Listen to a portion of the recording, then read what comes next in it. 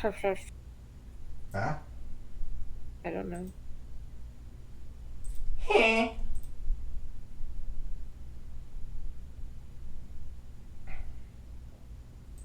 You fucking cuck. Ivy League students increasingly identify as LGBTQ, far outpacing national average. Well, good for them.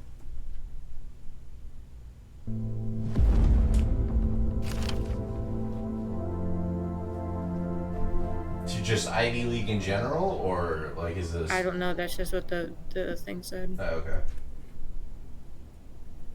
As I say, is it like a specific Ivy League school or? Ding dong! Oh, we've already picked up the books. That's right. That's right, because you died immediately. Yeah, 'cause I decided to tell the damn truth. Apparently, You fucking fool. Alright, let me see if I can turn this shit down. Because for some reason it's ungodly loud again. wait. 3 jobs down, 3-2 down. 3 to go. Whatever. Fuck it. You fix it, bitch. No. I love it. It's my. I'm keeping it. I Oh, love what do it. you expect from me? I. You've had more sleep than me, man.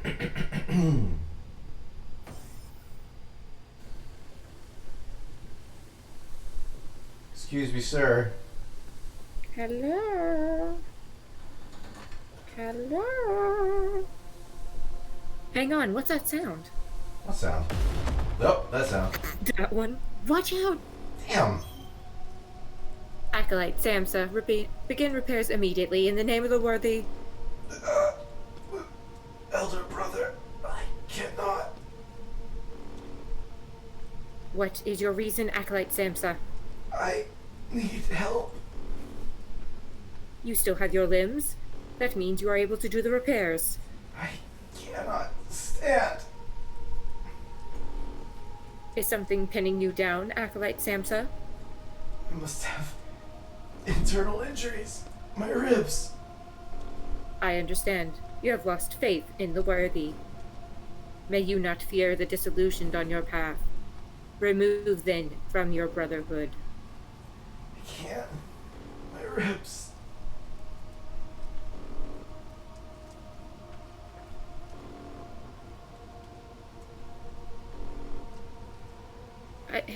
Help,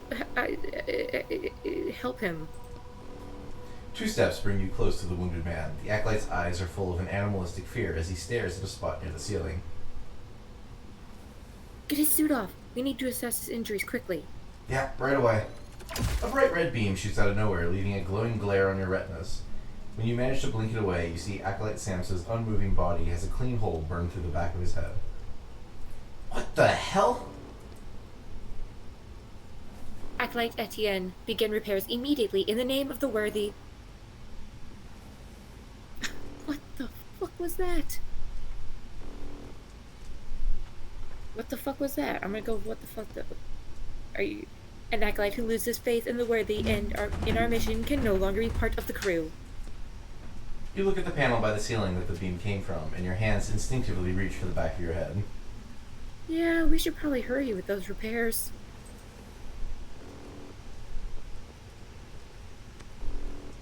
Poor guy.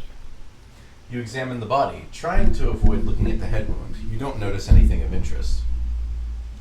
There's something in his hand. You unclench the dead man's hand and see an electronic access card. Unfortunately, the explosion damaged it too. You take the still warm, partially melted access card. Oof. That's horrible. Why is all the equipment decorated with these patterns? That's never a good question to ask. Because religion, bitch. You look at the glow inside the engine through a dense wave of heat. It's molten metal, and you should hurry before the core melts.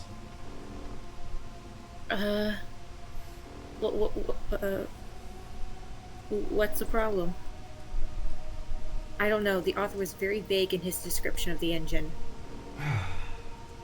Look inside? You lean forward and look into the engine's dark opening. Rubber hoses, metal pipes, pistons, and belts. Surprisingly, it all seems to be in good shape. Everything inside looks intact. So why is it heating up so much? You reach for the closest moving part of the engine. As soon as your hand touches the metal, you pull your fingers back sharply and step away. Dumbass. Damn, that's hot. Maybe it's supposed to be molten hot. It's a spaceship engine, right? Yeah, and that alarm is normal too. And these lights are flashing just for the fun of it. Acolyte Etienne, was it your hand that caused the temperature to increase? No, in the name of the worthy. It seems that the cooling system is out of order. Follow the lower hallway to the cooling center and try to determine the problem. It will be done on Earth as it is in heaven. Oof. Oof, that hit a little hard. Have some religious trauma. Hot steam is escaping from the broken pipe. This pipe is broken and the water is turned on. What do we do? I turned the water off. Turn the water off, and then disconnect the pipe. It cools down fairly quickly, and you put it in your coat pocket. You'll have to replace it with a new one.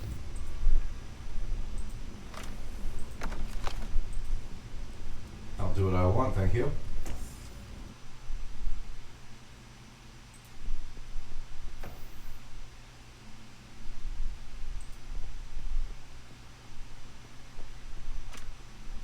What kind of device? A message appears on the screen. Brother, place the broken object in the slot, and it will be restored to its former appearance. Alright, place it. Object accepted. Processing. Processing. The compartment opens and you see the completely restored access card within. Access card for slot A. We'll go there when we have the time. Object accepted. Processing. Processing.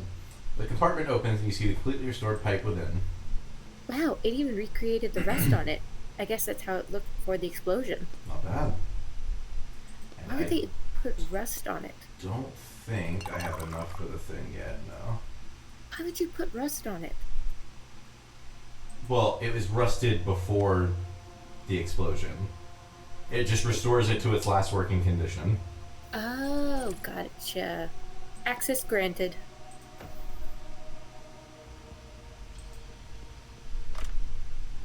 A woman is lying in a tightly closed capsule, eyes closed, and lips rapidly and soundlessly moving as she recites something. Snow White. Same in the capsule? Capsules full of electronic equipment and tubes leading from the woman to a glass vessel that is slowly filling up with a glowing liquid. Same in the liquid? This is what we were looking for. They call it faith. Is it coming out of her? Don't think about it. The vessel is almost full. You can take it. What's gonna happen to her? You glance at the woman behind the glass screen, who continues her silent recitation. She'll be okay. You pull the glass vessel of liquid out of the machine. The woman in the capsule pauses for a second. A new empty flask appears where the old one just was. The woman returns to her original state. Faith starts gradually filling the new vessel, but it happens very slowly. Examine the woman. The woman looks absolutely exhausted, which makes it hard to guess her age. She could be 40 or 18. Her outfit is an odd blend of medieval style and futuristic materials. Her hands are folded across her chest, and she's holding something, but you can't see what it is. Some sort of amulet that looks like it could be a cross or a sword. Okay, knock on it. Knock, knock. The woman doesn't react at all.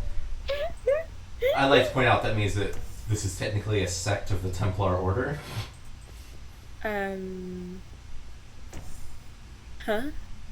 Nothing. Doesn't matter. Templars, me. We'll get there, Mickey. That's a long series in the future. Connect the repaired pipe. Great, the pipe fits perfectly. Is that everything? Not quite. Check the equipment again. Maybe we're missing something? The fixed pipe is connected and the water valve is shut. What now? Turn the water back on? Water's flowing. It worked. Let's go take another look at the engine now. You were right. You didn't even fuck up. What are you doing? No, I was talking really fast. No. That's why I made the noise. I was like, you didn't fuck up. No, I was just talking fast. The cooling system is steadily pumping the ice mixture through the pipes. The engine isn't radiating heat like before. You can even touch the outer panels with your bare hands. We fixed the cooling system, but it looks like that wasn't enough. Maybe there's some kind of button we need to push? Like pushing buttons. Find the button.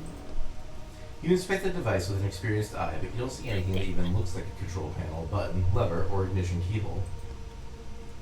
In the name of the worthy, I ask you to start the engine. It is not me you should direct your prayers, Acolyte Etienne, but to the worthy. I am just their servant. Worthy, I pray start the engine? You clearly have not managed to learn the holy litanies yet, so I will help you, newcomer. Repeat after me. By the will of the worthy, I pray for the flame to obey my will and activate this mechanism. By the will of the worthy, I pray for the flame to obey my will and activate this mechanism. Oh, so it's voice activated. Got it. Something inside the engine starts rumbling discontentedly, gaining momentum. Suddenly, a shrill noise fills the room. Acolyte Etienne, you do not have enough faith. Oh, come on. My faith is stronger than ever. I believe in the worthy with my whole heart, my whole soul, every cell in my body. I believe. Suddenly, a compartment opens on the side of the engine, and with a soft hiss and a cloud of white steam, an empty compartment designed to hold a cylindrical flask appears. I speak of something else. Place a full vessel of faith in the compartment so that our temple may continue its journey. You take the flask of faith you got from the cryo chamber out of your pocket. Is this enough? Indeed, it is, Acolyte. The flask fits perfectly in the compartment. You push down a little harder, and it gently settles into the machine. As soon as you take your hand out, a thick round hatch cover slides over the compartment.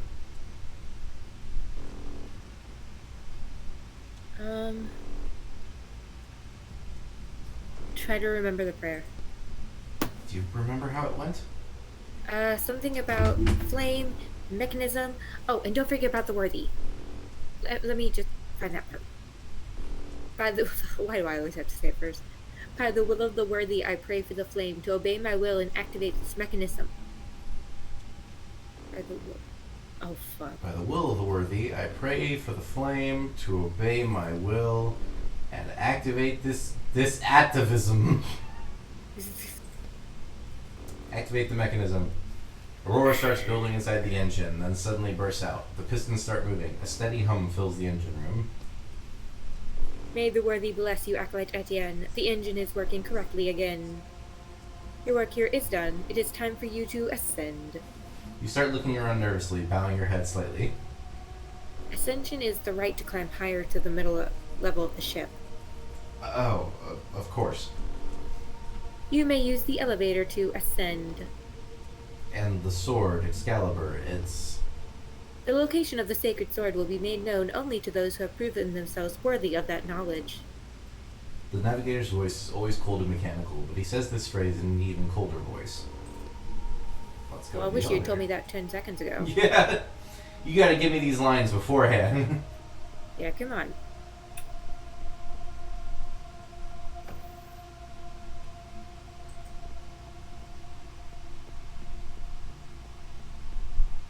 Oh, I'm thinking of starting up RP again. Oh, yeah? Yeah. I took a break from every single place I was in. Do you wish to ascend to the middle level, brother? I do. I do!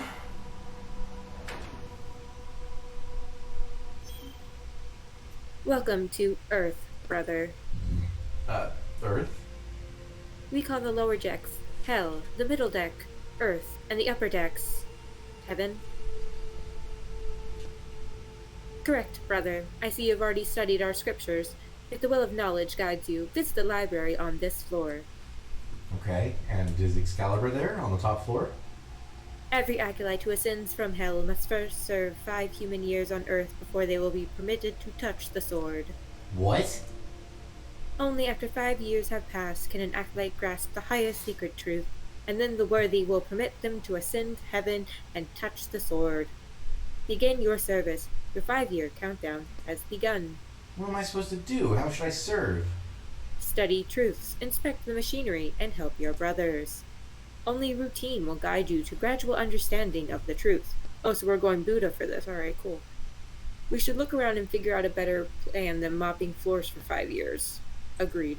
Well, now that I think about it, monasteries do the same thing, so. Yeah. It's not unheard of, yeah. Damage here, too. I guess the engine must have really flared up. You should hurry. If the fire spreads to the library, all the scriptures could be ruined. Oh, fuck. Hatch won't open. Hatch is on fire. That hatch opened. And we don't have the multi-tool yet. To hear the words of the past, recite the voice prayer. To lower the righteous sword, recite the sacrifice prayer. To alter the electric river's current, recite the spirit prayer. Should I get to writing down the way you can remember? You might want to. Yeah, I'm already on it, my dude. Okay, wait. I already did this me. And then purple today. Alright. Words of the past. Voice.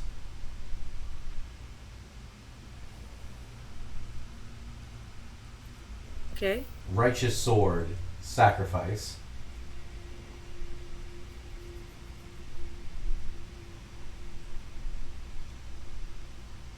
Okay. Electric river. Spirit.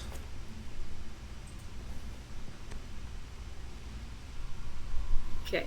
If my hand, O worthy, prevents me from serving you, I will cut it off like a withered root. Let's write that down. I'll call it the sacrifice prayer. Alright. Are you sure you won't get them mixed up with such strange names? Take the Right, let's see. sacrifice prayer. What is the sacrifice prayer? It's in my journal. Oh, okay. You're fine on that one. Don't you worry about a thing. Oh no! I'll be back. No! You can't leave them. Hang on. They're burning to death. I'll be back. Don't you worry about I things. need to get a fire extinguisher. The Hang on. fire that's burning all the people. That's the happiest fire I've ever said. Red, black, or blue? Red. Alright, cool. A I had prayer. purple, wasn't super happy. A prayer is carved into the wall in Gothic script. May strength fill the part of my body that you require most of, all, O worthy. That should be easy to remember. I'll write it down and call it the spirit prayer. Okay.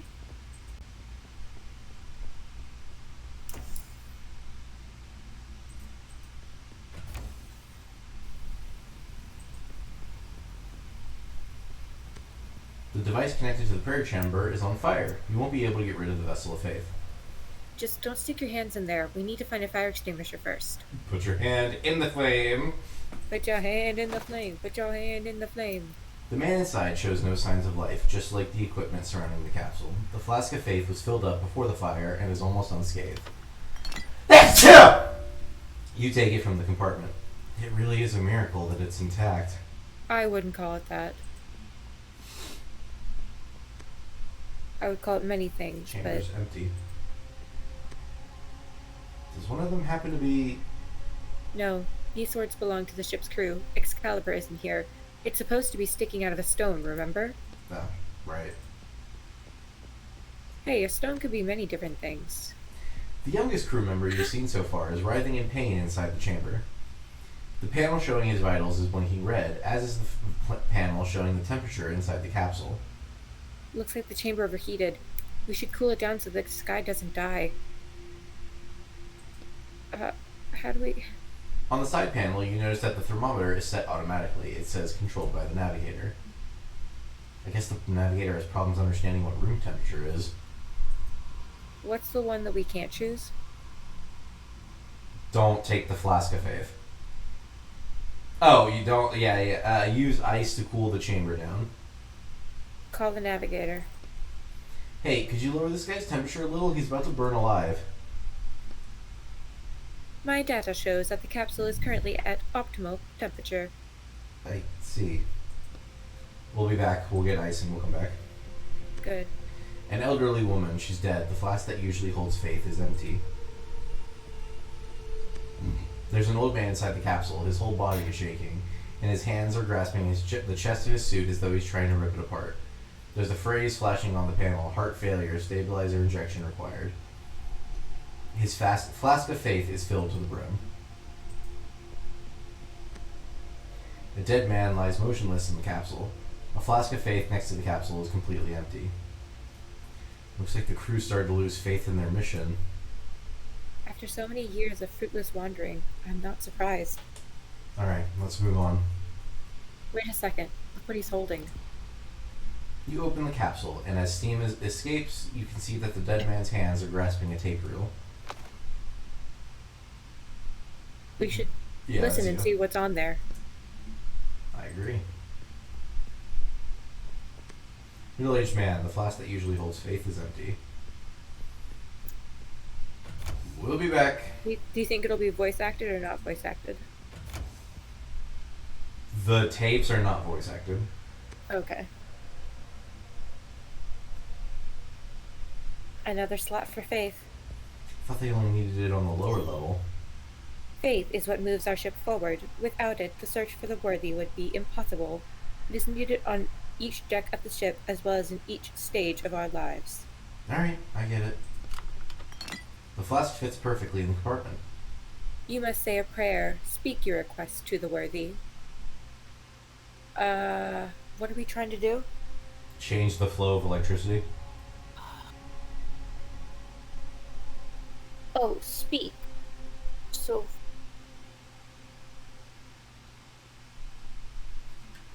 What's the electric river? Or the electric Oh. current? Spirit. The worthy has heard your prayer. I will give you their answer soon, So the worthy only talks to you? Why can't I hear the answer straight from them? because they're a 5-year-old. You ask the wrong questions, Acolyte. You must ask why you are not yet worthy of a direct conversation with the worthy. Worthy of the worthy? Does the author know what a tautology is? In any case, I specifically was created in the supposed image of the worthy, and therefore I receive signals from them. I'd just like to say, by the way, anything that's super religious would not say the supposed image. Oh, that's fair. You were created? I thought you were human.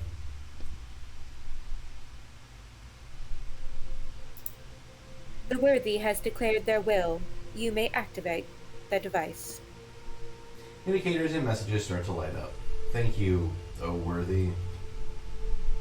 Warning, insufficient energy, limited functionality available. To the kitchen!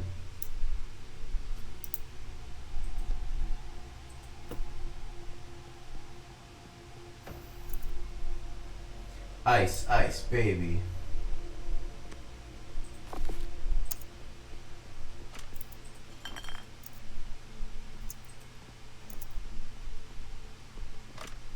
You see a huge metal door, frozen shut at floor level.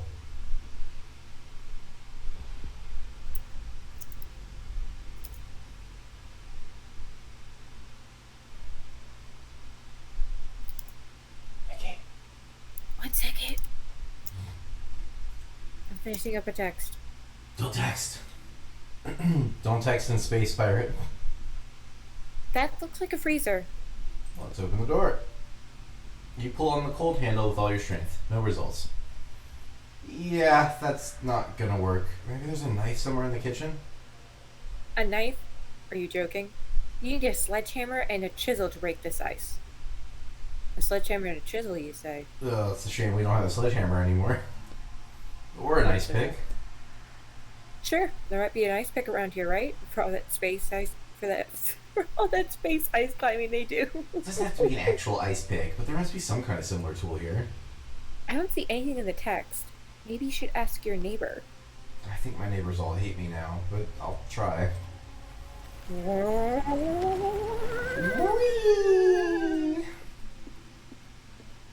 Don't worry about a thing. Hey, do you own an ice pick? Alright, good talk. renovations. Hey, do you have an ice pick? Who's there? It's Etienne. Who? Etienne, your neighbor. I see. I'm looking for a pickaxe. Do you happen to have one? A pickaxe? What the hell is going on in your apartment? Renovation. Or renovation? And where's my sledgehammer anyway? And my shovel? That didn't belong to you. They're fine. I'm knocking down a wall. Your sledgehammer got stuck in it. I borrowed your shovel to dig it out, but the shovel got stuck too. Like, a pickaxe is just what I need to fix this. What an idiot. Let me go look. Here, just remember to bring it back. Thank you. We're not going to remember to bring... We're not going to bring this back. No. Sorry, old man. Not happening.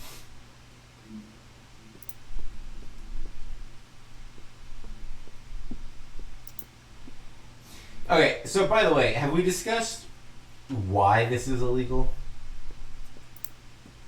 No.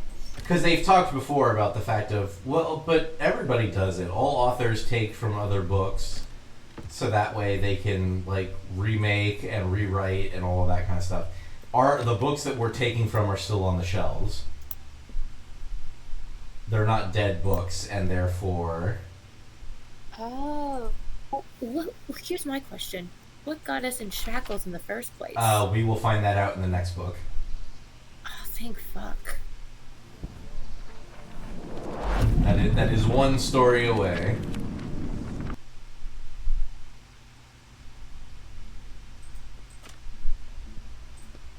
You raise the pickaxe over your head. Here goes. Nice. Fuck that ice block. Fuck this ice block.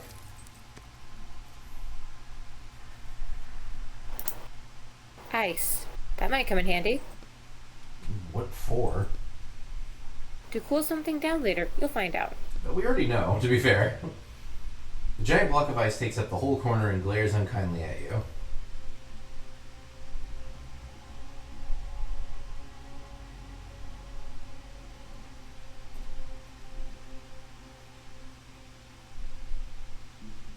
Do you know proper? Well, do it. Do you know proper pickaxe etiquette?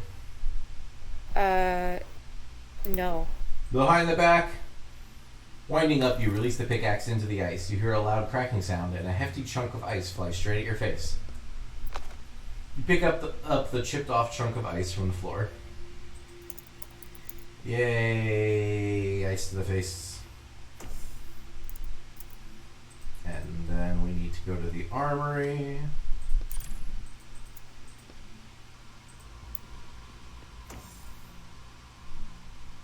Now that's a part racing.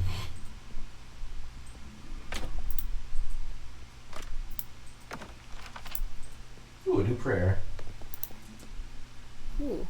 And the voices of their disciples will resound along the Black River, from shore to shore, from source to mouth. Let's write it down. Call it the voice prayer. Now we got a free. On the side of the massive cannon, you see a control panel. Oh shit, wait, hang on, I'll be back. I need to go get the faith from the dude in the... I gotta use the ice first. I'll be back. I'm coming.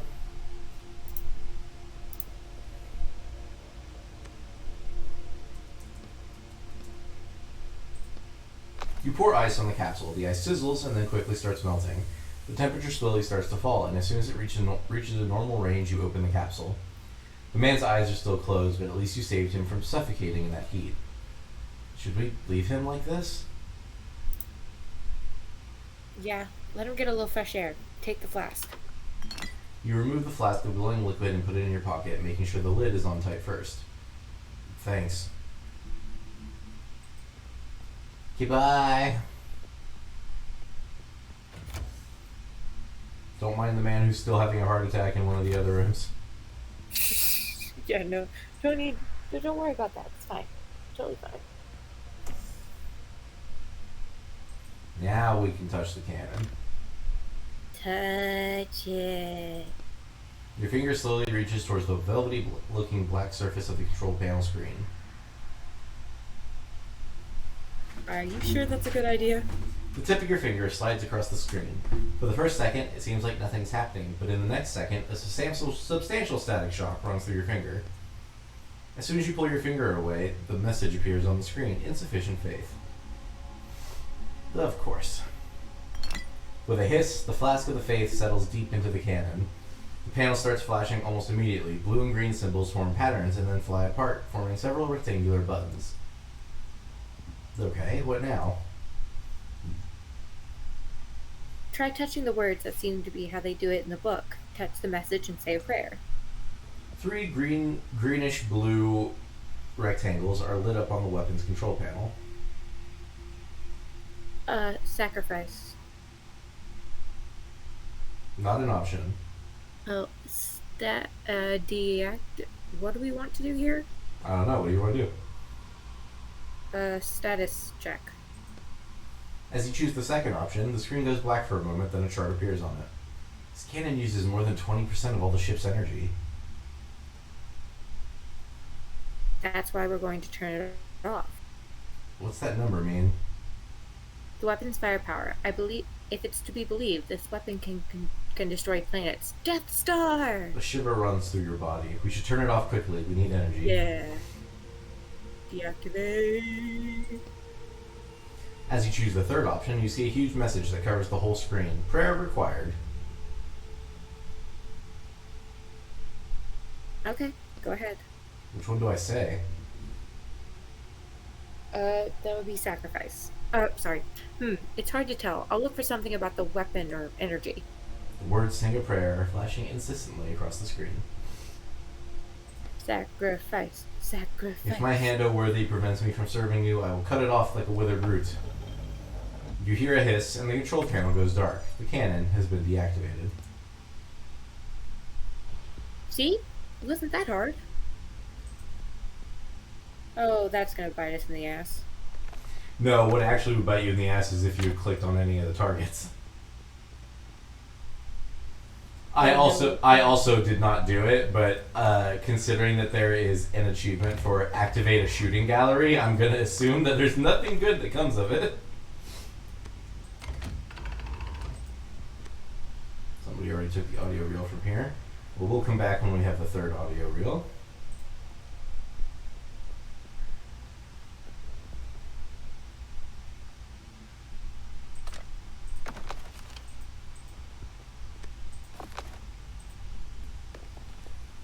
It underlines the fact that there was a sharp increase of suicides on Earth after our crew took Excalibur off planet. What?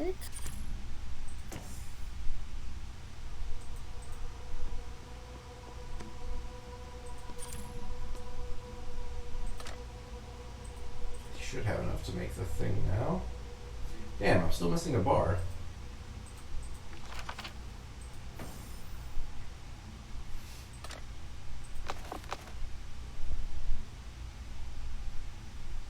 Okay, nothing else in here.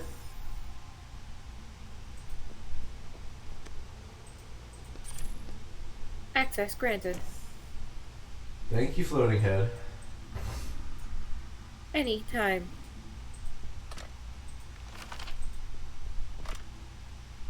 Yeah, I don't have the fucking multi-tool yet. I can't get in there.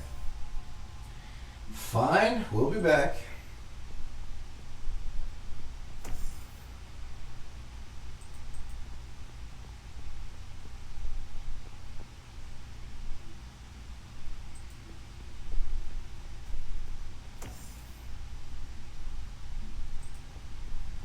Now we can let ourselves into the infirmary.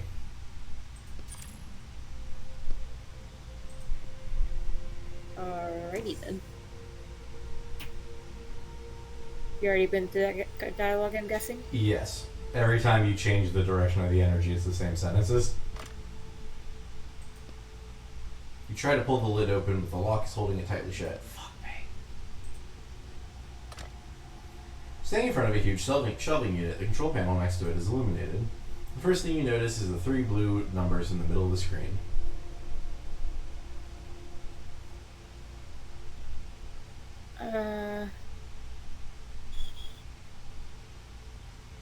Middle number? Beep. Are we dead? In the middle of the shelf, you see a gilded box with an ornate inscription, relics of the great martyr Ramar. A melted audio reel is lying next to it.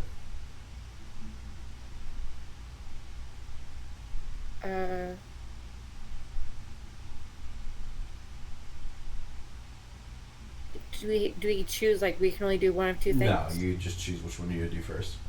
Oh, take the reel. You take the melted reel in its current state, you won't be able to listen to it. There's something written here, but it's hard to read. Sakid Uth. Sacred truth? Isn't that what the navigator was talking about to get to the top floor? We gotta restore this thing and listen to it as soon as we can. Huh, I wish we knew some place where we could restore things. No way, I don't think it's a good idea to touch sacred relics on a ship where that's crazy, where there's a to touch sacred relics on a ship where there's a crazy head that shoots lasers. You reluctantly pull your hand away.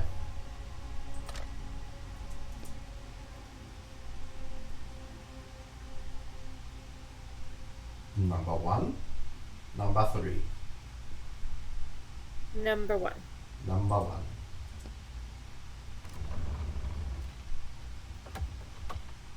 The inside is made up of neat square compartments with different types of bottles in each one. You pick up the closest one and read the old-fashioned paper tag, dandelion leaf. Folk medicine in the space age. It's empty. How about we check the other compartments? Number 3. Push the 3rd number. What is your favorite color? Dozens of mean-looking metal syringes stare up at you from under their glass caps. They are each filled with a greenish liquid. The label on the inner wall reads stabilizer. I don't know how to inject people. You're lucky I'm a doctor. But actually, I guess you're not that lucky since I don't have hands here. No, you remembered something new about yourself? Yeah? Anyway, I'd feel more confident if it was some kind of spray or gel. Looks like you'll have to learn a new skill today. Fantastic. You carefully lift off one of the caps and take a syringe. It cools your skin and fits comfortably in your hand. Let's go back to the old man in the capsule. Aye, aye, Captain.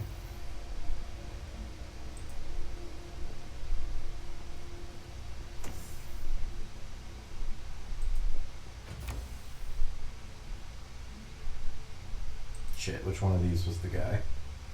This one? Yeah, I think it was that one. Use the syringe! You have the syringe, and you're all ready to save the old man. Inject him, quickly. I've never done this before. I don't think the needle can pierce the capsule's glass. There's a catheter there to the left, under the panel. Just stick the needle in there and push out the medicine. A shiver of relief runs through your body as the medicine disappears into the capsule. The old man's condition starts improving before your very eyes. Wait. You cross your arms over your chest and wait. The old man's convulsions gradually stop. His breathing evens out, and his fingers stop tearing at his clothes. Hey, we saved his life. Yep. Now I can take the flask and move on. All right.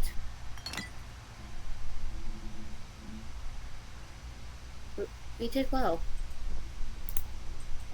Helping people.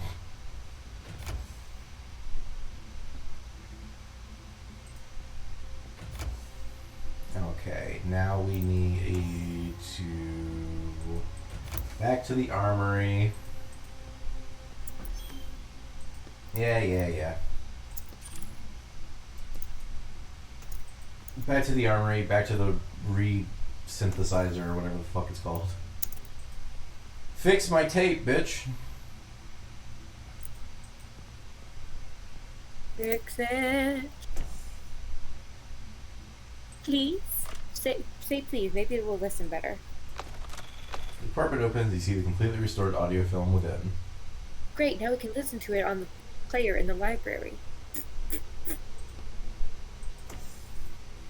To the library. Ba-ba-da-ba. To the library.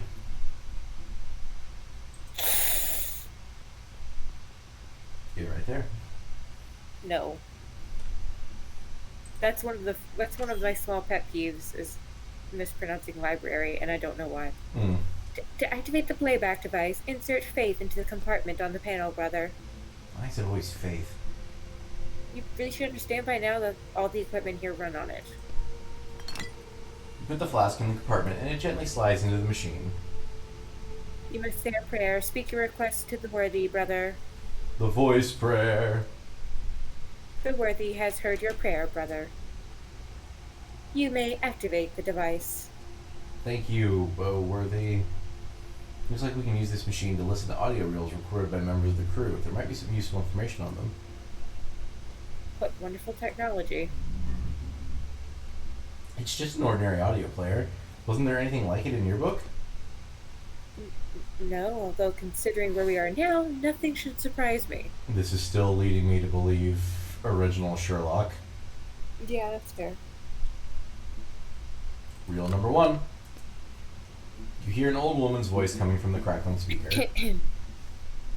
I remember reading an article criticizing our mission, even before we set off. I want to record the author's thoughts before I forget. He wrote about how the sword, which he called blasphemously, called a hunk... Whoa, fuck me. Which he blasphemously called. Yeah. Which he blasphemously called a hunk of metal stuck in a stone, led to the idea of dividing us into the worthy and unworthy. Gradually, people who understood that their chances of being found unworthy were extremely high found ways to avoid the test, coming up with crazier and crazier excuses to keep from being stigmatized as unworthy. This hunk of metal, which allegedly got stuck because of shifting stone slabs, caused a general acceleration of development in interplanetary travel, which eventually led to our departure. However, sometimes even I begin to wonder. The recording cuts out. Warning, the material you're about to listen to was recorded on Earth, and we consider it to be against our faith and our mission. You hear a middle-aged man's voice coming from the crackling speaker. In my attempts to analyze the influence of faith in our technology, in light of recent events, I came upon an interesting detail. After all, behind all technologies stands the Lent machine, which is a proven 2% error rate.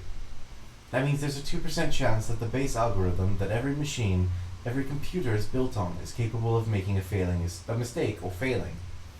The uncertainty and unpredictability that this fact imposes on seemingly faithful and reliable machines creates space for superstition. What if I pray and the mistake doesn't happen? What if I perform a ritual, cross my fingers, and the mistake doesn't happen? The recording ends. You hear an old man's weak voice coming from the crackling speaker. O worthy, I pray to you. It is not your strength I desire, Alright. but the responsibility that falls on one who is bold enough to raise a blade above themselves. The voice cuts out, then you hear the sound of the elevator opening and the navigator's voice from far off. Is this the sacred truth the navigator was talking about? If it is, then we won't have to work here for 5 years. Alright, let's go to the elevator. I think we'll be allowed up to the sword now, too. I don't understand, but okay. Do you understand? It's like having a password. Gotcha. You can't get into the club without the password. What's this? Open sesame. There we go. Hakuna Matata! You wish to descend to the lower level? I believe I have grasped the sacred truth. I'm listening, Acolyte. You clear your throat, glancing surreptitiously at the paper in your hand. O worthy, it is not your strength I desire, but the responsibility that falls on one who is bold enough to raise a blade above themselves. That is indeed the sacred truth. It must be understood by those who decide to touch the sword and be declared worthy. I am amazed that you were able to grasp it in such a short time. Well, I am prepared to uplift you. Are you sure you're ready? Nothing left undone here? I'm ready. Let's go get the sword. Uplift me. It shall be done. Carry Bring me up, Scotty!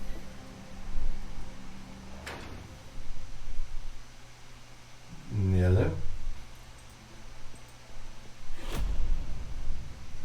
Acolyte Etienne. What now? You said we could touch the sword. That is true, but you have been given a more important task right now. Go to the navigator's cabin. First, can I just... You notice a panel sliding back on the wall to reveal a weapon hidden behind it. That looks familiar. I'm going.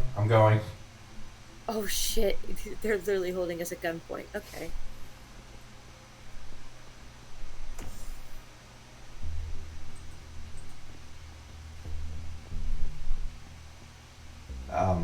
Navigator? That thing's huge. Why did you summon me? Besides to kill me, obviously. I need you to change the ship's course. Change it? Can't you do that yourself? I do not have the authority. Only the crew members can confirm the decision to go back. Go back? What about the search for the worthy? Most of the crew has lost faith in our goal. Is that why you killed them? I simply made several harsh decisions based on purely economical reasons to reserve food and oxygen for the more useful crew members. Listen, the only things I'm interested in is the sword. I permit you to touch it if you confirm our course change.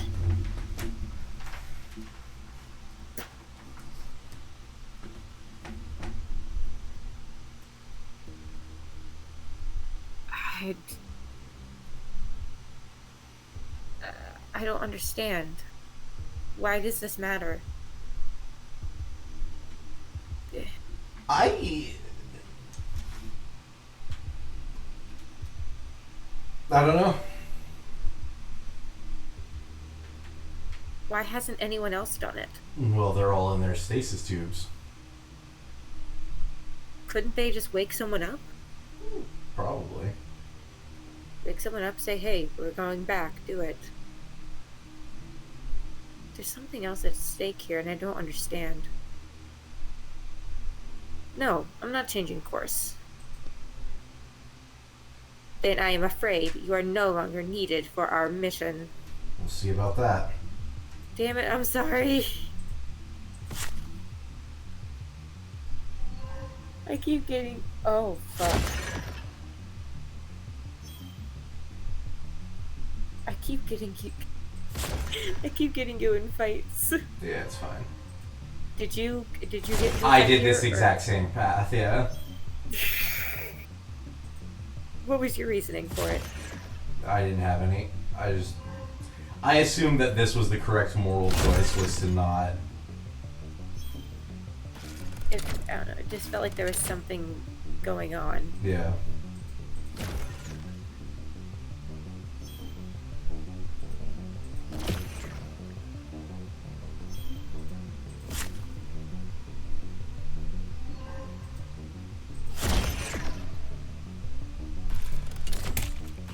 Damn, I almost put that whole thing without taking damage. Yeah. Which is impressive, because this is the place where I died my first time. Sinner, the worthy will punish your soul. The Navigator's core flares up from within. Sinner. Cinder? Cinder. Sin. The Navigator's voice cuts out in the middle of the word. Suddenly, a siren starts sounding. Get to the sword now. He awakened the whole crew and they'll be here soon. Reserve power activated. Total system reboot in 3 minutes. Hurry, Etienne. I like how it's just like, hurry up, casually walking. Warning, Sinner on the upper deck. He's already back up? No time to waste thinking about that. Head for the sword. He's gonna shoot us. Run! Watch the elevator. Fuck. A locator system to find life in the universe. I wonder if those plants are still there if you check the weapon system. Great question. They'll break through any minute. No one's home. The sword draws your full attention. The majestic hilt gleams in the light, and the sharp blade disappears into the thick stone. I'll try and use my hands to pull it out first. Right. Maybe I have all the people in the world. You're actually worthy? Watch yourself. You lower your head, take a deep breath, and walk up to the stone. That was sarcasm. Find another way to get the sword out quickly. Your hands feel like they're filled with strength, and lightning seems to flash inside you. I am streaming, Mr. Motorcycle. Thank you. You're wasting time. I am worthy. What are you bumbling over there? Can't we just use a laser or something to cut it out of the stone? I am worthy. Your legs lead you forward of their own accord. Your hand grabs the sword's hilt, and it fits perfectly. It's your sword. All you have to do is pull it out, and... Damn it! Your muscles burn, but the sword doesn't move an inch. Can we please find a laser?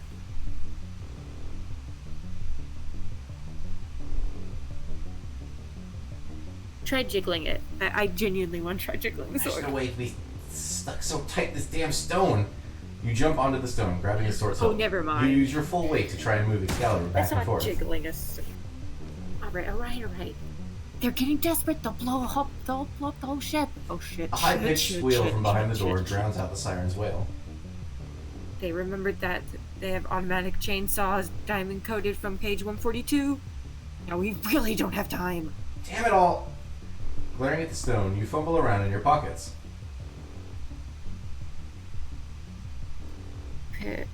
Pickaxe? The pickaxe glints in your hand. You wind up and strike at the edge of the stone. A big ragged chunk falls to the floor with a crash. That's kind of unfair, but pretty efficient. I need to get that sword at any cost. The shouting behind the door gets louder. Pickaxe striking sounds. The sword lurches forward. You throw your pickaxe aside and manage to catch it at the last second. There's still a bit of stone on the blade, but all in all, Excalibur is free. You're fast. Seems like the stone got pretty worn out over the course of the journey. You try to raise Hey, Excalibur rude. triumphantly, but it's too heavy. Besides, the saw's sharp teeth are tearing apart the thick steel door right before your very eyes. Time to get out of here? Time to get out of here! Bye-bye. Oh, wait, there's something missing. Oh, I was about to say, how the hell are we fitting a sword? Ah! Wait, but that's more than a bit of stone on the sword. Ah. That's more than just a bit, I'm just saying. Alright, excuse me while I throw my back out again. We're off to see the wizard! Maybe he'll give us a spine. Oh, we're gonna need a new one. Wizard, oh, the wizard, oh, we'll need some. Or some Bengay would be fine. Yes, I got the fucking item. You got the drugs. You get the drugs. Have you ever seen the show Suits? No, but there must be a new season because it's been on the top of my Netflix for the last week while I've been watching SWAT. No, it's been canceled for a while. It just newly got put on Netflix. Hey! No money. No money. I think that's revenge for last time Oh yeah. because of the wand incident. Did you look up if it was possible to Hello? like? I've not found any way to not do it. Etienne, you called. Did something happen? I called you. Yeah, I was away for the weekend, but when I came back, there were 15 missed calls on my machine. I figured something must have happened to you. Damn. Oh, we drunk dialed. Hey, I'm sorry. I don't know what came over me. I apologize for bothering you. Don't worry about it. Well then. Goodbye, I guess? Yeah. Goodbye. Oh my gosh. You have worse flirting skills than I do. It's not flirting. That's our ex. Oh. Never mind. The order has been accepted. You may go. There was no envelope. What envelope? You know, the one with money inside that you usually give me after. Last time you ruined an order that cost me 600,000 pounds sterling. How much? And you think I'm going to pay you for that? Think of it as compensation for my losses. Hold on, you paid me 1,000 per order. That still leaves you with so much money. That's all I have to say. You know, I feel cheated. Anybody over there?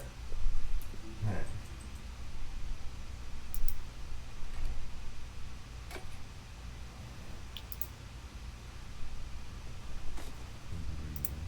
It's been a tough day. This is it, the apocalypse. Whoa. I'm waking up. What a wonderful day. 2 to go. Whoop whoop. Yeah, I'm coming. Hello?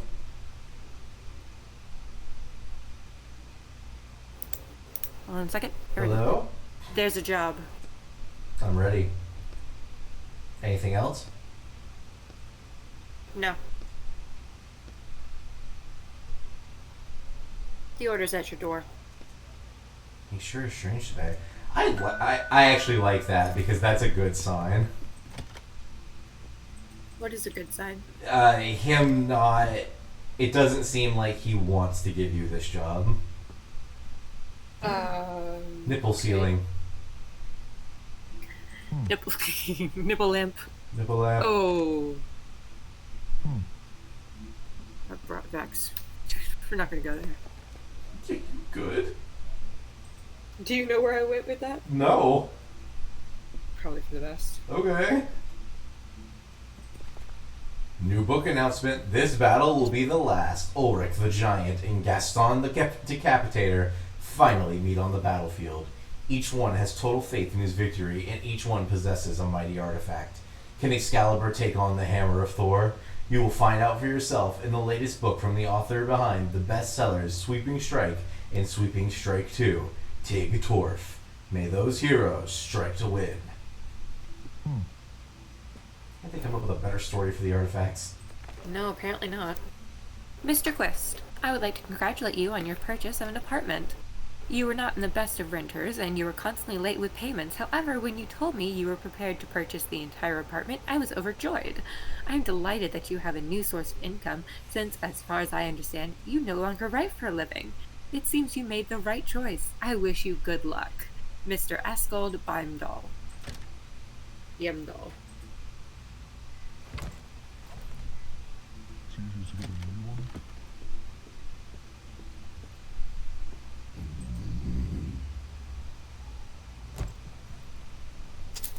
Damn, I might have to get a second cup of tea today with my throat the way it is. Oh, what's this? The Great Gatsby? No. The contractor agrees to infiltrate Timeless Mansion by Helena Robertreat and extract an item. Yeah, that's a T. And extract an item, the Cursed Clock. The client agrees to pay the negotiated sum upon fulfillment of the contract. The Clockwork Orange? That's funny. That doesn't look like a woman. Fresh and original as always. Nowadays, there really aren't enough authors who are this original and can also release new books so fast. Ugh.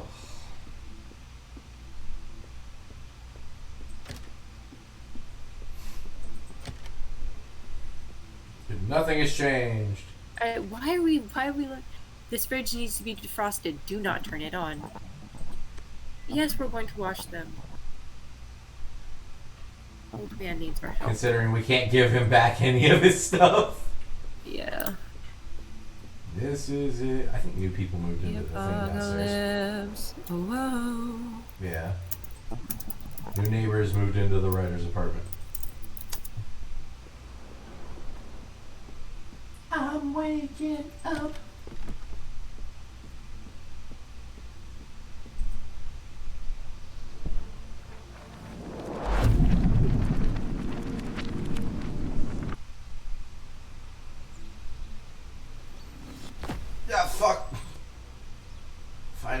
I landed on something soft.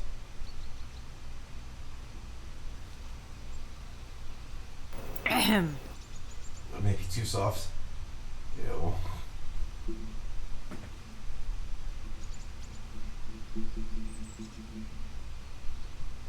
So, how'd it go?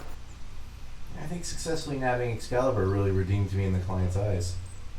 So now you get easier jobs? No more killer robots threatening us? I hope so. I'm supposed to find a clock of some sort. That doesn't sound too complicated. Ready to get started? Let's do it.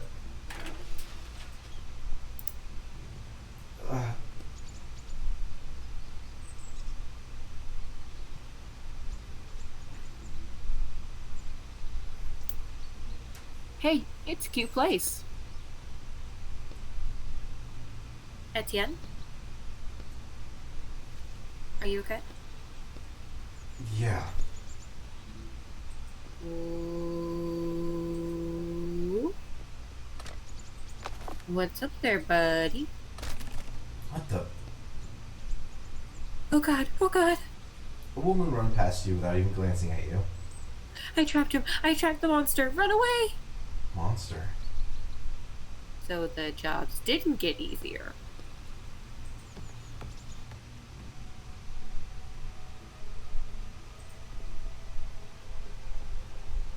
The steps collapsed under their own weight. Old rusted pipes run along the walls. One of the pipes is dripping. Actually, the water is full on flowing out of it. It's too late to save this pipe.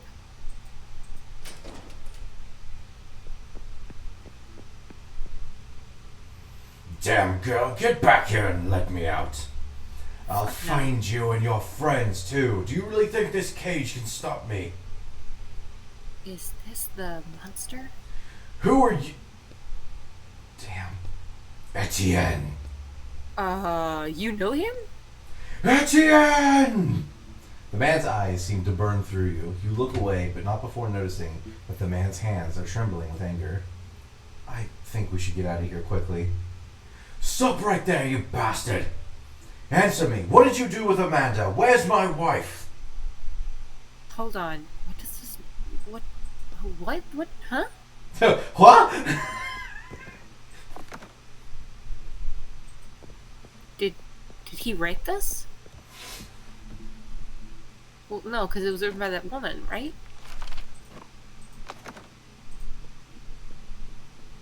There's a blocked door.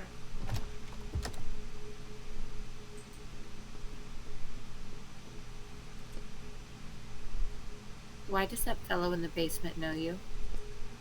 This book, I wrote it. Fucking called it. What? What do you mean? I created this mansion, but I was arrested before I had a chance to finish the book. So how did your client get this book then? But we've only been stealing from books that are on the market. Imagine the rights to it went to my publisher, and then they decided to have another writer finish it. So that's why the dreadful man in the basement knows you? You created him? Yeah, but not like that. It was the story of a generous aristocrat who lived in a beautiful mansion with his wife. You definitely wouldn't catch me writing about a murderer in a blood-soaked basement. Do you think the new author changed a lot? I think so, yeah. Who is this Amanda he mentioned? Is she somewhere too? She's not here anymore. It's better if we talk about that later. This clock wasn't meant to be here either. Let's take a look since it's here what we're here for. You see an ancient clock. The steel frame around it is covered in small inscriptions, some of which are impossible to make out. There's something written here. The clock, master's lifetime, something something, but the time on the clock itself. It's too bad it stopped. I'm guessing we need to bring back a working clock? Etienne? Yes, a working one. You notice 3 huge holes in the mechanism. There are 3 gears missing. We'll have to search the whole mansion.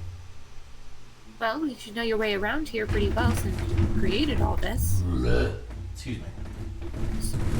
Are we at the end of the book? That's right, the plot has ended and the heroine managed to lark the monster in the basement and escape. nothing else happens in the plot after this. A happy ending. We need to go back somewhere on page 150 or so. That's where the mansion will be in the best shape for us to search it. Even the staircase is in ruins right now.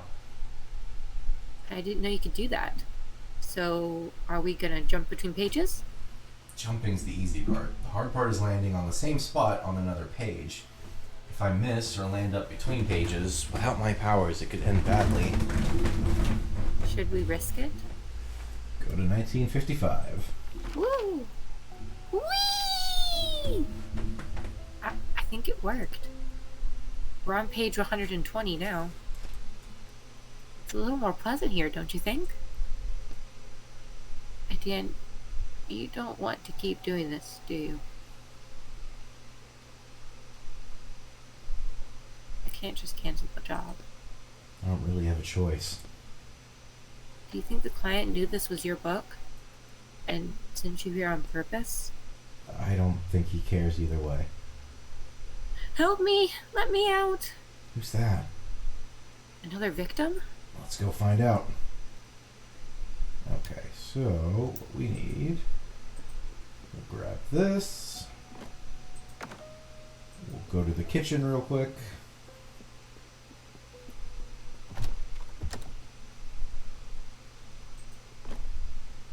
We don't have a lockpick. Burned papers in the fireplace.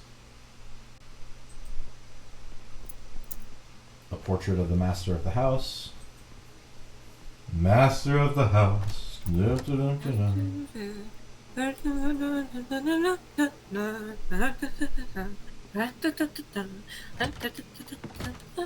dun. I messed it up at the end there. There we go. An empty box that smells like tobacco. One of the master's letters. It's an invitation to a ball hosted at his mansion.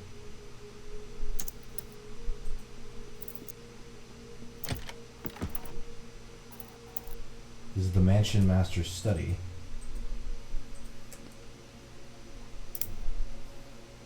It's so sparse. Apparently, whoever rewrote your book didn't know much about creating pleasant settings. I don't think it's that bad. Oh. AKA, I wrote this. Oh. Oops. Cabinet's locked. We need a lockpick. The mansion master's desk. Search the desk. Old documents are scattered across the desk, and the desk only drawer is completely empty. Nothing here.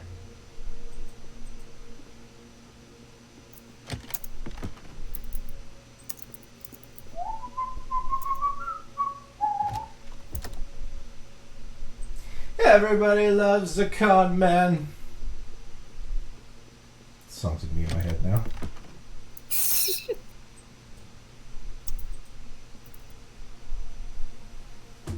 The girl's back. Help! Anybody! Hey, Jonathan? Guys?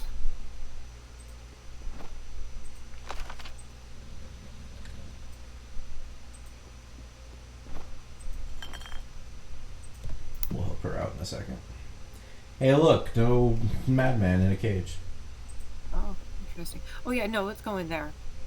You look at the empty cell. The scratches on the floor and chains hanging from the walls make this a frightening place, even without. I wonder where our monster is in this time. I think we're better off not running into him. It looked like he was ready to kill you right then and there. Do you think the new author made him like that? No, nothing's changed there. Oh. But he's not supposed to hurt the other characters. And this change in him bothers me.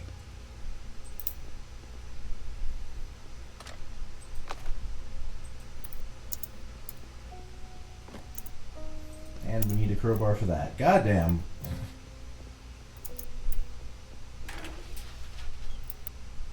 We ain't got nothing for nothing, son.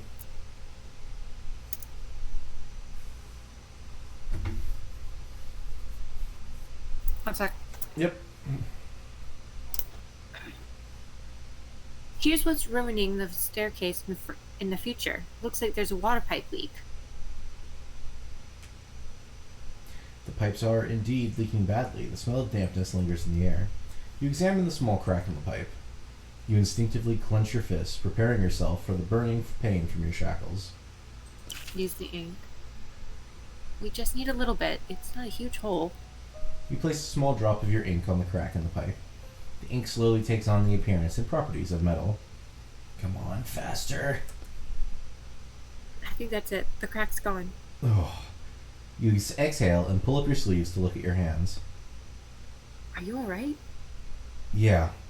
It's best not to show what you see to Roderick. You push your sleeve, wet with blood, back into place.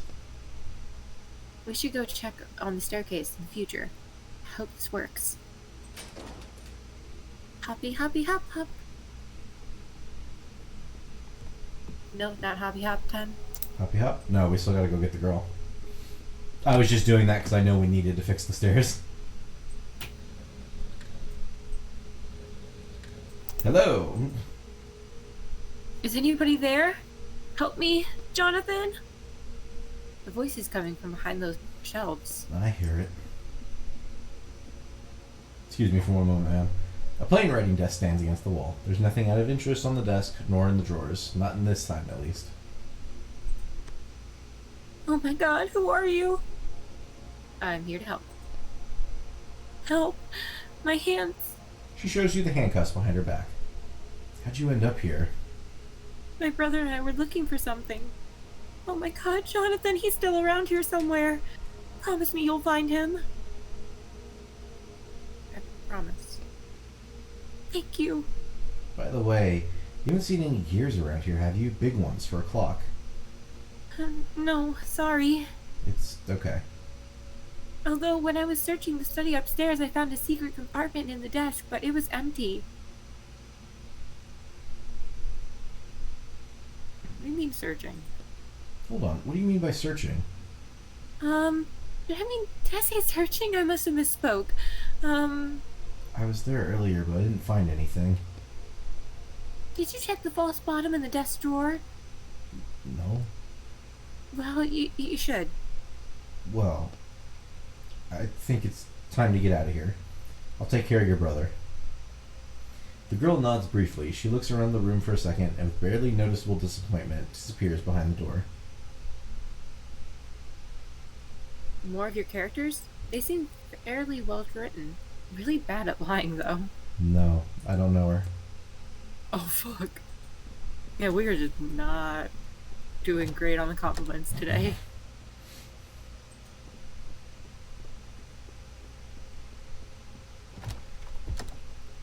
Jump to the future.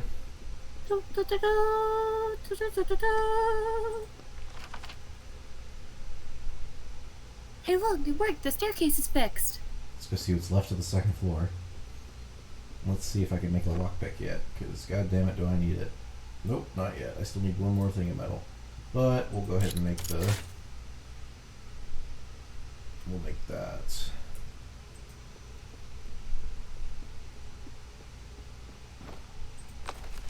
Damn it, they know all I have is most of the Anaconda, so they won't miss much. Mm-hmm. One day to a new beginning. Raise the flag of freedom high. Hey, you can't blame me if you get a different song from the same musical. I know, but it... No, I will blame you, damn you. No, in fact, fuck you. Fuckest thou.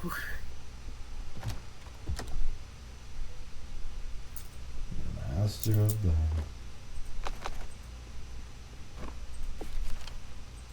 Check for the false bottom. You notice the bottom of the drawer has a strange edge. You press lightly on the bottom and discover an impressively large secret compartment underneath. Bingo! One of the gears you're looking for is inside. Too bad there's just the one. You put the gear that's better in than your we had a pocket. minute ago. Let's go put it in the clock. And then we'll look for the rest.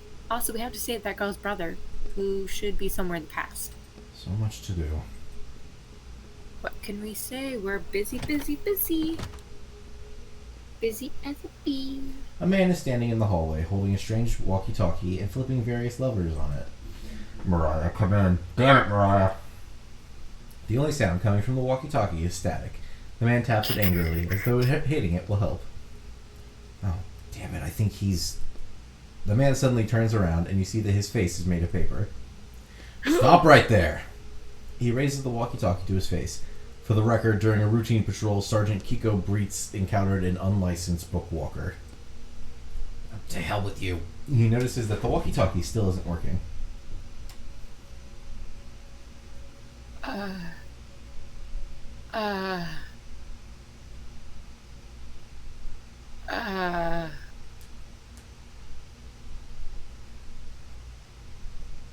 Say nothing. Why the hell aren't you saying anything? State your name and I'll note it down as mitigating circumstances. Don't make me use force. My name is Robert Potter. I mean James Potter. Yeah, James Potter. For the record, the unlicensed bookwalker refuses to state his name and is lying to the officer. He's also concealing his face behind a mask. Take that off right now. Maybe it's best if we do what he says. If he finds out who I am, he'll find me in reality. That'll be the end of me. And you.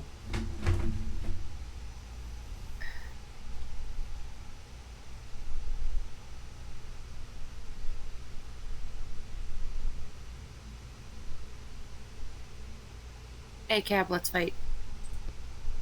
The man starts striding towards you, unbuttoning his uniform jacket as he approaches. You raise your fist, preparing to defend yourself. Too bad Mariah's not here. She really loves beating up thugs like you. For the record, commencing neutralization.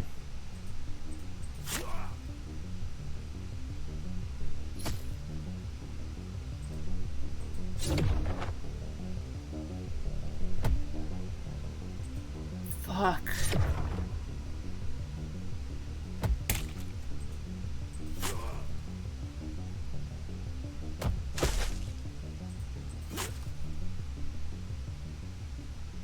The man looks at you angrily. Damn you, fine. Maria will deal with you later, thief. The man instantly disappears as though he was never there, but the bruise on your body say otherwise. Damn, this is really bad. I can imagine disobeying the Riders Police is one thing, but fighting the police? Attacking a police officer, stealing from a book that's still under license. It's not 30 years, of course, but you could definitely get 5 to 7. So, not even close to what you were accused of? What in the world did you do? Hold on, you also said you hadn't finished the book when they arrested you. Which means something happened here in this mansion. It has something to do with the mansion's master and someone named Amanda. How about we get down to business before the policeman gets back here? We'll get back up.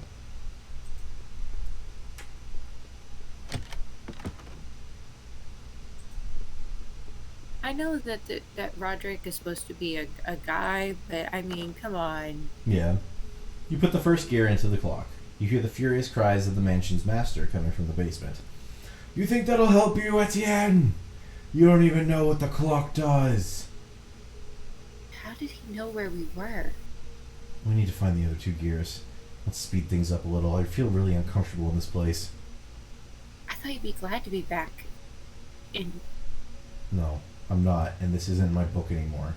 They twisted and destroyed everything they could here. I wish I could burn this whole book to ashes.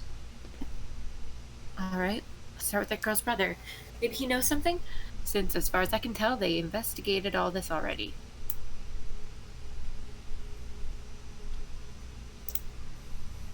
We didn't see him jump in the past. Can you jump even earlier? Yeah. Where are we headed? To 1990.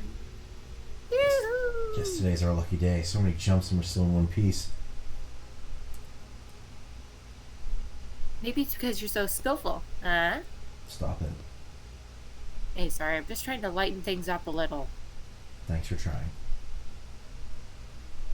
Just like I used to do with my old partner. I mean, what? And then he took a bullet to the head. Well, I meant Sherlock, but okay. Oh. And then he took a bullet to the head. Oh no. I thought he had a great fall. Eh. What is this? There isn't supposed to be a passageway here. I guess the master is building a secret room? Mansion's master wouldn't tear down this wall himself. He's a well-off aristocrat. Servants should be around here somewhere. It's probably their work. I don't see any servants in this time. Looks like the new author took them out of the plot. Do you think they put them in another book? Of course not. No one in their right mind would take a character out of a book. Breaks one of the most serious writer's laws. Probably just got erased. Whoa. We need to search this place in different times, so there might be a secret passage here. Alright. Wait, do you think we brought Roderick out of his book into ours? No, I don't think we brought out Roderick. It'd be cool. It would be cool. Somebody definitely brought Roderick out, but they did it in the container so that he doesn't explode. This That's was a fair. room for entertaining guests.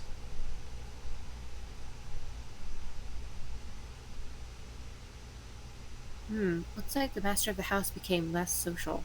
And his definition of entertainment changed too. Huh. An old dusty parcel is lying on the table, tied tightly with twine. Well, as soon as I can build the tweezers, we'll get that.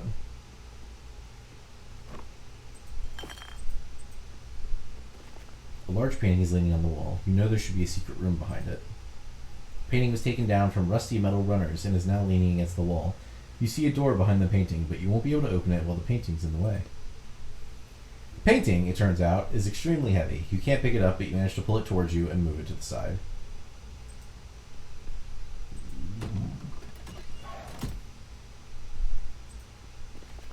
A charred love letter addressed to Amanda, signed Etienne Quist. Assigned to to Amanda? Mm-hmm. He fell in love with the book character he wrote. Oh.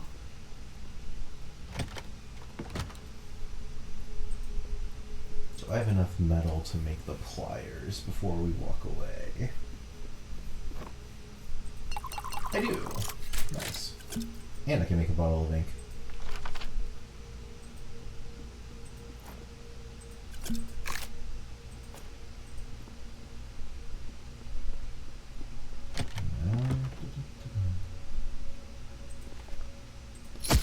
You easily cut through the twine.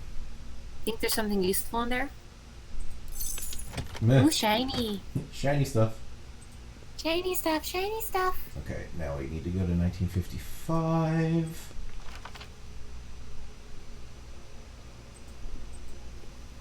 When everything is shiny. For more shiny stuff.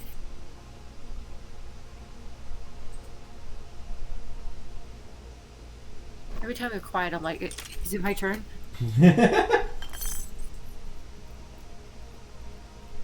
Oh, also, oh, damn it. This painting caught my eye right away. I figured there must be a hiding place behind it. Why didn't you say something right away? I don't know. Spoilers? I definitely know what's behind the painting. How do we open it? You look behind the painting and see that it's mounted on vertical runners set into the wall. I think it slides upwards. You push gently, and the picture slides upwards. Alright, what do you want before I move forward? Quick bathroom break. Oh, yeah, go ahead. Yeah, wait. Actually, I'll just continue. What? I'm just going to continue because it's a guy I have to talk to. Oh, okay. A teenage boy standing in the middle of the room, covering his face with his hands in fright. Hey, let's talk. Don't kill me. We're not associated with your kidnapper. Are you Jonathan? Yes. The kid lowers his hands and tries to get a glimpse of you in the light. Oh. That's a cool mask. I told everyone we should wear masks for this job too, but they laughed at me. Your sister asked me to find you. Sister? I don't have a sister. Well, that's what she told us. Was she a short girl, Samantha? She's still here? No, we helped her get out. It was her idea to rob this mansion. She promised us there was a ton of loot inside, but all we found was rotting walls and that psycho. There were 6 of us, but 3 ran away right at the beginning, and we saw him kill one.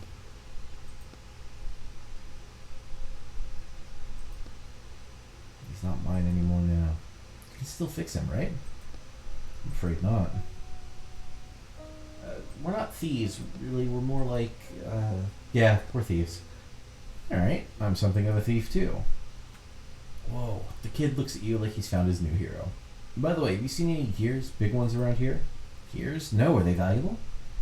Really? If you checked the desk with the compartment in the storage room already, then check the master study. I think he hid something in both places. We already found a gear in the master study, but nothing in the storage room. He's got this crazy thing set up with a double false bottom. Did you get it open? A double false bottom? Yeah, first you open the false bottom, then there should be another one under that. Oh my god, we went all through that with just... Alright, time to go back and check out this double false bottom, and quickly. Run away, small child. Master of the house. Do, do, do, do, do. Oh shit, it's the cops. Run away. Sergeant Mariah Glowitz. You're under arrest on suspicion of plagiarism and attacking a police officer. I advise you to stop resisting and come with me. And if I don't, then I'll have no force. I'll have no choice but to use force. Well, in that case, I apologize for making you use force.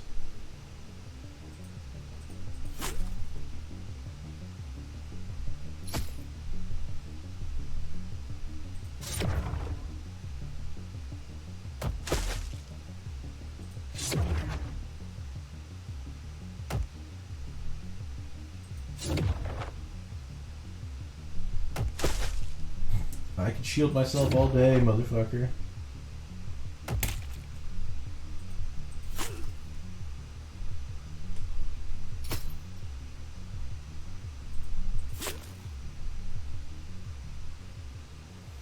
Mariah is breathing heavily. She's leaning to the side, but manages to somehow keep her balance. This isn't over, thief. The whole police force will come looking for you. Before you can blink, Mariah Glowitz disappears from the book.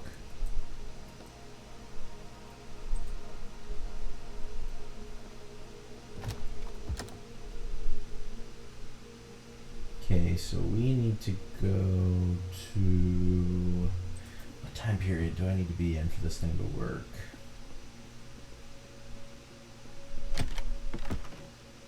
This one? No, it's earlier than this. We need the 50s. Or no, the 90s.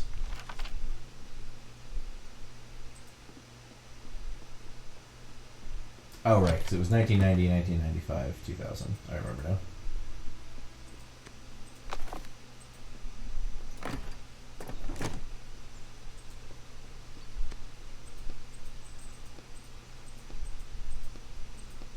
Let's just fix the balcony.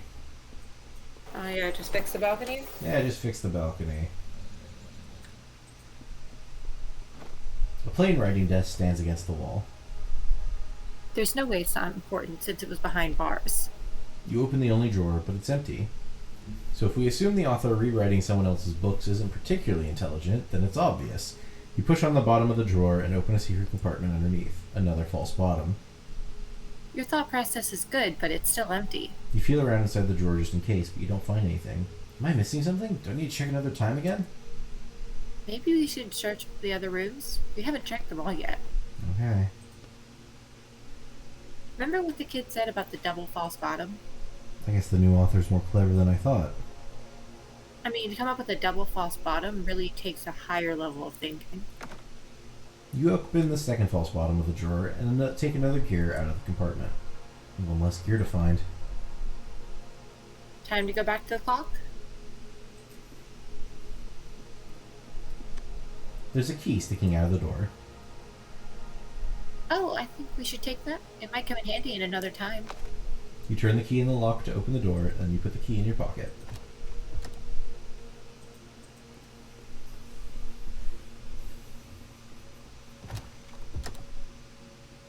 I've been dreaming of a true love's kiss.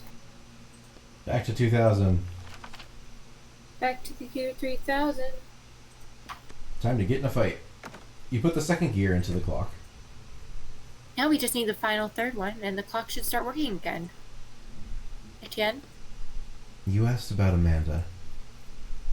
The wife of that maniac in the basement? But there's some things I was able to figure out using my powers of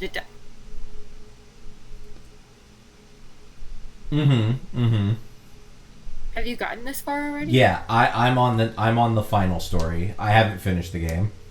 So you created Amanda and her husband and the cute little story of their cozy backwoods mansion.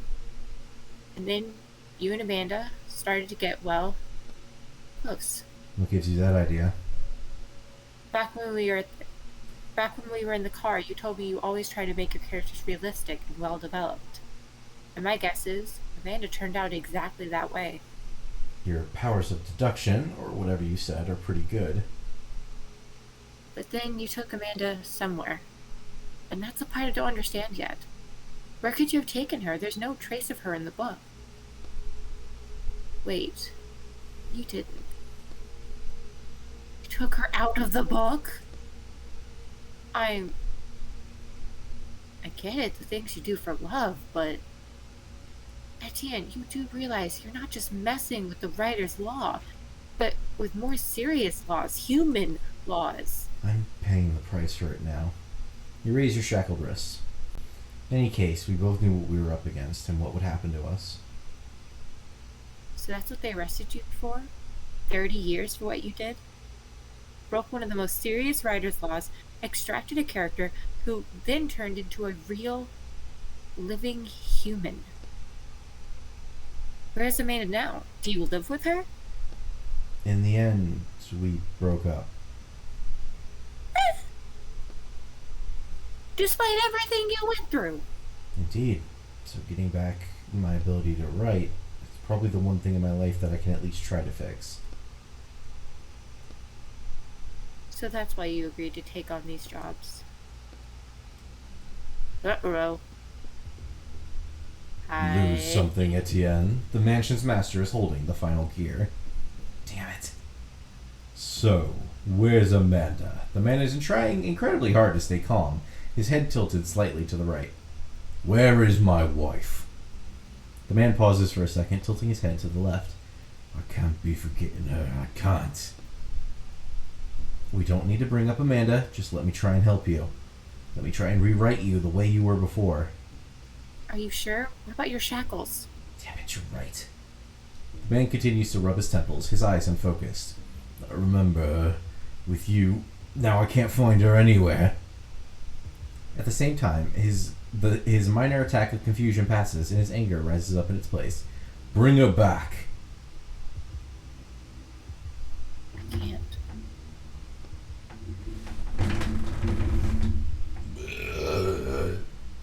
Excuse me. You stole Amanda from me and left me here alone. Then someone else came. He did something to me.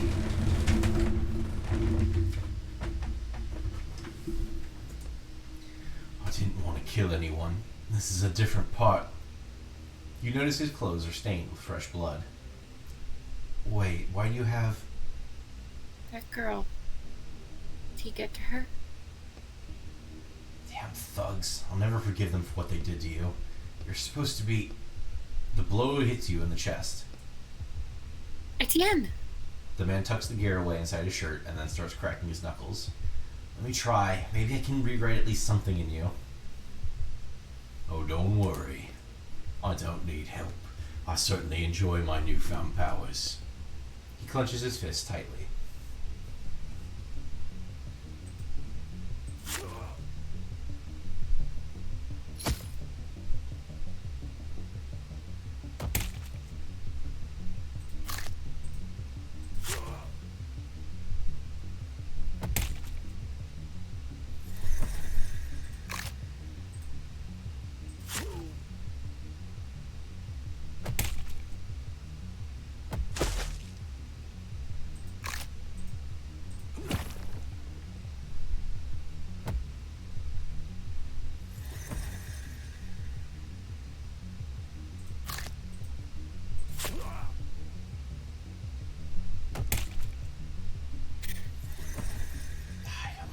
I'm out of food. Fuck you!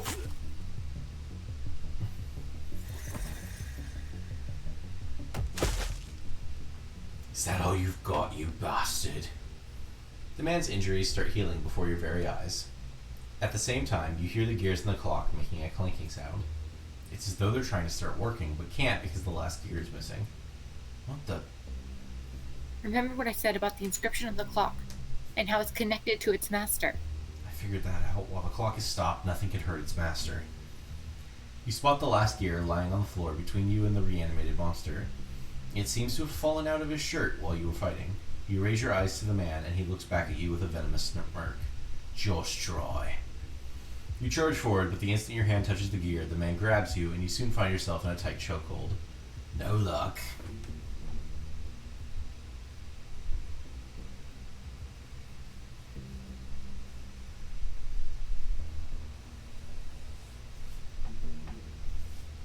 Drop down. That's what you're supposed to do in these. You drop sharply out of his grip and grab the gear from the floor. Damn it. In an instant, you're standing by the clock. Put it in, quickly! Examine the clock. You look down Careful. and aim the gear carefully. Then you hear the sound of a fist flying towards you. At the very last second, you settle the gear into the clock and it immediately starts ticking. No! Etienne! He begins to age rapidly, and the injuries from his previous fights, not only the one against you, start reappearing all over him. No! He swings his arms helplessly, then starts dissolving into dust. You watch it all happen silently until there's nothing left of the monster except a pile of ashes.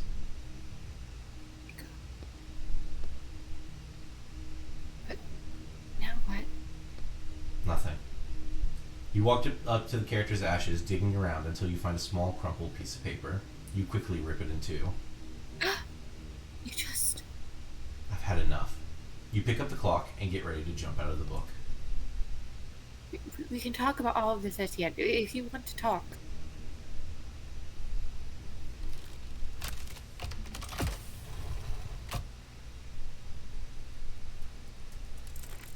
That's... Okay, there's no way that fits.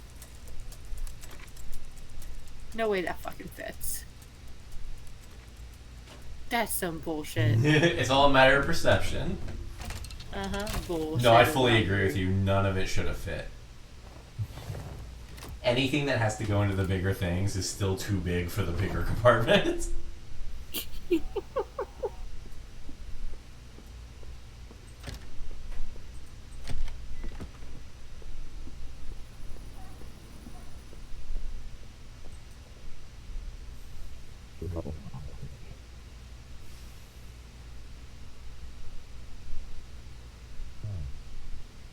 Shove it.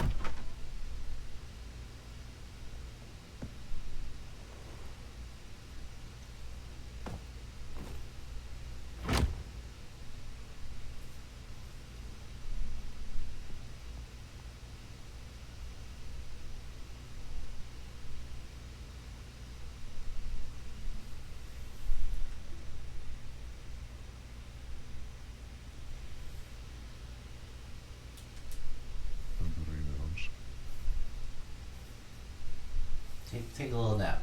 Take a little nap, Etienne.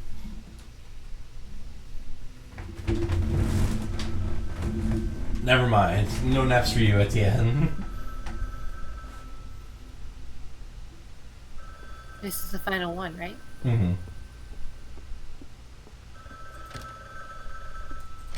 6 jobs. Hello?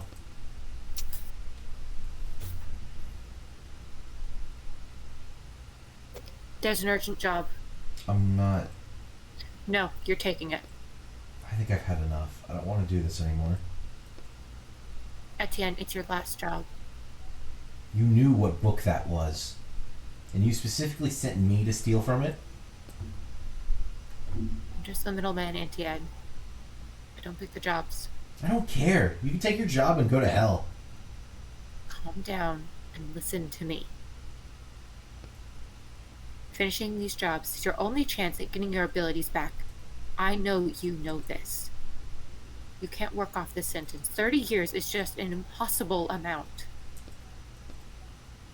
Your publisher betrayed you. Your lover left you. It's time to take back what you're owed. How do you... Etienne, you're only a single step away from freedom.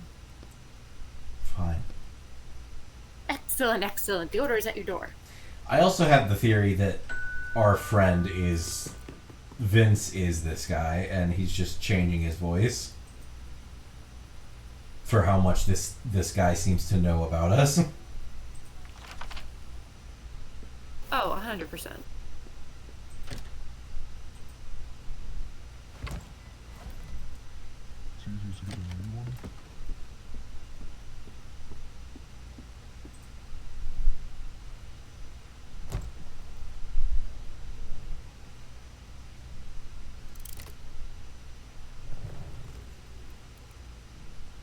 Sand.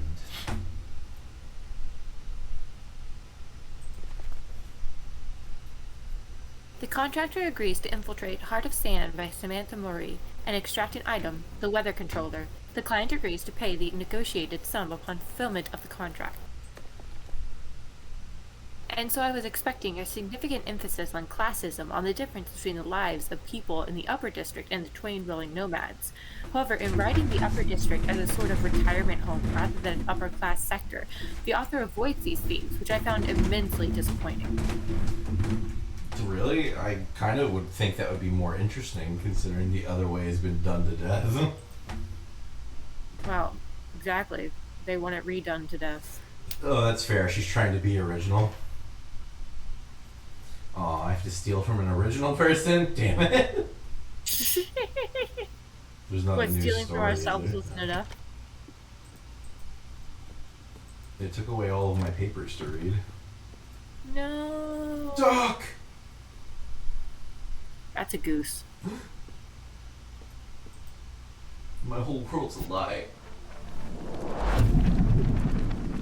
My life's a lie. Wake up, Roderick.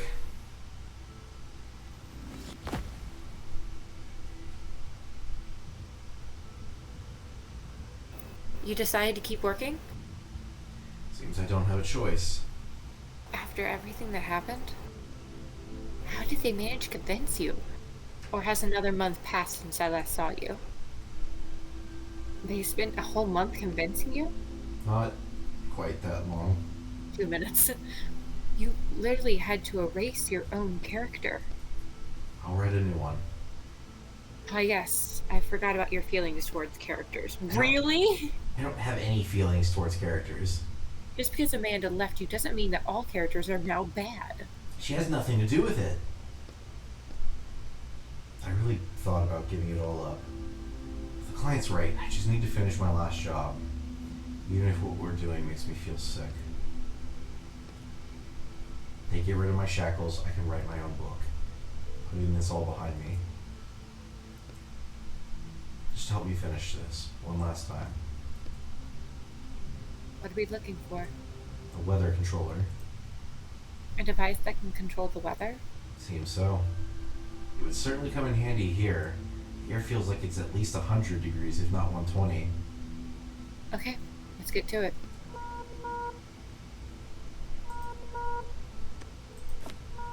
The tag on the coat says Pete Jenkins. Should I start taking notes? No. Oh, trust me, people are going to say that name enough that you don't need to worry about it.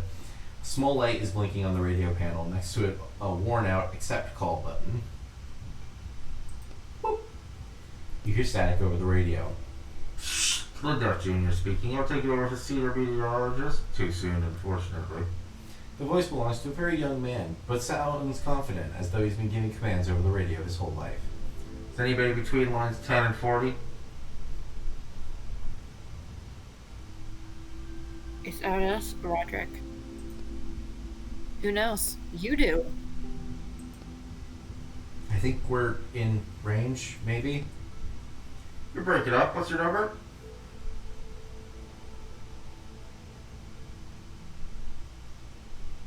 26. 26 was destroyed by a firestorm last year. Are you sure that's the right number? 17. You sure? 17's here right now at the station in town. You notice a steel plate with the number 42 on it next to the speaker. 42. Got it. Pete Jenkins, correct? Not exactly. I don't think Pete will be making radio contact anytime soon. Is his body nearby? There's a skeleton in the chair. Thanks, I've noted that in the log. Must have been the dry storm that last week that got him. What kind of storm did you say? Congratulations, you're the new operator of 42. So I'm obliged to inform you that there's a death storm forecast between lines 10 and 40. You should head towards town. You can take shelter here. A death storm? You may not be able to see it from your position yet, but it's showing up on my instruments already. The fuck is that? What happens if we get caught in it? You not from around there? No storms in your zone? Could say that. You could say that I'm not from around here. If you get caught in a death storm, you die. And anything else? Like, I don't know, a wet storm?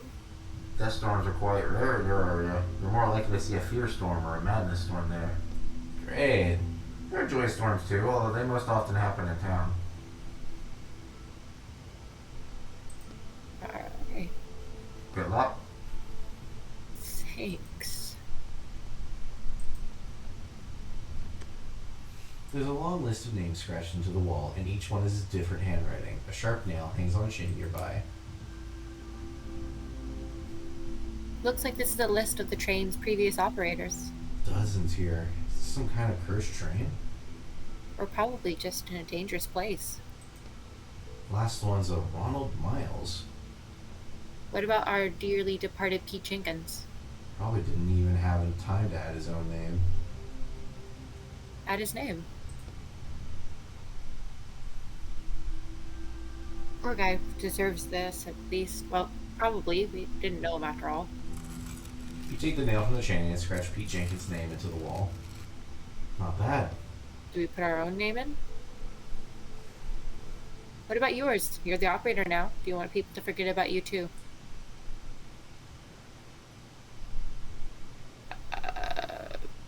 No, I don't want to leave the fact I was here.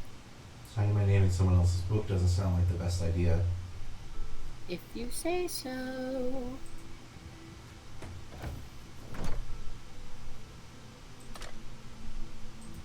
Locked crates. Crowbar! I think these are the operator's possessions. Oof. Oh no. What do you see? There's an oil bug inside. It ate everything. Something skitters around inside the tank. Ew, can we skip the bugs? There's no way we can get to town without the train. What, are you afraid of bugs? Oh. Hey, get out of the tank. No, I won't want to come out. Suddenly, an oil-eating bug jumps out of the tank. Aha! Grab it. The bug's 3 sets of legs scrabble at your hands. It's clearly displeased. Ew, drop it! I might need it. You put the bug in the most secure pocket of your jacket. You doubt you'll actually need it, but you're enjoying Roderick's reaction. The tank is empty of both oil and bugs. The tank is small, and the canister fills it almost to the brim. It's definitely enough to get you to town. I wonder what John Watson is afraid of. The bugs, apparently.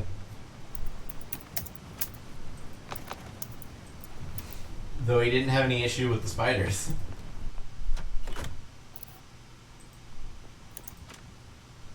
Start the train.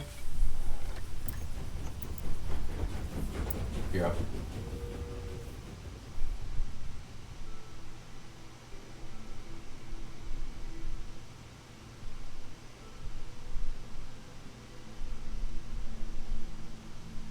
Oh, sorry. I think it's running. Whee! I was Googling. Oh. Radio. The death storm's approaching. Hurry! Anyone out past 10 miles. Train 42, what's the problem? You're barely moving. That's right, we got the train started, but it's barely moving. We're gonna figure it out. We'll figure it out. Fuel panel. Looking at the fuel panel, all indicators seem normal except for one. Cylinder 3, I presume? There's a greasy note on the other side. Whoever gets this train next, I hope it's not you, Pete, you moron. The pressure in cylinder 3 has some stability issues. Sorry about that. Actually, no, I'm not going to apologize. By the time you're reading this, I won't care anymore. Deal with it yourself. Just kidding. Try hitting the panel. That usually works for me. Good luck with the train. Sorry, 1 second. I didn't mean to make the same noise as Roderick.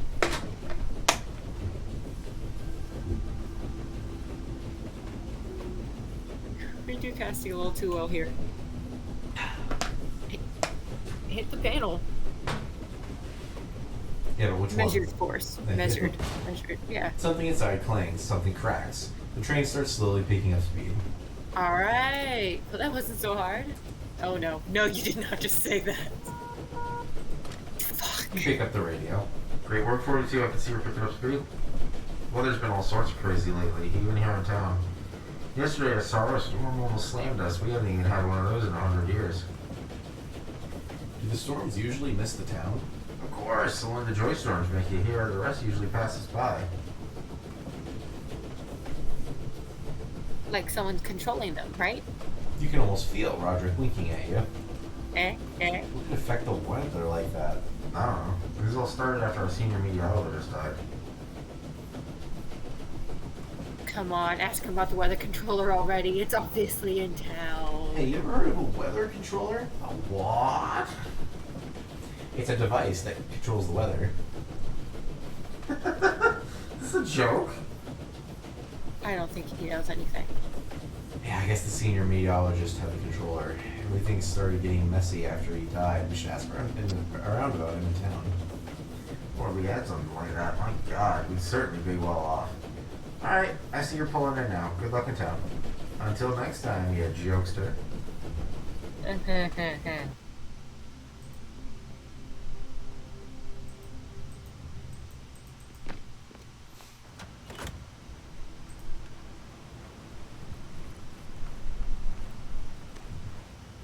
A guard is trying unsuccessfully to open the door of the train. He notices you. Hi there. This guy here is causing a little traffic jam at the gate. Poor man got caught in a fierce storm on his way here. I'm not getting anywhere with him, but I have to make sure everyone is in town before the storm comes. I'll try to talk to him. Go ahead and try, but be gentle. It's not the poor guy's fault what happened. Of course not. Hey. Yes. Yes? Oh, So fuck. you want to voice the scared kid guy? Yeah, I'll voice the scared guy. That way you don't have to talk to yourself anymore. Calm down now. I'm from train 42. Pete, is that you?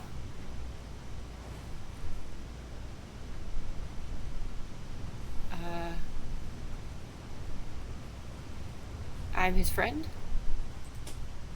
He didn't have any friends. He didn't have any. Oh, sorry. I don't know why I read it. I zoned. He didn't have any friends. I'm his brother. Stop lying, you killed him, I know the truth. What have you done with Jenkins? I don't know why I just overdid that like a crazy person. I don't think there's a peaceful way out of this situation. Alright, force the door open. You lean your whole body into the door. You hear the mechanisms inside start grinding against each other. Just a little more, come on, push! I think the lock's open. The door easily slides to the side. A thin man is sitting in the corner of the locomotive, arms covering his head. Let the guard deal with it. I'm not gonna get close to him. You step away from the door and motion to the guard. Hey, Hey Max, how you doing? Come with me. Easy now. After a few minutes, he leads the man out of the locomotive and they disappear behind the town gate. good thing that guy didn't see your face. The Oh, guard come comes- on. The guard. No, Roderick's right. The guy freaks out if you try to talk to him. The guard comes back. He looks pleased. He actually runs off into the desert and dies. No, did you do? Is that what you did? Yep. Hey, thanks for the help. I took Max to the infirmary. They'll look after him. Will he be okay? Probably not. People can't usually go back into a normal life after a fear storm. They won't transfer his train yet, but stay in town if you can. You may be able to pick up some of his stuff when they sell it off. Well then, I'll move his train along, and then yours after. In the meantime, go up to customs, get your paperwork straight.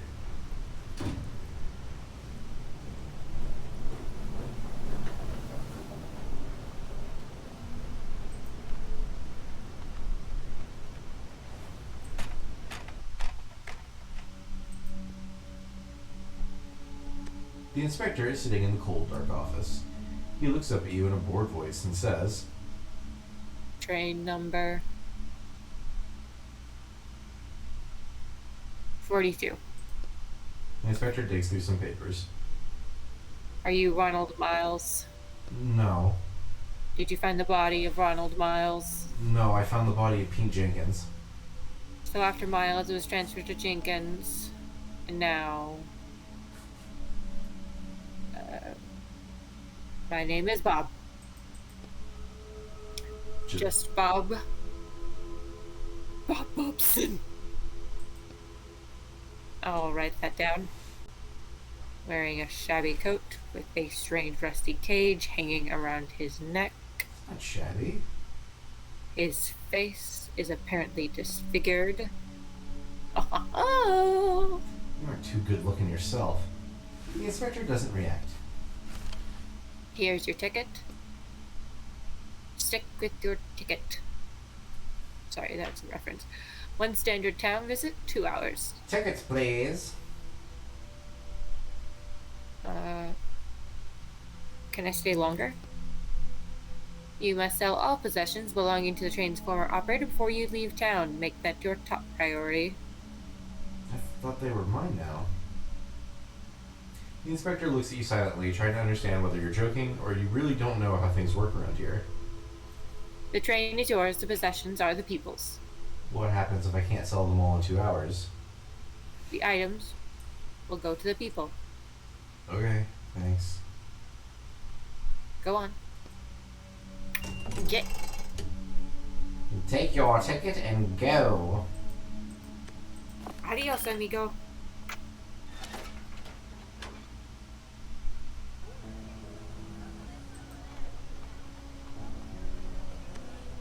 A young woman is talking to one of the travelers, who passes her a strange, half-empty bag.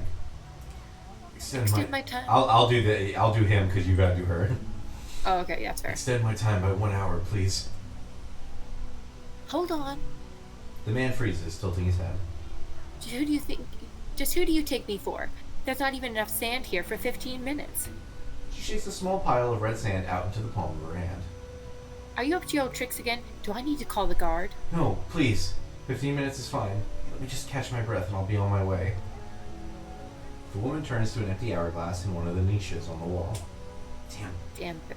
Sorry. Damn beggars. Then she picks up her radio. You hear a crackling sound coming from the speakers echoing all over town. Peters, time 124, 15-minute extension. She puts the radio back on her belt, then reaches out a hand to you without looking.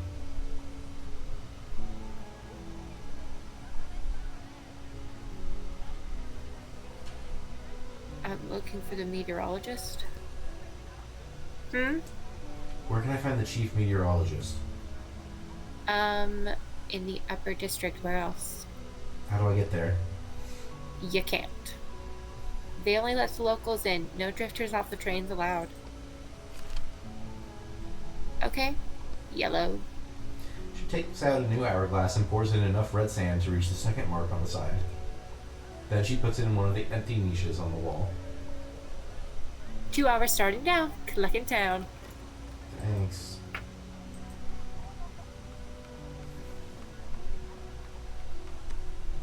An inspector is standing by the train. His assistant is inside, rummaging through possessions. Oh, it's the dude from the entrance. Oh, you again. Is everything okay? This is that guy's train. What was his name? Max, I think. Max. Is he doing better? We could sell this. I'd say there's enough to live on here. We'll split it up, I think. Max is resting now. We're keeping an eye on his stuff.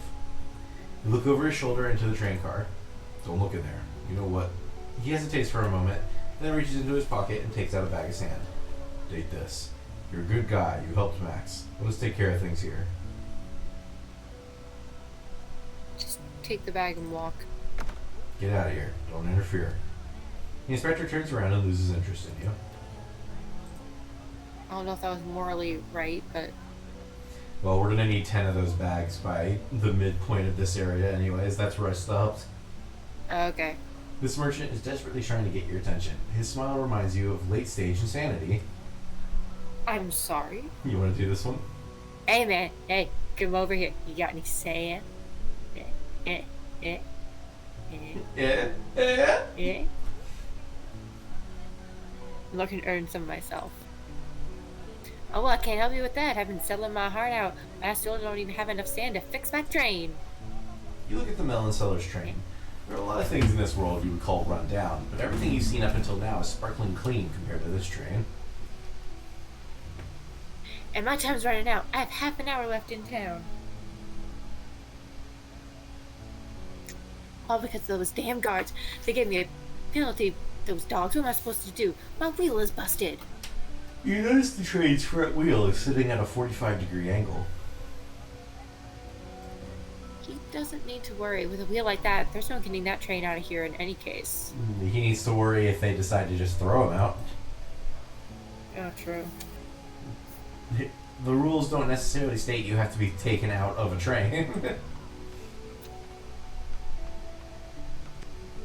A middle-aged woman is resting on the stoop of her train. A basin of laundry, children's clothes sit at her feet. She stares at your train for a moment. She sighs, then leans against the train door, which buckles slightly under her weight. So, you're from train 42, huh? Yeah. Did you know the past guy? Jenkins? Yeah. He was my husband. She gets up heavily and starts hanging the laundry as if nothing had happened. I'm sorry. Are your hands clean?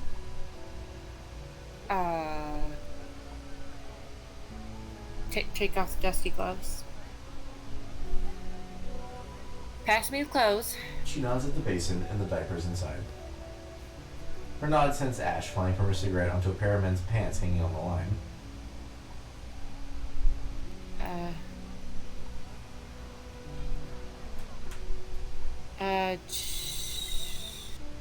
Children's pants. You take off your dusty gloves and pick up a pair of white children's pants. You glance at your hands for a moment. This is the first time in a long time that they've looked human. All that's left are the thin scars stripping across your palms. They probably won't ever fade. The woman takes the pants from you.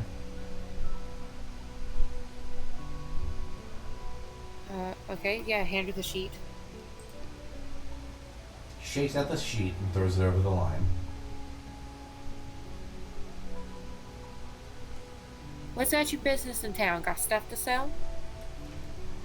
Yeah. Things, just random things, nothing interesting.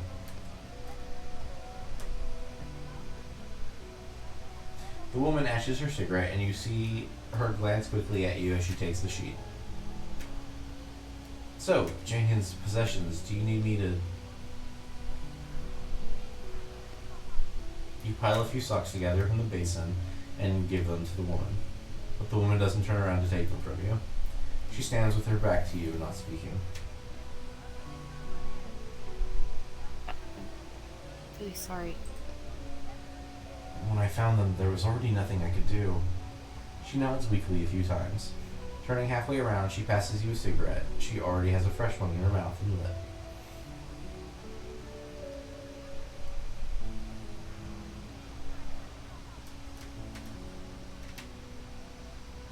Take the cigarette. You sit on her train stoop. I found a journal on this train. I guess it belongs to you now. Customs won't let me just give it to you, but I'll figure something out. She smiles. A journal. Jenkins didn't know how to write. He probably robbed or killed somebody. Those aren't his things. These thoughts seem to have put her in a better mood. As she finishes her cigarette, she packs up and heads inside the train. A child's joyful laughter greets her. I'm sorry, those aren't his things? That's what we're gonna go with? Well, the man didn't know how to write. Okay. Got me terrified.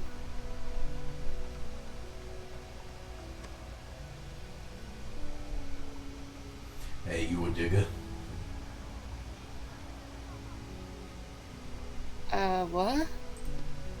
A digger. My hearing's fine. I'm asking you what that means. The man looks at you without blinking for 10 seconds or so. You're attracting suspicion again with your unnecessary questions. I'm not a local. I'm not from here. The man continues to look at you without blinking. This is the only town on our continent, possibly on the whole damn planet. Where the hell are you from then if you're not from here? I left for a long time. Now I'm back, but I don't remember anything. Digger's someone who builds up buildings in the desert. You know what the desert is? But there's no desert where you come from neither. Right. No desert. A digger. They just called them something different back in my day. Yeah, I'm a digger. I was one of the best way back when. I find that hard to believe. You need work tomorrow? I want to dig up a building on Malta Street, but I can't do it myself. Of course, what's the plan? Started digging from the top. Got from the 20th to the 7th floor, but the lower floors are hard work. Sand's packed tight. It's a pickaxe job. I want to round up a few more people, then we'll move out at sunrise. Anything special there in that building? The man peers closely at you, and it seems he's not sure you can be trusted.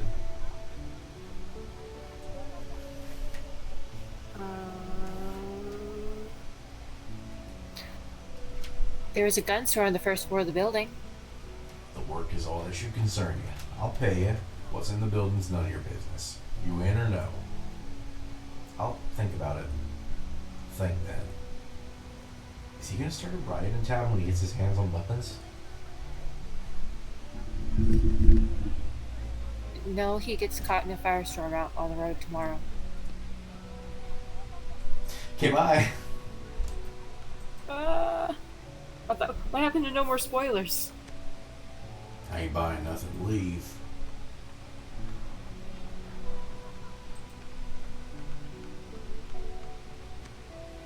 The sound that reaches your ears seems impossible in this desert world. Rustling pages, hundreds of pages.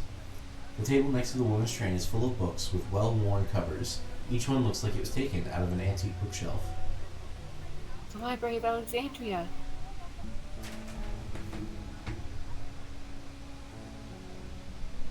Hello? Hi.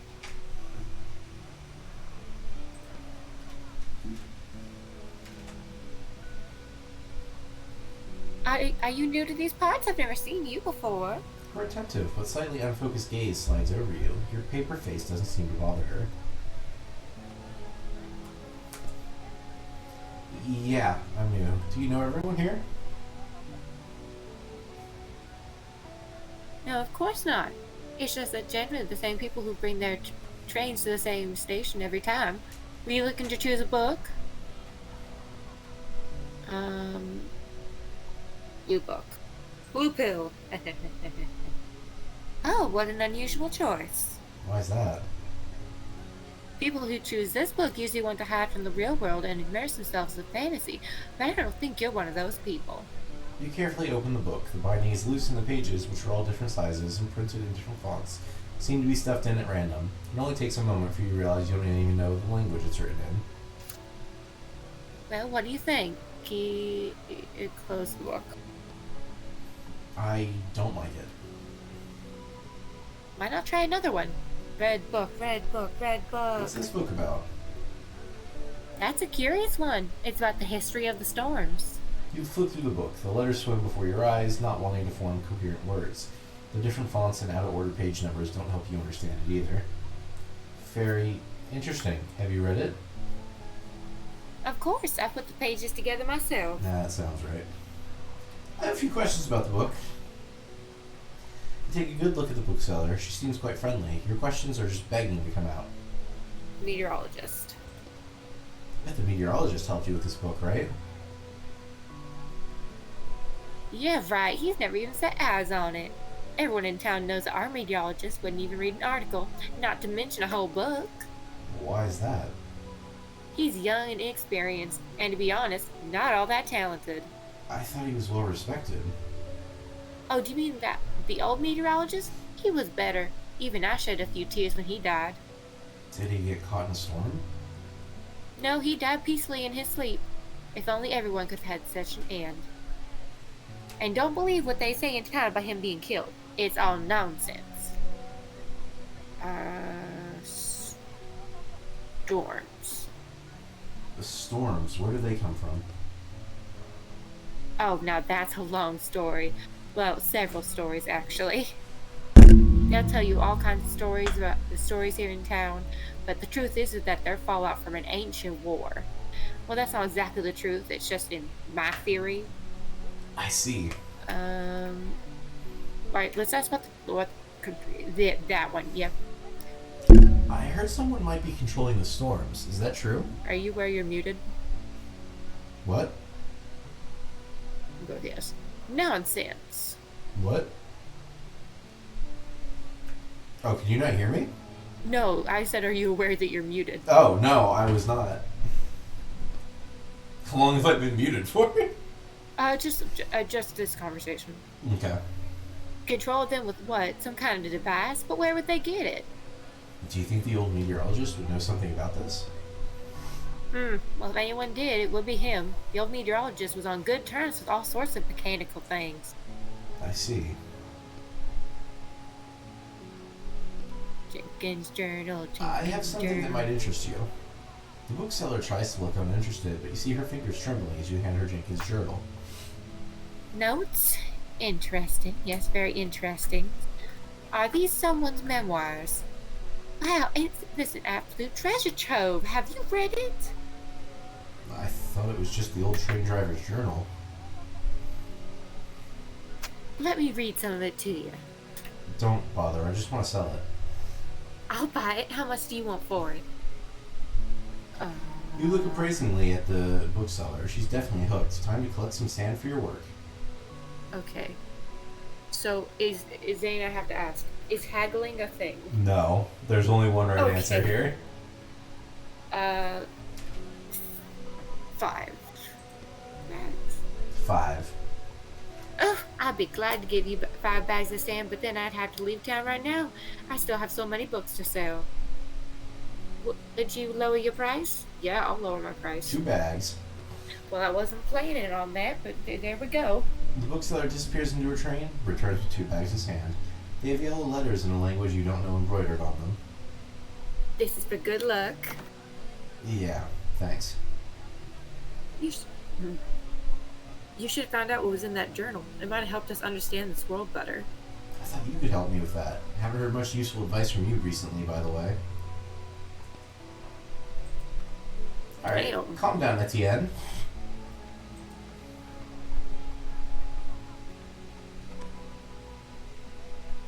Open suitcases are strewn around the train car. A man is washing something in a metal basin full of dark red water. He's washing so intently that you can hear the fabric ripping. He has an impressively large fang from some unknown animal hanging around his neck. He stops washing and shoots you a mean look. A cage round your neck. Is that some kind of new trend?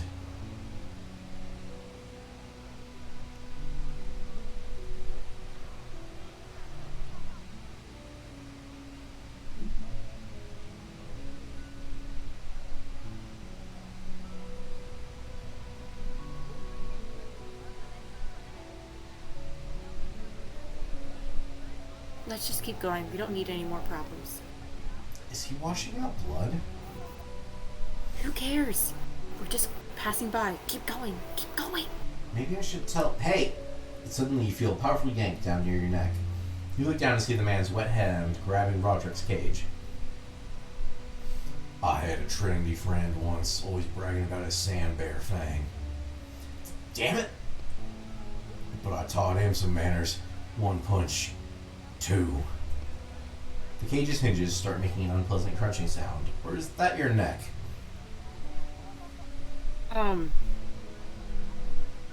Knock him off. The man easily dodges your attack and pushes you away from him. It appears a real fight is about to start. Fuck.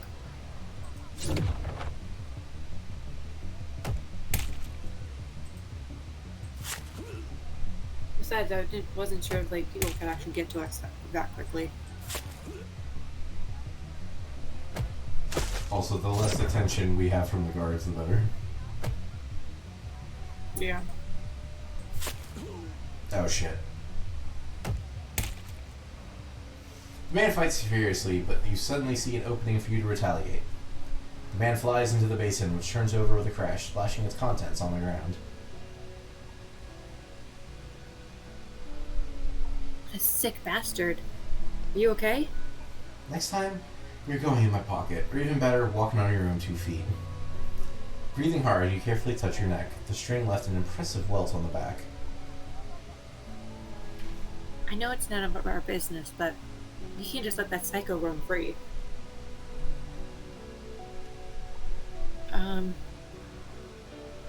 Look for rope. You look at the suitcases on the ground and notice a photograph. 2 smiling men are standing in front of a locomotive. One of them, your attacker, has his arm around the other, who looks pale and tired. His shoulder is bandaged, and he has a fang pendant around his neck. You toss the photograph aside. Hey, there's some rope. Oh, that's Jenkins, wasn't it? No. What are you doing? What's going on?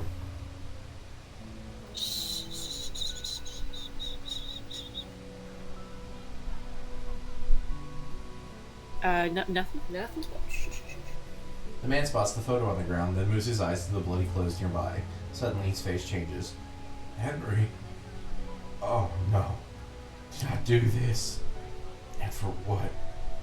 He looks at the 2 bags of sand on the ground, which fell out of his pocket during the fight. Get these away from me.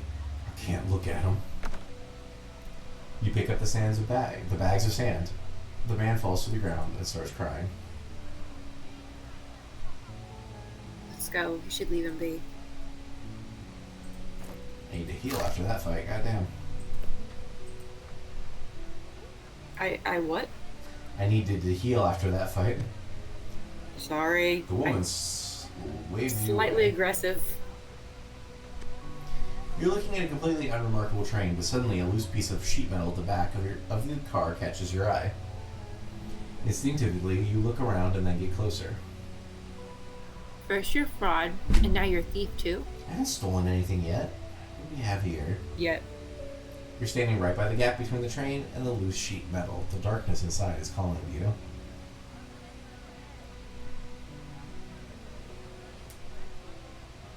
Look inside. A flashlight would come handy, or a lighter, or at least some matches. But you don't have any of those things, and besides, shining a light around would probably attract attention from the train's operator.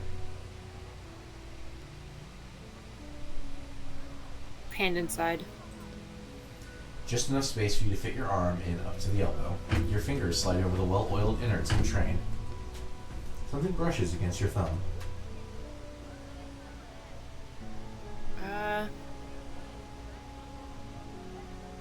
Touch the oddity.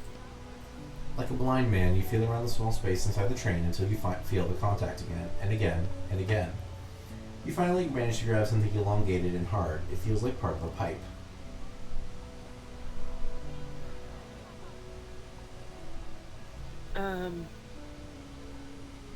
Pull it towards. On sudden impulse, you pull the metal object towards you, a gift from the belly of the train, a secret covered in engine oil. After a while, it gets harder to pull, but you're not stopping now. You give one last tug. When it comes loose, you can't believe what you see. There's a bag in your hands. A thief, like I said.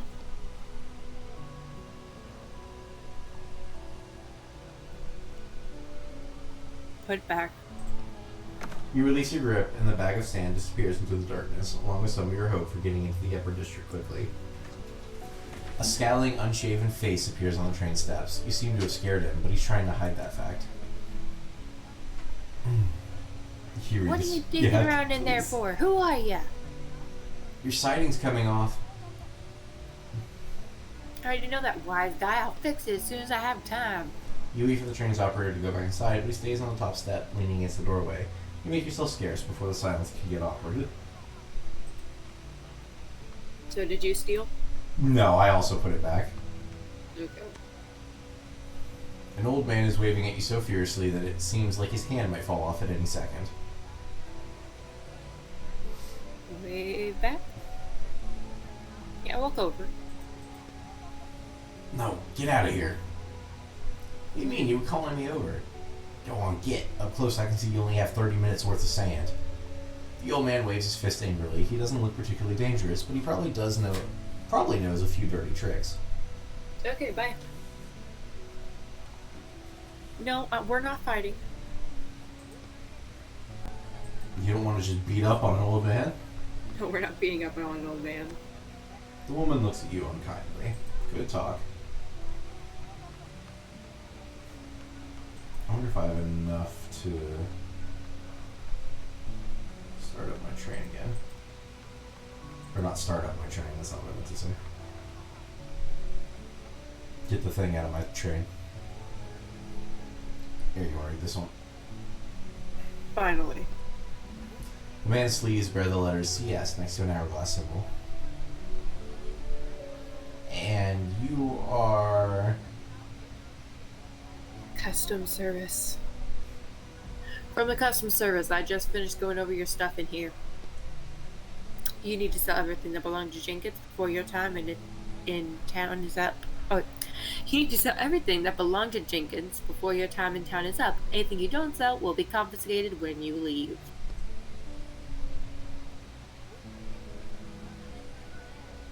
Yeah, they warned me already.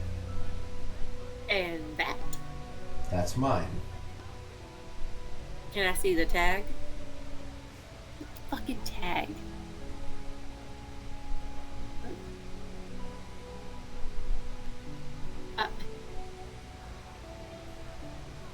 No.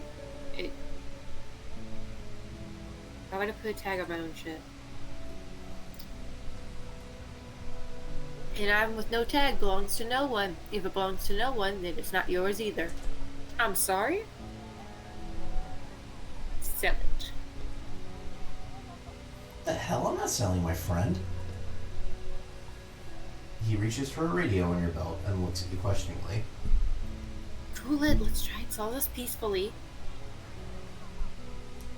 Can we sell it to ourselves? Sure. He nods and takes his hand off the radio. The customs officer tosses a folded up trading tent at your feet. Have you done this before? No. Unfolding the tent signals that you're selling goods. People will come and buy from you, and you can profit what you can. Hand in half the sand at the entrance. Do what you want with the rest. Good luck. Giffa. Okay, give up. Yeah, I'm glad we both went the same way. Good luck, Giffa. Damn, I still don't have enough. Alright. What if we, made a tag for our little friend? I mean, sure. Maybe. Maybe we'll have to at some point, I don't know. This is why I'm not good at riddles, Zane, because I try to go what if I just did this route? Yeah, what if I just did the thing? What if we just went around the problem? The greenery on this train's roof is quite striking. By local standards, you're looking at a very well-kept train. Examine the train in silence. It looks like the train's been washed recently. The metal and glass are gleaming, and the thin layer of newly settled dust just looks like an elegant decoration. Green stems sway on the roof. You see Kalancho, Haworthia, other plants that don't exist. I'm sorry, did you need something? I wanted to ask, do you know how I can get up into the district? I heard the meteorologist lives there. You can only get in there once you retire, and I think you still have a long while before that happens. I do too. How do I get in there now, today? The woman shrugs silently and looks towards the way out of town. Running your eyes over the locomotive, you notice an old trailer with dried up branches sticking out of the leaky roof. Ask her about it. Aren't you afraid your old trailer might fall right off? The woman continues to look towards the way out. Yeah, the trailers are quite old. If it falls off, it falls off. The corners of the woman's mouth turn up and she shakes her head.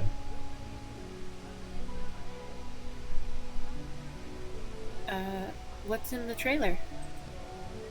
What's inside? Things, old things, ancient things, toys. Why are you carrying them around? I thought it's better to travel light in the desert. I don't know. I'd rather keep them with me. The woman frowns, but she doesn't tell you to leave yet. Ask up the meteorologist. Do you know anything about the meteorologist? He tells us when storms are coming. That it? Do you know anything else? The woman turns her head to look you straight in the eye. You can't read her expression. I won't keep you any longer. Thanks.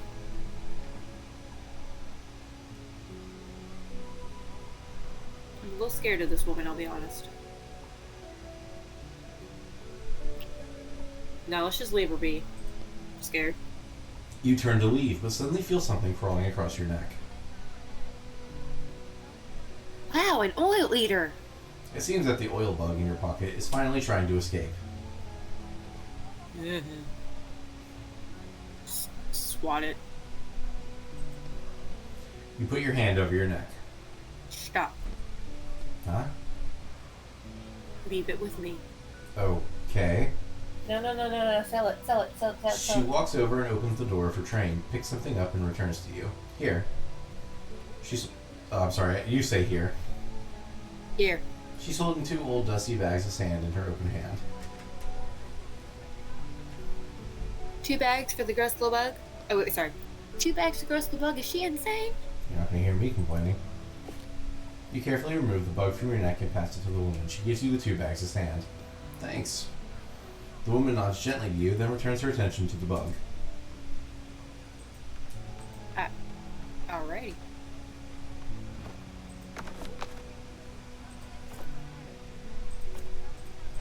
How many do we need? 10?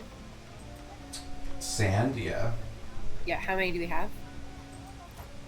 7. 3 more. 3 more. It seems we only get 2 per thing. 2 at max, yeah. Yeah.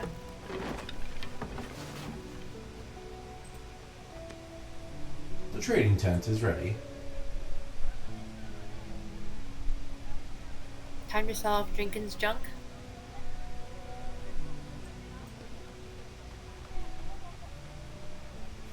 Yeah. You brush sand off the tent and notice passerby starting to look over more frequently. What do we have to sell? Everything left in the bag. Which Weird is... gas cylinders, empty.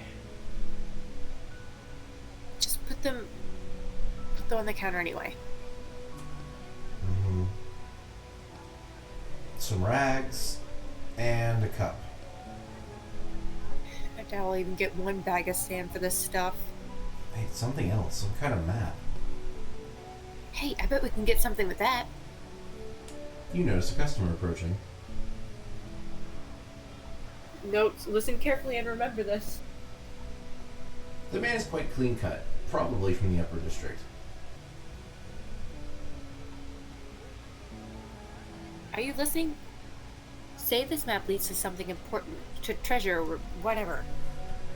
What are you selling? Say anything, just push the map.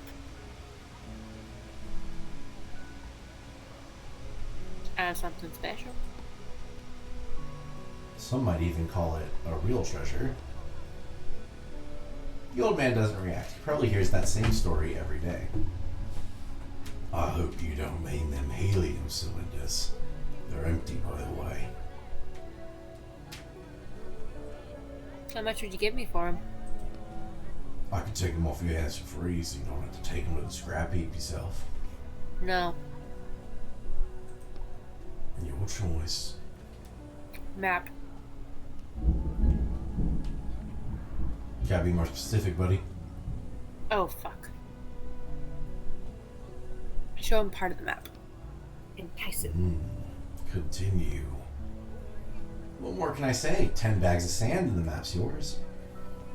I can't just pour out 10 bags for a map that leads who knows where. It leads to treasure. Which treasure? You tap on Robert's cage. I'm thinking! Map to water. Pile of sand. Pile of food. Shelter. Oh, fuck. So sand is currency, but it has to be specific sand. Otherwise, we would just okay. So not sand.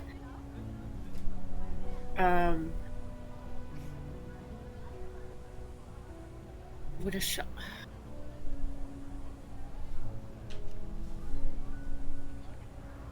Let's go food.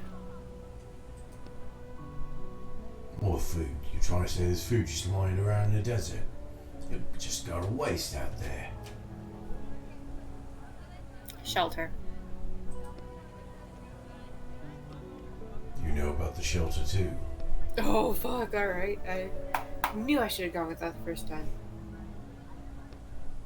Huh? There's a lot, I know. 10 bags, you say. I'll give you 5, but if the shelter ain't there, I'll come back and give you 5 more. Wax.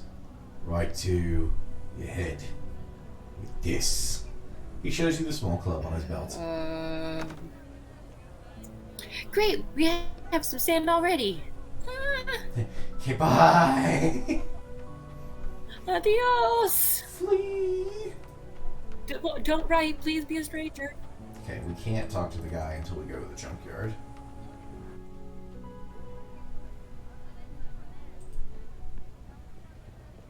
How are you doing, by the way? Doing good. How are you?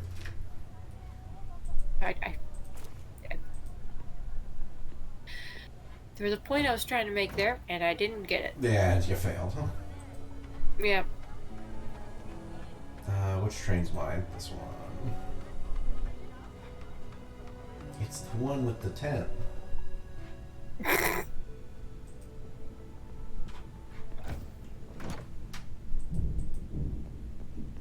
There be a storm a-comin'.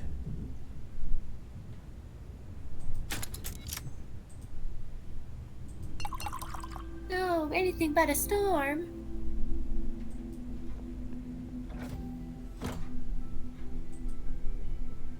When I was A young boy, my father. We're gonna play American Trucking Simulator.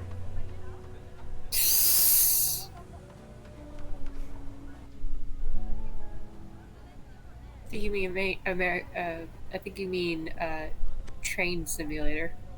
No, I said American Trucking Simulator. When are we playing that? I don't know, whenever I own it. You see a tall woman digging it, you know it's gonna happen at some point. You see a tall woman digging around in a pile of scrap metal. She picks up something that looks like an old computer case, then rakes out the microchips and wires as if they were parasites on a ripe piece of fruit. She tosses the cleaned out computer into a pile to your left. Did you want something? Then she picks up a new one, not paying any particular attention to you.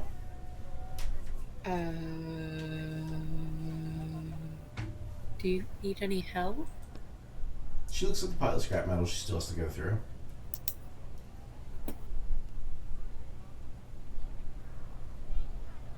For money. Actually, for sand. The woman smiles. I'm getting paid pretty well for this. I don't want to share my earnings with anyone else. Who's paying you? Do they have more work? Maybe something a little less dusty? I'm not sure. She looks you over from head to toe. Stay how we are. I don't think they'll have any use for you, but you can go ask Mr. Nariano him yourself. He lives in the middle of the square. Nariano. Got it, thanks.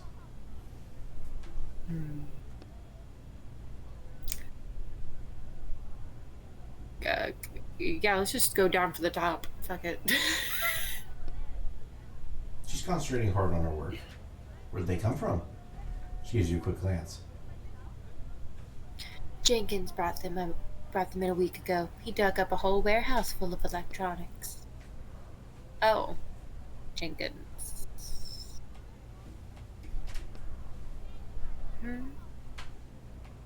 Was Jenkins a nice guy? Was. Oops! Oh. Did I say was? I meant to say I heard he's a nice guy. No idea where you might have heard that. definitely not in town. He's a real jerk. I hope he dies. Trying to find a way into the upper district. Do you know anything that might help? I don't know anything. What's that pipe on the wall? Where's it go? It's a secret. Cool, thanks. I'm great at keeping secrets. So am I. That's what we're looking for. We can crawl through and get straight to the upper district. There's a passage there. Now we just have to figure out what to do about the sewer guardian. Who said sewer guardian? I'm writing down sewer guardian for later use.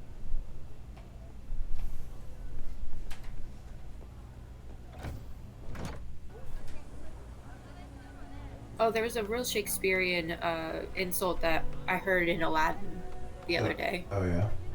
Only your fleas will mourn you. Ooh. Is this where he lives? Mr. What was his name? Nariano. Hey, Mr. Nariano, come out! The door slowly opens. A middle-aged man appears on the doorstep. He looks a little too clean for these surroundings and is holding a glass of something orange. Aww. Hello. Good day. He assesses you silently. His gaze runs quickly over your clothes, pausing at the cage around your neck. He doesn't pay any attention to your face at all. The stranger leans against the door, finished with his assessment of you. Judging by the expression on his face, you got roughly a 4 out of 10. I'm trying to get to the upper district. Aren't we all? Uh, I don't plan on living there, just have to take care of one thing, that's it. Oh god, please voice this man. One thing. What could there possibly be for you to do there?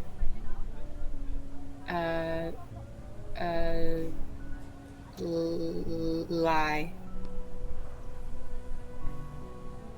I'm looking for an old friend I lost touch with a few years ago.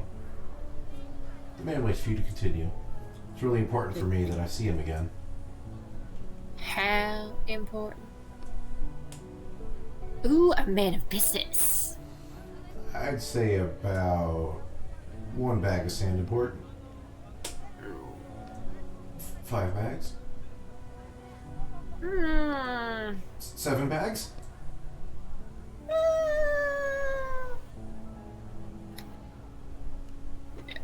I feel like the 9.5 is calling me. 9.5 bags. 10.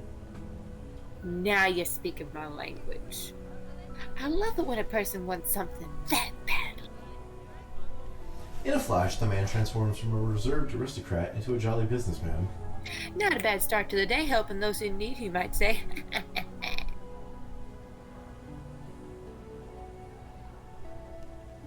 I'm sorry, I just had to...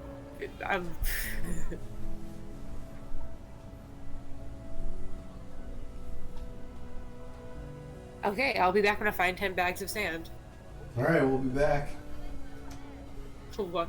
Good luck now, I'll be waiting for you. He bounds cheerfully up the stairs and, sipping from his glass, disappears behind the door. Alright. And we're back. Hi. Here's your 10 bags. My dear friend, wonderful, wonderful. He jumps down from the entryway like an excited child. May I?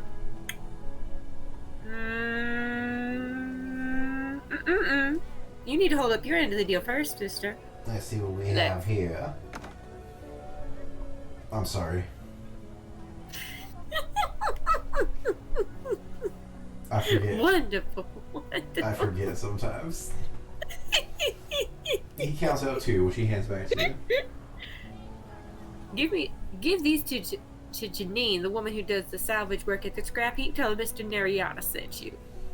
He scoops up the remaining so we're going back bags. to the sewer guardian. Yeah, he scoops up the remaining bags and starts to head back into his home. Hold on, so it only costs 2 bags to get into the upper district and you're just keeping the rest for yourself? Just because you know this Janine? It truly is a pleasure doing business with you, my dear friend. Come back anytime.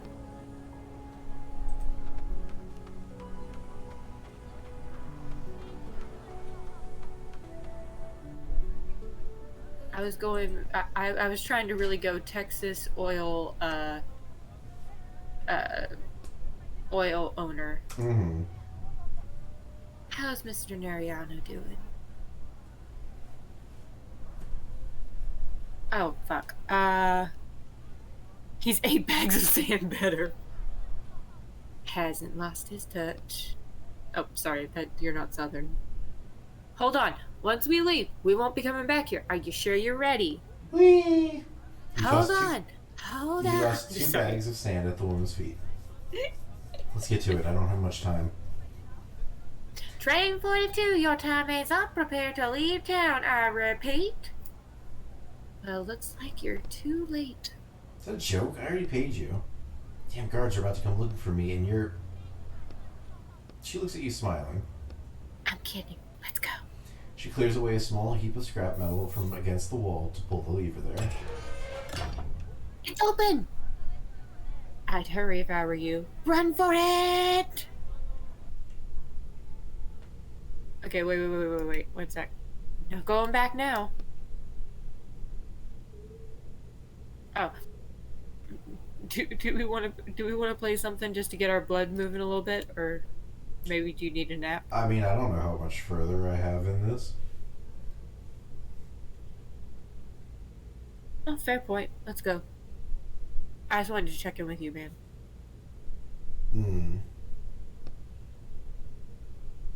Needless to say, it smells awful inside the park. This is just a drainage pit for the square. It's not the sewer system, so it could be worse. That doesn't make me feel better. The way forward is blocked by a pile of trash, boards, and rags that almost looks like a barricade. Climb? One of the trash bags seems to be full of rocks or bricks. Look for a different foothold, because those can roll. You feel another hard object in among the trash. It holds. As soon as you step up and put your weight on it, your foot slips and you fall to the ground. You take a hit right to the face. Stop fooling around and get it together already. You put your weight on the bag and then throw your other leg over the barricaded boards. Put your trust in the bag of bricks. Brick, not mortar. But your pant leg gets caught on the nail sticking out of the board. Oh, come on. Free one of your hands and carefully unhook. You shift your weight to your right hand and try to unhook your pant leg from the nail. I can't get it. Damn it. Come on, you're so close. Your pant leg is free. You jump the rest of the way over the barricade and land on your feet. You hear a voice over the radio somewhere up above. Final warning, Bob Boston, operator of train 42. Your time is up. Leave town immediately or your train will be confiscated. You were right. There's definitely no going back.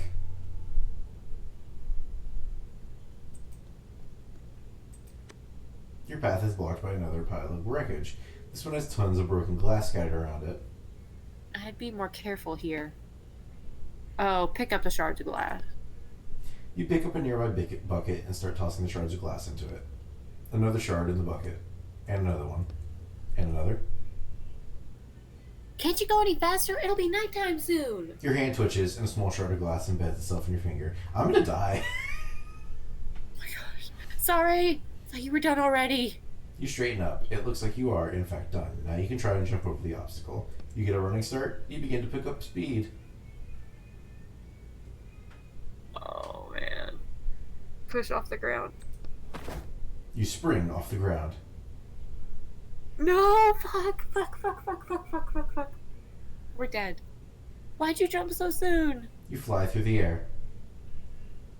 Watch where you go. You gotta watch. You fly right into the barricade. Not over the barricade. Into the barricade. Damn. Are you alive? You broke down the whole barricade with your body. Yeah, I felt it. Are you in one piece? I'm not sure. Damn. I think my shoulder is... You stand up with some difficulty.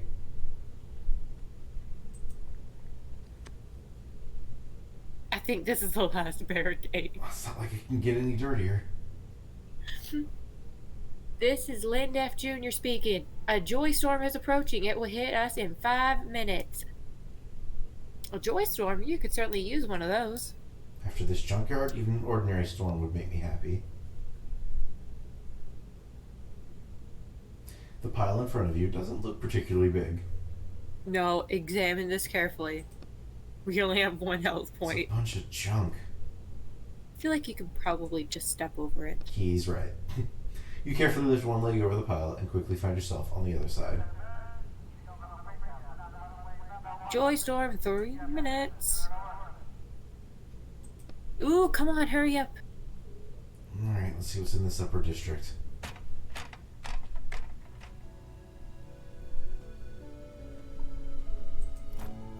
Yeah, I have no food. Damn. Okay, so there's doors. There's a tired man. We'll check the doors first. Door's locked.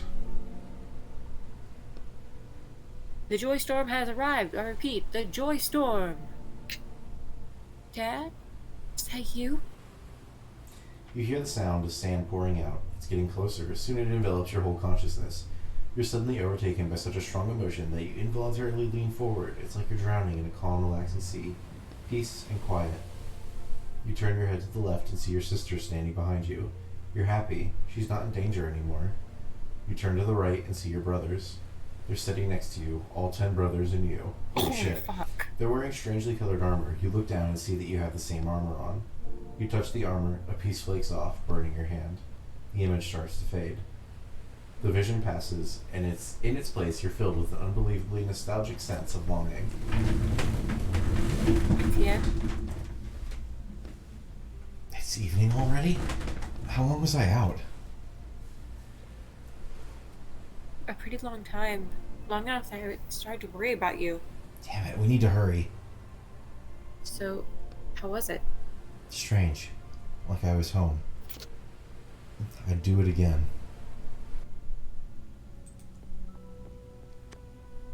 Judging by the smell, somebody's making soup in there. This poor guy is sitting on the ground, leaning against a wall. An idiotic grin is lighting up his face. Hey, you okay, friend? Marie, you're such a good girl, Marie. Looks like he's still caught in the joy storm.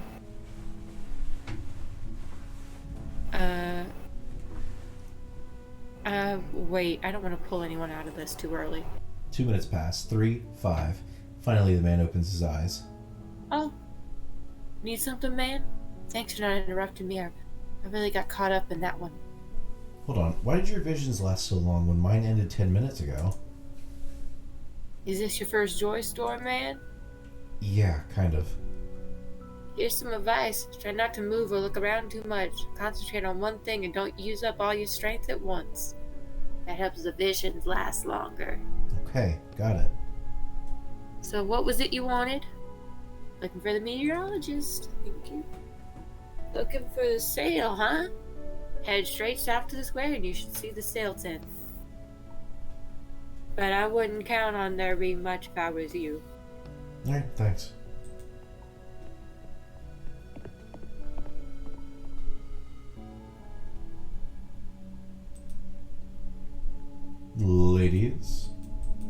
Ladies, I'm stuck. Ladies? Or you could look at me suspiciously, that's fine too. Sir? Nope. He's still in the storm. It's like cocaine. Oh. This feels like a horrible place to stand. How are you? You see devices lined up on a dusty counter. You had your mind with prices like that, you old hag? An old man standing nearby calls out in the direction of the counter. A tired-looking woman is behind the counter, and you see the slightest flame of hope flare up in her eyes when she sees you.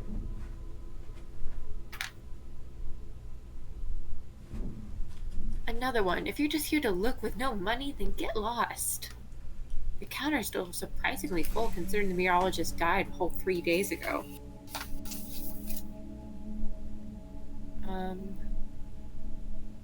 Are you selling the meteorologist's possessions? Yes, all my husband's things are right here. Anything catch your eye? the weather controller. Excuse me, what? I The device forget that controls how the literal this weather, person directs the is. storms and all that. Has anyone bought it yet? What are you doing? Don't tell her. A device that controls the storms? My husband had that? Hold on a minute. Fuck. A device that controls the weather. The counter is covered in devices of all different sizes and complexities. Which one controls the weather? I don't know. The text said it's a device covered in switches and dials. They're all covered in switches and dials. How about we look at the most worn out ones? That look like they've been used every day. There are two that fit that description on the left and right. Hands up! You turn slowly no. and see two guards with their clubs raised and ready. That's him! He tried to steal my husband's Bitch! possessions! Arrest him! I was just looking. Don't worry, miss. We'll handle this. Fuck.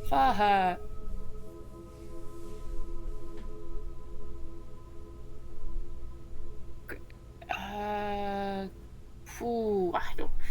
Fuck. Have you gotten to this point? No, I've stopped before this. Oh, fuck.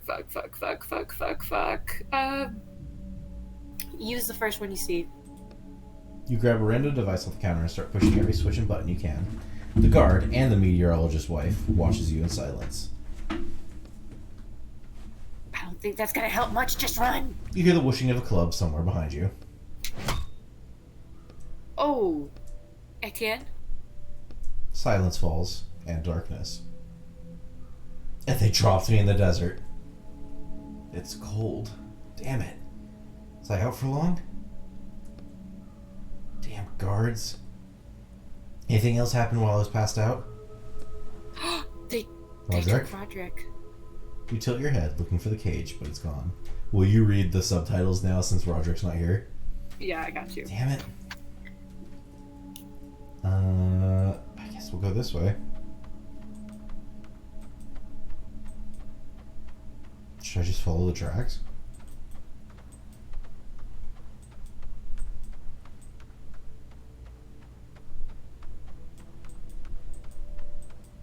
Abandoned container. Ooh, bread. Thank God. Hello? Can I come in? They already raised the ladder. You bastards. You notice a slight glow. You notice a slight... Oh, sorry. Thank you. Thank you. You notice a slight glow coming from between the loose wall plates. What is this? You see a barely noticeable inscription on the plate. Trust a bag of bricks. Come on, I already know that. You notice that the wall plate isn't completely attached to the wall. Oh, maybe I can move it. Sorry, I was taking drinks of water.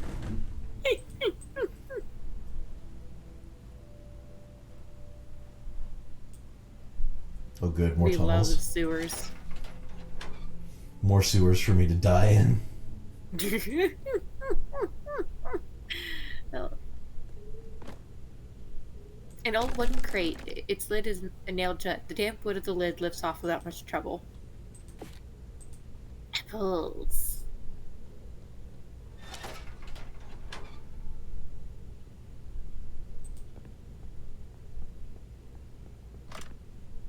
The crate's hinges have been bound with steel wire. Apparently whoever it belongs to couldn't afford a lock. You cut through the wire and open the crate.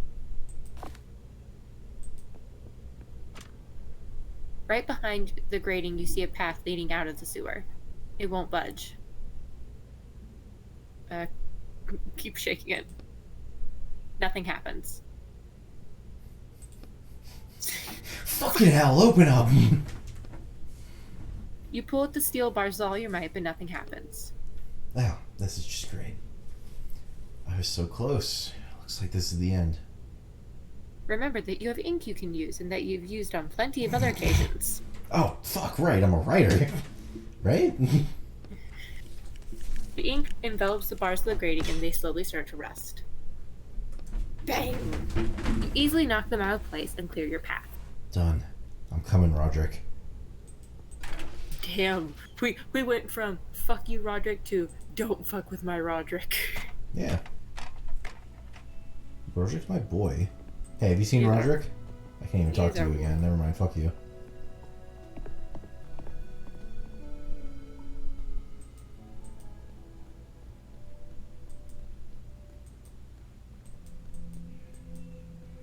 What'd you do with my son?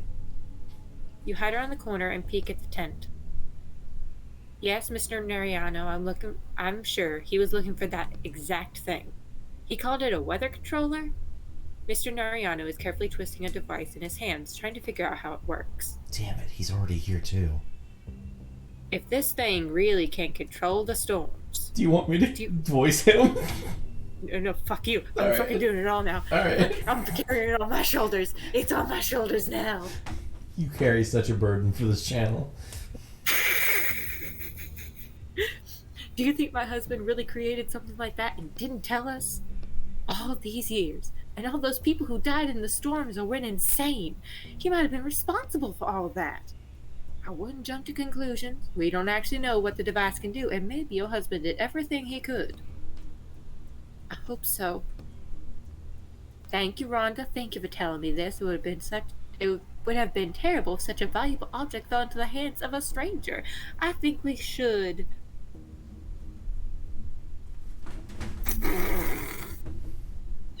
I don't want to break her radio, but I do want to clear my throat. Ahem. It's him! He's back! Ah, yes, we've met already. The woman moves slowly towards the radio. I didn't want to work it anyway. Fuck your radio. Your hit, hit shatters, shatters- though. Yeah, go ahead. Your hit shatters the radio on the I feel bad for you reading everything now. The woman runs into the house. You can take... No, you take the woman. Give me that. Because I like this dude. Can it really control the weather? And what if it could? Then I can't just give you the controller. This thing could decide the fate of the whole town. I'm sorry. Nariano takes a step back, grasping at the controller tightly to his chest.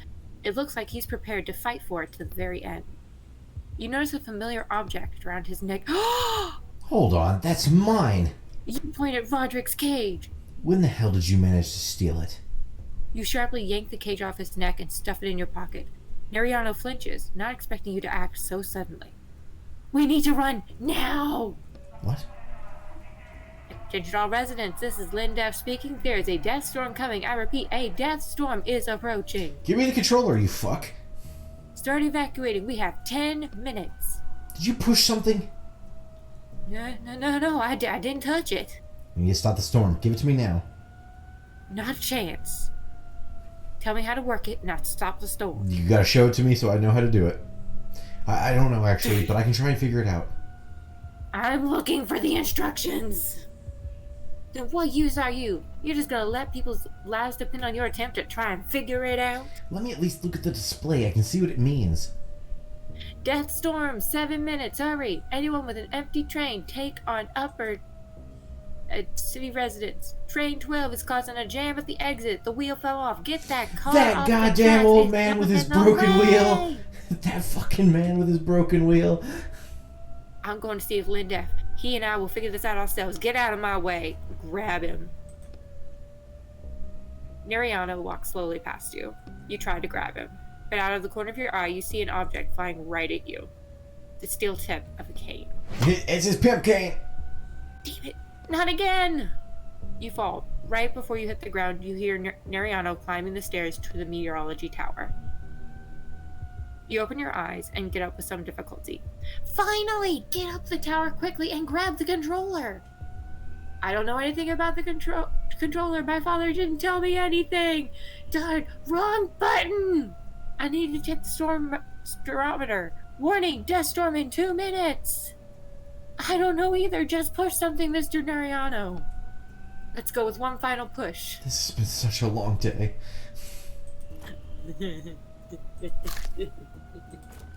You know what? We'll fill up on ink too, since we have a bottle. Because I imagine I'm gonna have to fight at least one of these men.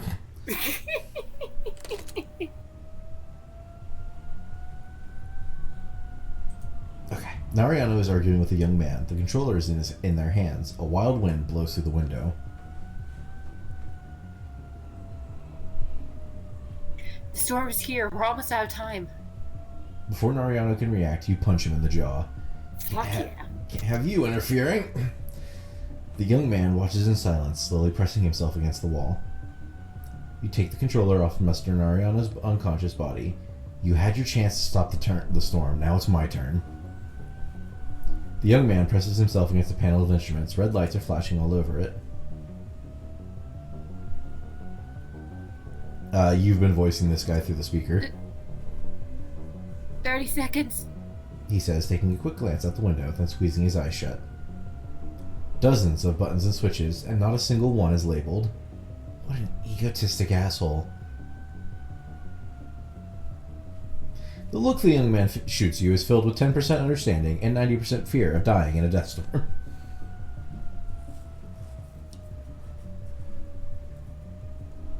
There are 3 big switches above the display. Start with those, and I'll check the rest. But there's not much about it here either. First switch. The switch makes no sound as it moves. It seems to be completely broken. Damn it. Number 2 then. 2 lights on the panel below. Come on. There are 2 buttons next to the lights. First one. Alarm set for 4 a.m. The young man gives you a gloomy look. His shred of hope that he might be saved seems to have just evaporated. The whole panel goes dark, and the device just looks just like it did when you started now. Okay. First one, then second one. The device starts vibrating. Whatever the fuck that means. The first switch. The switch clicks loudly as it moves, then a multitude of indicators and buttons light up on the display. Alright, let's see. The wind coming in through the window picks up, and a strange metallic taste starts filling your mouth. You smell burnt metal. Okay. Scream. Ah! The storm is still moving. No! Oh, no. The storm is still moving. Button. They both say button! Close your eyes. It's slowed down, but it's still getting closer. Alright, we're fucking praying then. It's moving away. You put the controller down with shaking hands, and you hear cheers from the people outside getting louder and louder. That was close.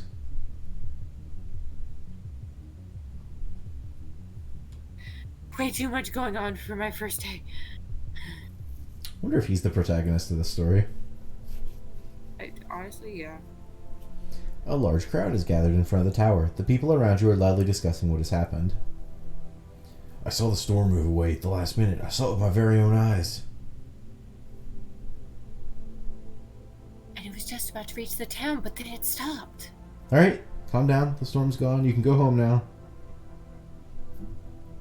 But what if it comes back? Well, we'll just have to hope it doesn't come back. Why did it move away at the last second anyway? Dude, we gotta go. What do you mean? These people are gonna try to charge you. Oh, fuck. Yeah, and why did it get so close to the town? That's never happened before. It's a long story. We drove it off, don't worry. We? Who's we? Oh, fuck, we are about to get our asses kicked, aren't we? No. Let's say it was the young meteorologist. They'll respect him more. Yeah. Young meteorologist. You put your hand on the young man's shoulder. Lindif, the young meteorologist, did an excellent job proving himself. He managed to neutralize the death storm at the very last second. The crowd starts cheering. Hooray for Linda! What do you mean, neutralize? Stop asking questions. It's not important. What's important is you're not in danger right now. Now, it's time for me to go.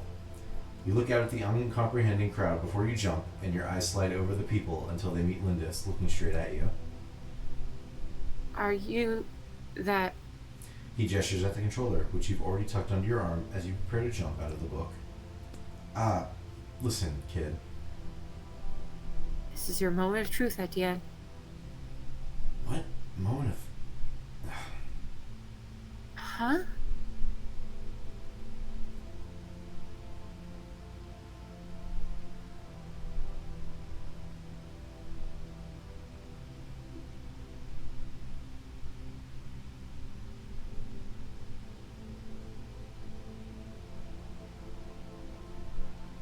But they're not real. They're not real.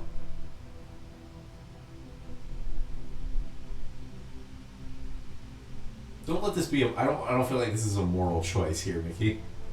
I need it. It's hard to explain, but I need it more. Are there storms where you come from too? Not like these. Then maybe you can leave with us. That device. Since next time a storm comes, we won't be able to... I'm sorry, but I can't. This device is the only thing that's keeping me from something dear to me. Alright.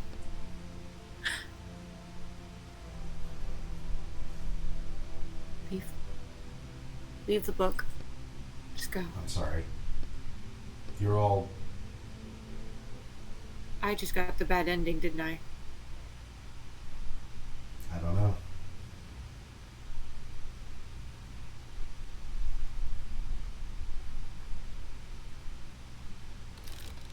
Well, that's not fitting in there. That's some bullshit.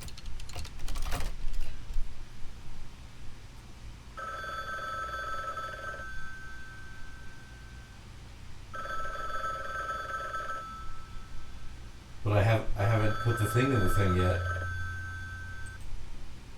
Everything's ready. Excellent work, Etienne. I haven't even given the courier the briefcase yet, and you're calling. Not to worry, my shackles expert is on his way to you, and he'll pick up the order while he's there. He'll make quick work of yours, and then you'll be free, just as we agreed. All right. Thank you. Well, it was nice working with you. Yeah. I have an offer for you. Are you interested in taking on a few more jobs? We can discuss a bonus to your pay. No, thanks. I'm done stealing. Alright, suit yourself. See you soon, Etienne.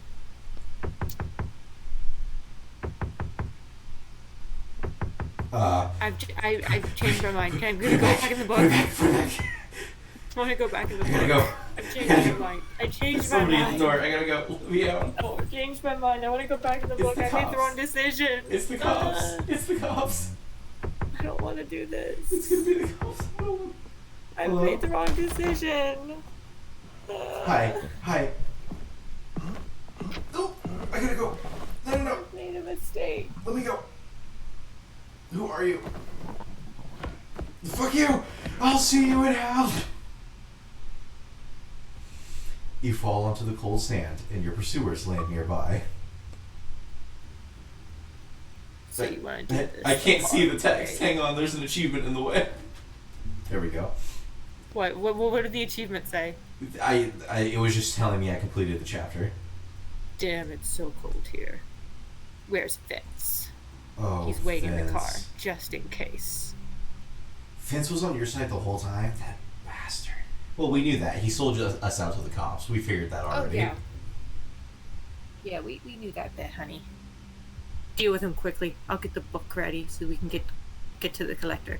Can you handle this? Hey, anybody want to help me? I just saved your city a minute ago. Come on. Your voice echoes through the empty square. It seems like everyone is in bed asleep already. Fine.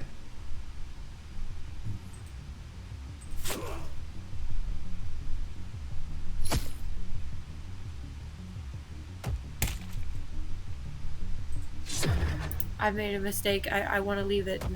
We have a choice. I've made a mistake. I did the wrong decision.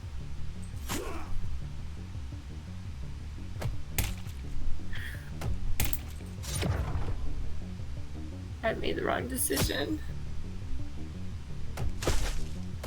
I'm just gonna go stay in my corner at the wrong decision. I'm super curious what happens if you don't collect it now. I wonder if they just kill you on sight.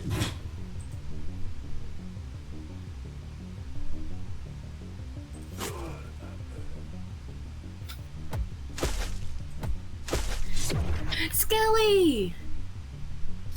What's up, dude? Hey, Bards and Bardettes. I'm about to start driving Lore Spawn when I am home safe from work. Yeah, don't worry about it. We're just getting, we're dying. It's fine. We can do this. Hey, we have tons of heal stuff. We can do it. We're fine.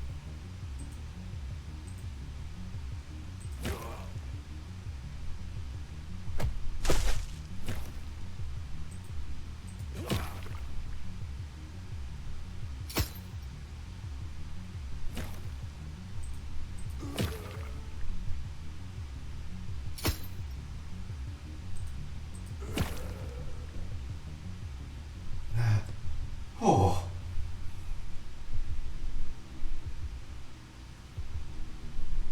Are you okay? Relatively.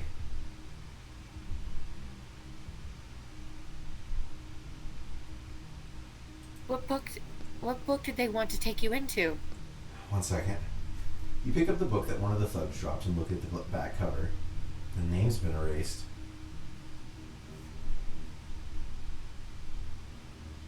They said something about a collector. Is that the boss? My former boss.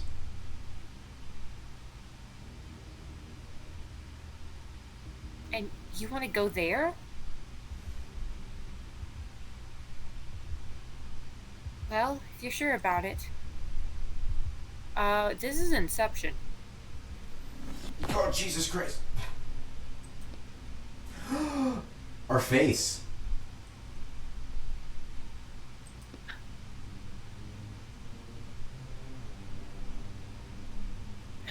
Is that because we got the shit beaten out of us?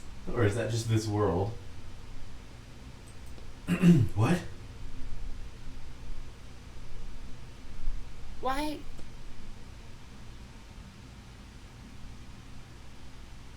Everything's blurry and there's no color?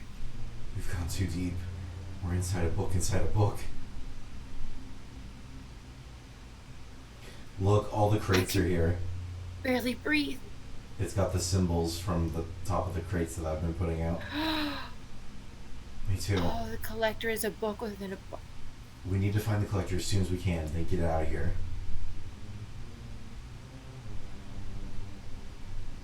What's your face? Why? What's... Oh, damn it, we need to hurry. You notice some familiar looking briefcases. A tag is visible on one of them. Walker, Rich A, Item X, Client HRMN Publishing. Harmony. Wait, those are for... You're right. They're all from our stuff. What are those? Briefcases for stolen items. I give the collector his orders in briefcases like these.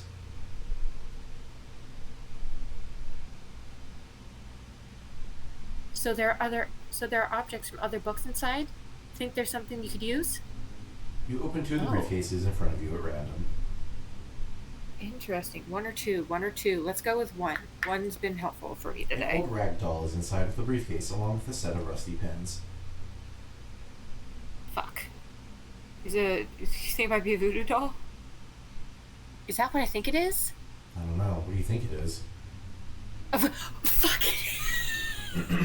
Let's look at the second briefcase. A leather-bound Insane. book lies on a velvet cushion inside the briefcase. There's something written here. As if... So, it's probably a grimoire or a voodoo doll.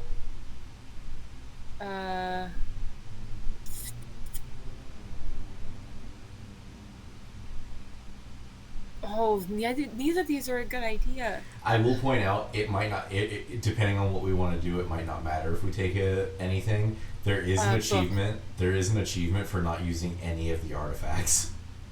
Go with the book. You take the book out of the briefcase and instinctively clutch it to your chest. You could swear you feel its leather binding through your coat. Look, there's something else here.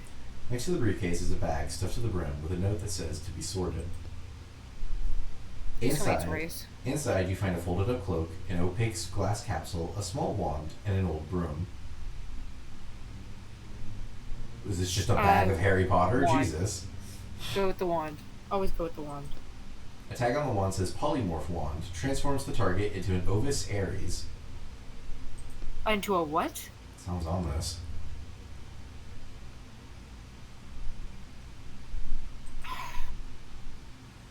On the capsule, you see a yellow triangle with a biohazard symbol inside of it.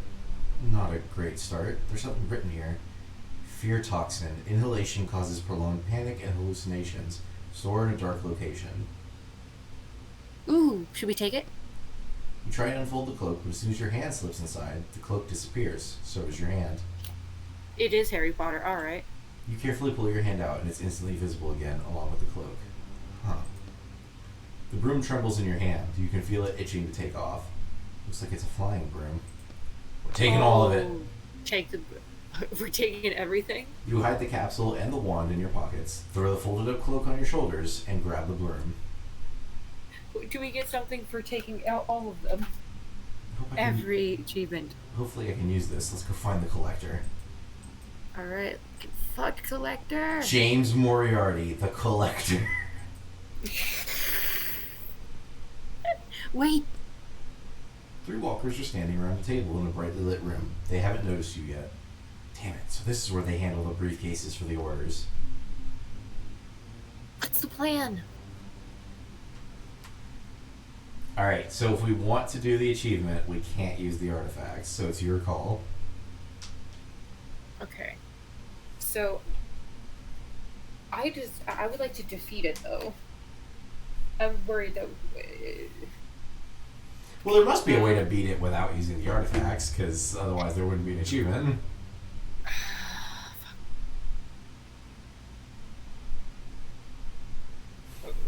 I'm not really big on achievements, to be Okay. honest. So I say... Oh, I'm going to say invisibility cloak, because... Yeah. You unfold the invisibility cloak and put it on your clothes. Looks like it's working. What next? Go past the room or into the room? Past the room. There's 3 walkers. We just need the collector. You tiptoe past the room with the walkers in it. Better avoid any more fighting than is absolutely necessary. See? For once, I'm doing it right. You see 2 walkers standing in the passageway. They seem to be guarding another set of boxes. They're discussing something quietly, completely unaware of your presence. I don't think you can squeeze past them. You should take off your cloak. It's only going to get in your way. Take off the invisibility cloak, and then we're gonna broom over. You take off the cloak and throw it over your shoulder. The walkers haven't noticed you yet. Broom, broom, broom, banana phone. Broom? Broom. Are you sure? Oh, that's you, sorry. Are you sure? You've never flown on one of those before. Oh, I'm 100% sure this is a bad idea, but let's fucking do it, man. Trust me, I'll be fine. You hold the broom between your legs and push off from the ground. The broom takes off violently and flies out into the room where it drops you in front of the bookwalkers before flying off somewhere into the darkness. Oh, come on. Ow. Who the hell are you? I work here.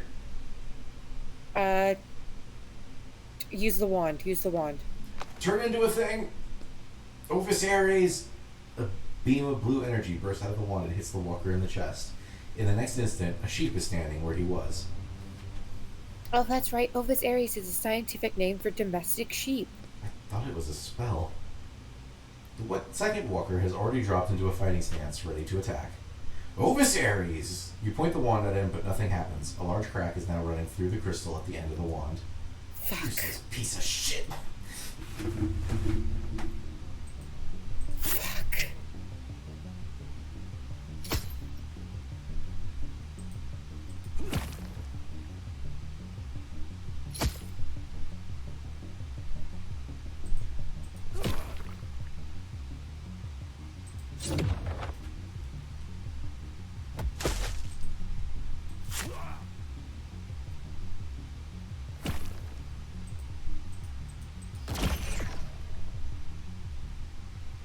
Bitch boy. Oh, there's stuff to look at down there, but there's a guard. What do you think? You're the one that's all about the, Hello? Oh, it's the Necronomicon. That makes sense. Okay.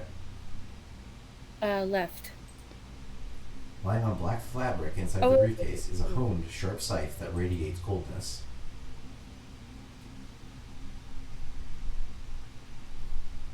So death is out there in some book without a scythe? Yeah, probably Discworld. Oh, fuck. There's a small box inside the briefcase surrounded by a flickering blue aura. What's this? You poke the box uncertainly with one finger. The blue field instantly surrounds your hand, making it tinkle. Some sort of energy shield. That might help in a fight. So we either Okay. keep the Necronomicon, we take Death Scythe, or we take a shield generator.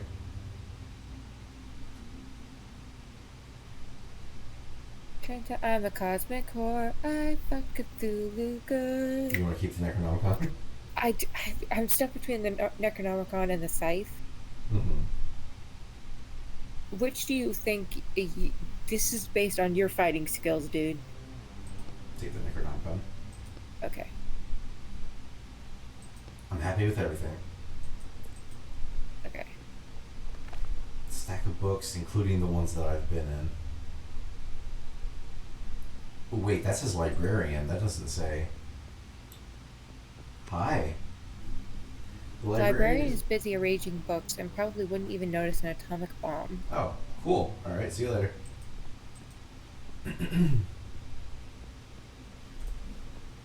Oh, I'm stuck. Wait a minute. There we go.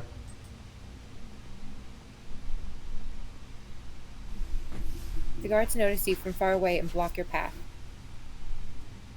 What's that noise over there? Is there a problem? Toxin capsule. Take a toxin, bitch. You wind up and throw the capsule for your toxin at your enemies. It falls right between the two closest walkers and shatters. The other men turn away and cover their faces. Hey, stop! You! You see both men's eyes widen in horror. You're a monster! Both walkers flee past in terror, keeping their distance from you, then disappearing into the darkness behind. Not bad. No time to relax, the fight's not over yet. The other walkers simultaneously drop into fighting stances.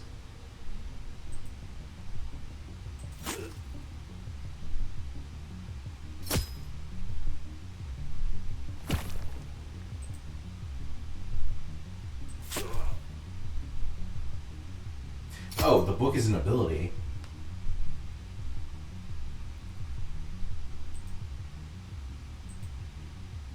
That I don't seem capable of using.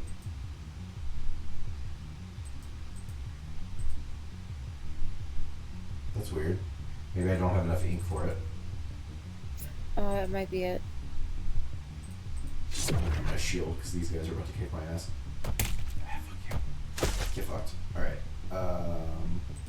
Drain. You.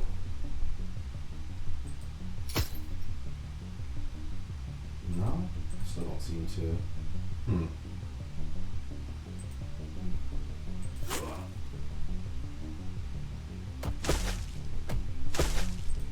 Ooh, fuck.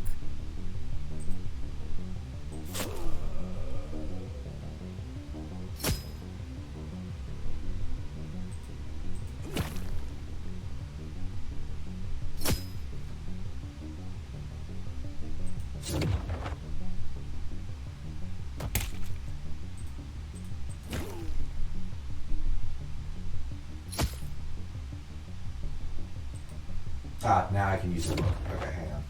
I want to see what the book does. Oh, okay. Cool.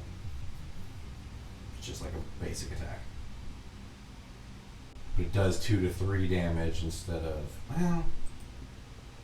Can I still swap it out? No. Okay, that's fine.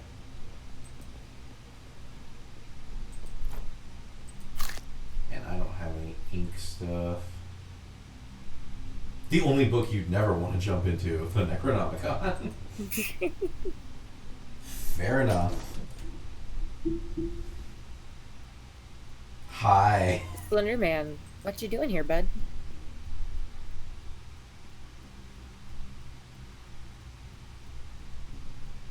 Alright, alright. I give up. Just don't hit me. Take off my goddamn shackles. You grab him by the throat. There's a slight problem with that. My shackles expert took the day off today. His daughter's sick. He's lying! I know. How about I call you when he's available, okay? It'll only be a few days. You hit him. Do you think I'm an idiot? Well, if you really want to know. You promised me you'd take them off, so hold up your end of the deal. But you didn't hold up your end. I'll hold it up right now. Calm down, idiot. No one except the writer's police could take them off. Do you really think my own men would be walking around in shackles if I could take them off? I would build a literal empire stealing objects if I could do that, not this stinking warehouse. Wait, I thought you had proof that he could do it. A friend of mine told me about him. Wait, Vince told me about you. And I found out he was one of your thugs. That's all part of your plan? Well, this thing that's happening now wasn't. You're gonna take off my shackles. I don't know how, but that's your problem now. What? Are you gonna kill me? A character? But you've turned into such a nice guy now, haven't you? Well, relatively. You squeeze his throat with all the strength and look him in the eye. Let's find out right now just how much of a nice guy I am. That doesn't quite inspire fear, to be honest. Let's finish this up quickly. I have things to do. Some important people will be here soon, and I'll be offloading a huge lot today. You turn around and see a stack of containers through the open door. Yes, that's right. Did you think I was just sitting here twiddling my thumbs? I'm about to close the deal of a century. Are those containers full of stolen items? Fit to burst. I can only imagine what'll happen when all that floods the market. Glances briefly at a monitor where you can see henchmen running in your direction. You're right. It certainly is time for us to finish up here. This feels like a testicle joke, but I don't know if it is or not.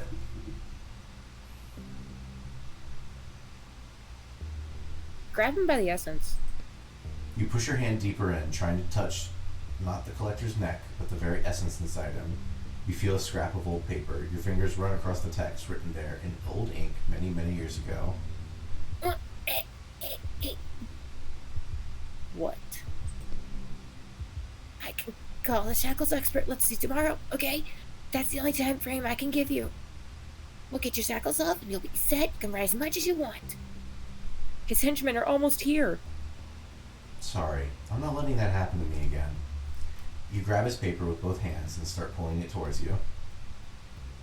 What are you thinking, Etienne? Don't worry, I've done this before. Oh no. You see the client slowly separating from the book's environment, becoming something foreign. Damn! Aren't his henchmen going to come for us? They don't have a direct route to that book. Besides, they won't like what's waiting for them there. You keep pulling the paper. It gets more and more difficult to pull. What's going on? Now is not the time to give up. Not giving up. This is as hard as I can pull. But now they're right outside already. Now we add another force. You bend your knees, ready to jump upwards. You push off the ground. You hear an unbelievably loud crunching sound, so loud that it feels like the whole world must be able to hear it. With a ringing sound, the paper in your hand separates itself from the book and flies upwards with you.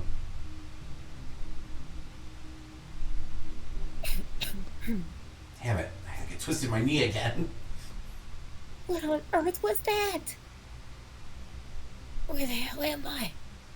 What have you done? You'll find out soon enough. The collector suddenly jumps up and aims a gun at you. It's an antique decorated with a swirling pattern. Take me back. Calm down. Just calm down. Etienne? Hand over the book. Now, where's my book? I'm afraid nothing would come of it. Hey, don't joke around with him. The thing I just did? They'll hear it.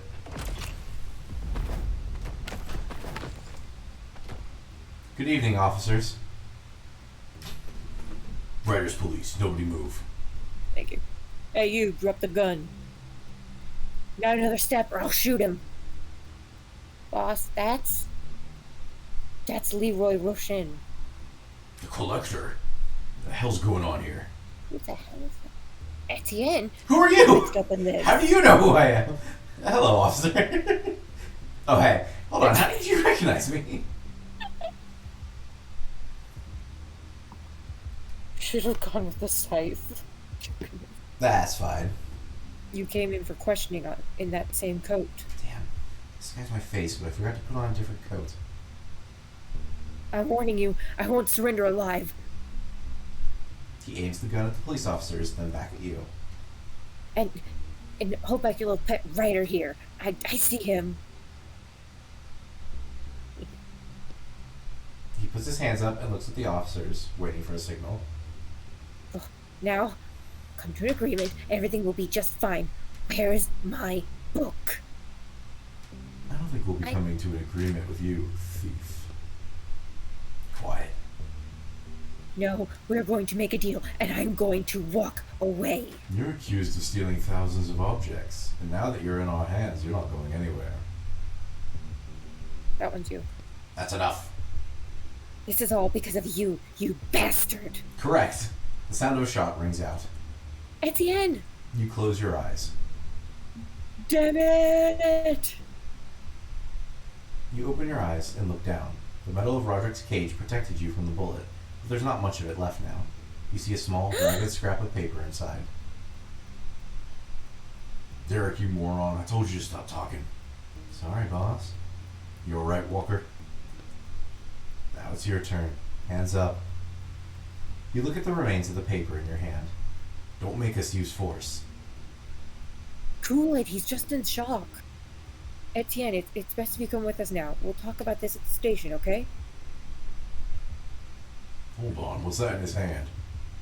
It's a character, and not one from this book. Etienne, are you out of your mind? You're carrying around a stolen character, even in your current situation. Derek! I can't take an isolated character. Call for backup. You shove the officer. His head slams into Derek, who staggers backwards, eyes shut. Damn it! Fuck. Okay, we got... Oh god! Officers, excuse me! Hi. Excuse me, pardon me. Out the window!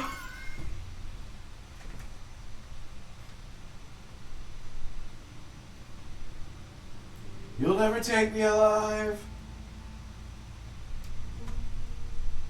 Is that it? It can't be it. I don't know, I'm waiting. Leroy Roshan, also known as the Collector, was detained by the Writers' Police. He was later sentenced to execution by erasure. The entire network of writers who used his services to buy stolen items from books were also detained, and those criminals received sentences ranging from 5 to 15 years. Etienne Quist was detained 5 minutes after his escape. The unknown stolen character is not found on him. Fuck. We didn't get far, Mickey. 28 years later.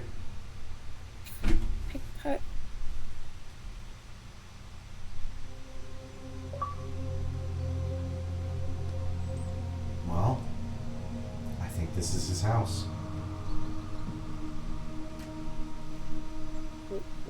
Wait. Wait. Wait. Okay. You run a hand over your face. Who the fuck are that? Alright. Now I'm ready.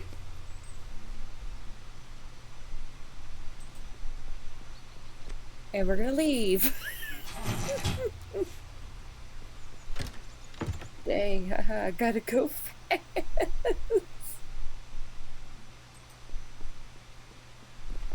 Books are arranged neatly on the shelves.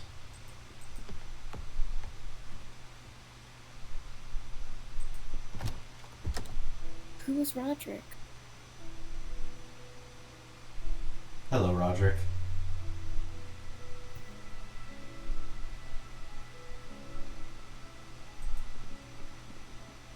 What does it say, like when you hover? Sir? How can I help you? My name is Etienne.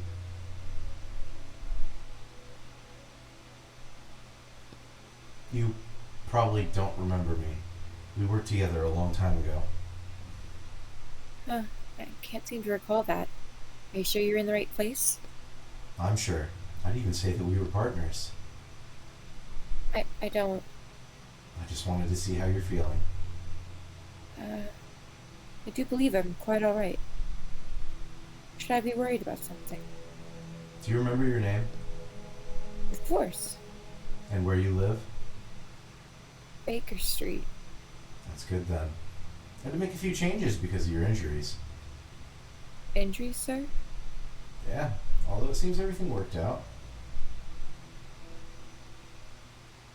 Sorry to keep you waiting, I'm back.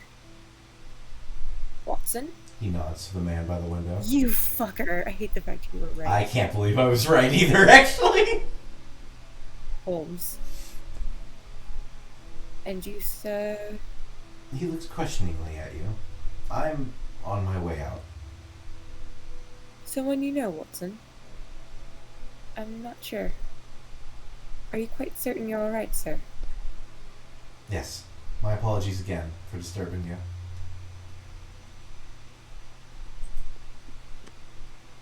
I would love some tea, Roderick. But I'm afraid I must go. No? Time to head back. I'm glad you're doing well, friend.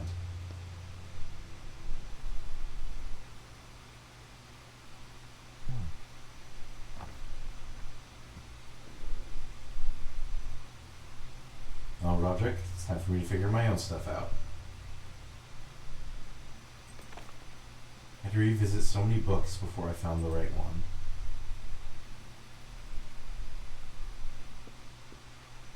We're in our apartment. Etienne Quist, congratulations on your return to the ranks of the writing profession. Morrock Publishing Agency has confirmed that your 28-year sentence has been fully served. You may visit the Central Writers Police Department to have your shackles removed. Please find a sheet attached with detailed information on how sentence time served was calculated. Final calculations? Final calculations Go of ahead. time served are below. Initial sentence, extraction of character Amanda Mitchell, 30 years. Assistance in capturing a particularly dangerous criminal, -3 years. Fleeing from a police officer, +2 years. Willfully turning self into the police, -1 year. Total time to be served, 28 years.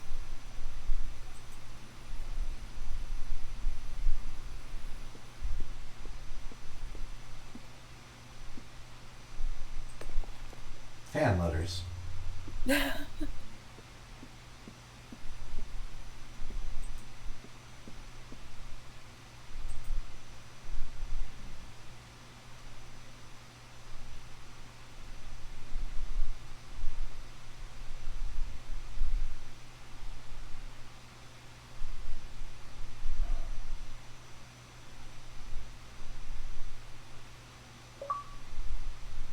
Happily Ever After unlocked. Complete the epilogue.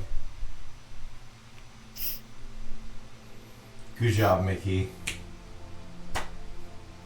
Does it have multiple endings? I don't know.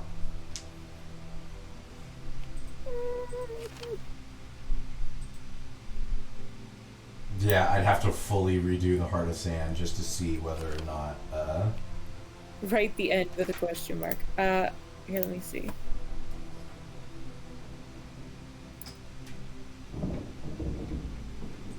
I'm That trying was- to Google, but I'm trying to remember what the book. What this the, was good, dude. I really liked this one. I did too. It kept my attention, which can sometimes be hard for. When I originally saw like the pictures of it from like when you're examining stuff like this on Xbox, Mhm. I thought it was good. I thought I was gonna hate it. I didn't realize one that the first person aspect was in there until I was already playing it. Yeah. But I was like, fuck it, I'll take a look. What achievements did I end up missing? I know we missed the last one. Yeah. Find the robot's hidden treasure. Oh right, I never found that fucking thing. Oh yeah. Defeat the crowd. So if I had won that fight, we would have gotten an achievement. Oh nice. Avoid all fights in the factory. Save the computer science teacher after you deceive him. Shoot from a turret, which I assume is the Wait, you have saved him? Now, a change of heart is lock up that one teacher in the basement and then get him out. Oh, yeah, okay. Find all the clockmaker's letters. Oh, there was an achievement for using every artifact. I knew it. I knew there had to be one. Complete one without using any artifacts. Only 11% of gamers have unlocked this. Yeah. Dismantle objects for a total of 1,000 ink. Block for 50 damage. Win all existing fights.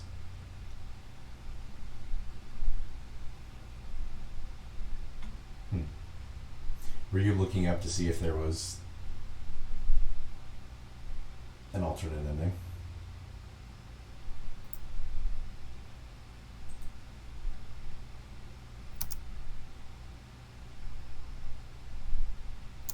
This game only is supposed to take 3 hours? Jesus Christ. Okay, so there's only one ending. Okay. But the choices do matter. Wait, if it only has one ending, then how do the choices matter? I don't know. Like, what happens if you give the thing back to them? I guess maybe you don't arrest the guy? I don't know. Because if you were to just hand over if you handed the weather controller back to the people of the book,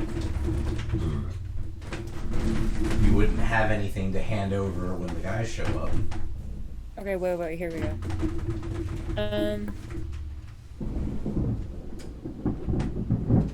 Does return... Wait.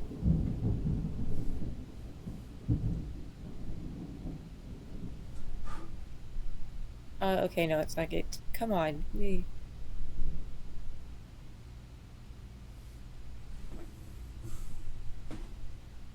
Okay, no, it's just... Okay, it's not giving me the answers I want. There are no answers I desire out of this.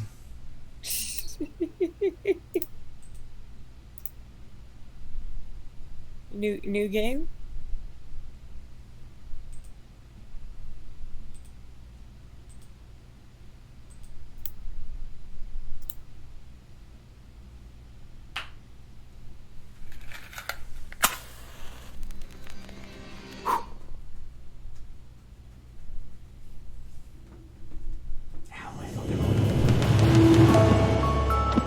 You sure? Wait. You sure you don't want to give your voice a rest for a little bit?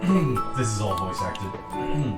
Okay, so let's see what this is. Thank God. I just want to show you the intro level of this and see if you think you're gonna care about it or not. Do you care? I kind of. I've played like the first like 2 levels. I was just looking at it last night. See, there's a 2-player mode to it, and I just don't know how that would work in this, but I'm curious. Oh, there's a bunch of levels to this. Okay. Apparently this game's only supposed to take like 3 hours.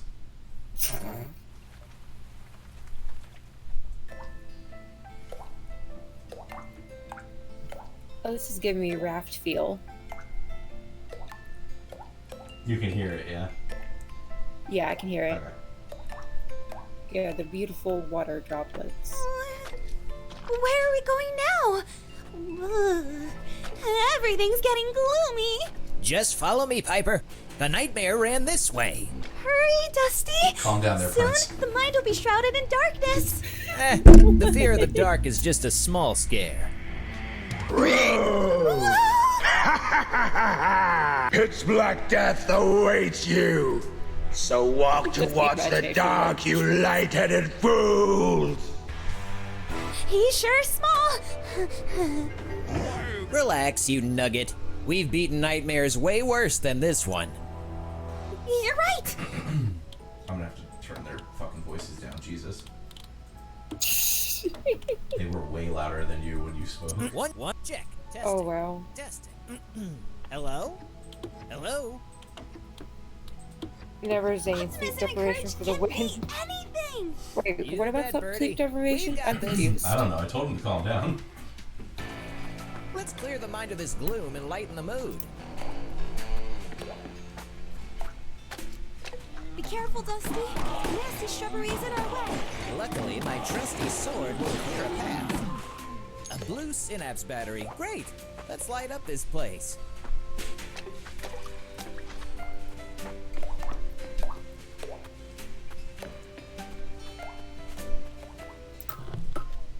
The lamppost shines right through the gloom. Yay! Light the way, Dusty! Hey, look! That tree is full of endurance neurons. Go shake it up! Healthy and refreshing. The sprouts are spitty around here. The hog's bloom is corrupting Oh, okay, so everything. Figment 2 only has local co-op. A barrel Ah, is roll that will what do it the is? trick. Okay. Yeah. Eat dirt, sprouts. I was curious how that Poor worked. plants. The hog's You bloom probably is just play as the corrupting bird. everything. Yeah. I need to go this way first.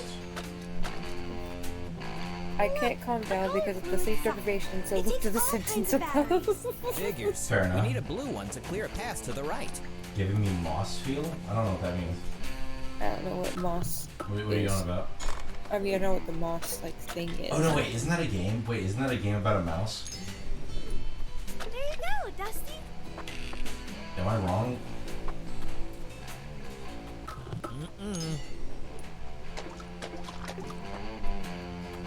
Isn't it about a mouse with like a scarf or something? The right path is clear. We've got a pig to roast. I just had this really vivid image of a mouse with a red scarf come into my head for some reason. I don't think I ever played it. Uh-oh. There's Porky. But yeah, this is the part that's appealing in this game, by the way. Fools, The pig? embrace your impending gloom. Yeah, I'm lurking confused. in the dark killing light. My black Oh. and poetry will turn this into night. Whoa!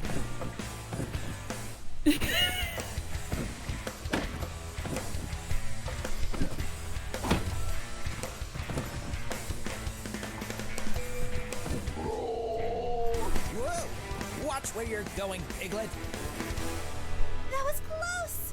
Why don't nightmares ever want to talk it out? There will always be things to fear. Being courageous is not letting them stop you. That's not what I'm not scared of the dark. Just, let's go. Oh no, Mr. Pig's song is great. Does everybody have a song?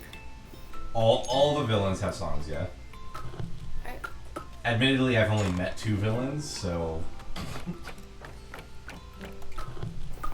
But all the NPCs seem to sing. Finally. You talk to when you This is talk to way the too much mayor, it darkness seems like even for everything my he tells taste. you is in But we'll song, get through it, Piper. Yeah, we got this. or in rhyme at the very least.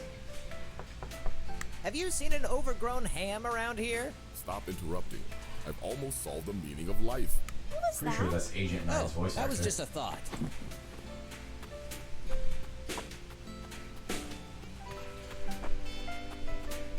How am I supposed to nap through songs like that? More spitting sprouts. Let's weed them out. I never said I was going to help you with this.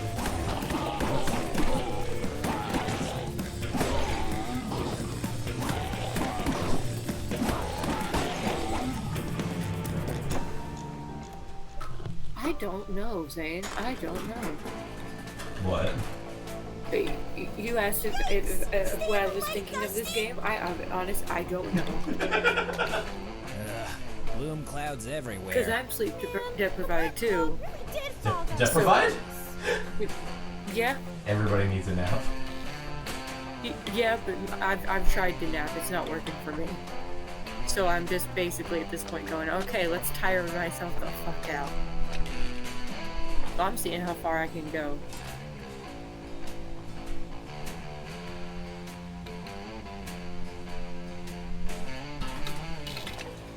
Mickey, did we ever play Brutal Legends? No. How the fuck have we not played that? Wait, Brutal Legends. That's not the Jack Black one, right? Yeah. Yeah, we've played that. Okay. Never mind.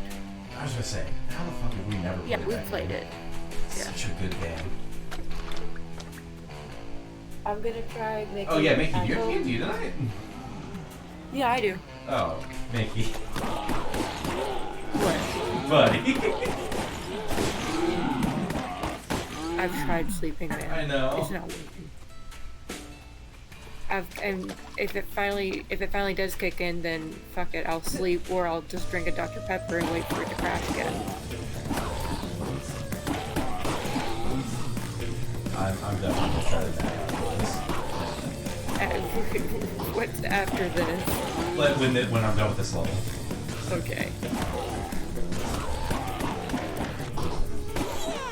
Chop the shadow salad, Dusty. Ooh, you make a good point, Skeleton What's Prince, the plan about when we get to the about Black making Rock? sure you're No not need to horrible quake in your company. feathers, Piper. You're accompanied by Good courage. point. I'll think of something. That might be a good thing for me to think about. What? To not be horrible company. Oh. Prepare to be devoured by darkness. As shadows fall, you quickly sense that I'm here. You have a constant fear that someone is always near.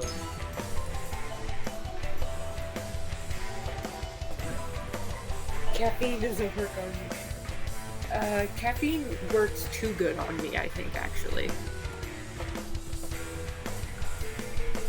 And the fact of it will make me shake like a damn chihuahua. Nice. Lighten up, pig. It's so cute! The light revealed his real shape! Ha! This little piggy should have stayed home. Bacon. Oh my gosh, he's so adorable! It's Black Death awaits you. He's coming for you.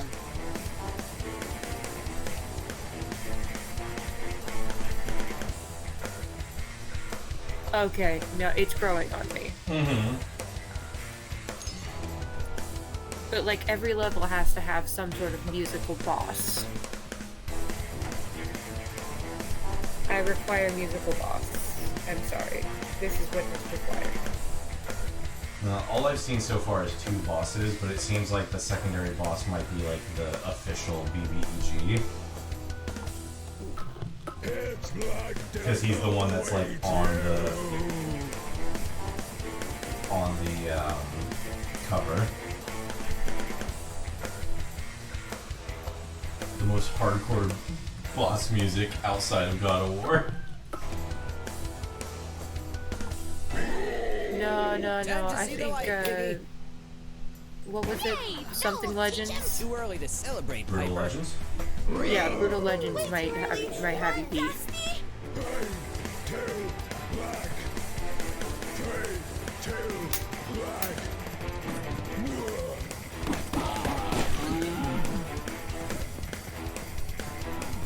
Chop, chop, Dusty!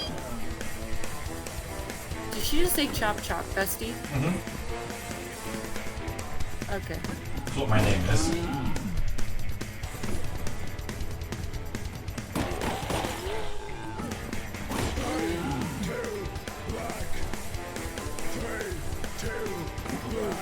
Black. 2 black.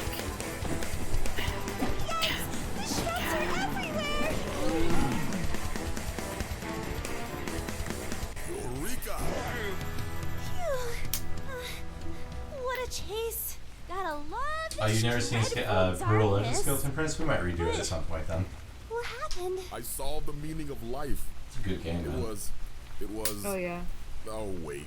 That's not it. Never mind. I am getting tired Me of too, these buddy. foggy thoughts. And now the nightmare is Me gone too. I got foggy Hang in thoughts there, too, man. Dusty. I'm sure we can find him again. Yeah. Okay, Piper. You're right. Let's go end this hog hunt.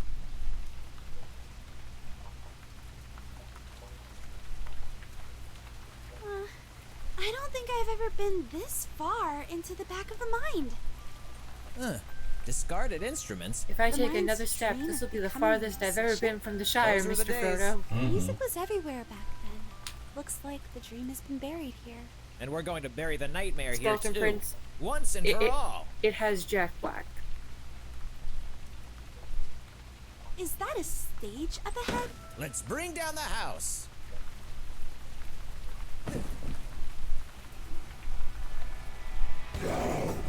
hogging the stage, Piggy. The stars have arrived. It's showtime. Prepare to be devoured by darkness. Now something's moving, is it all in your head? Is it the wind or someone under your bed?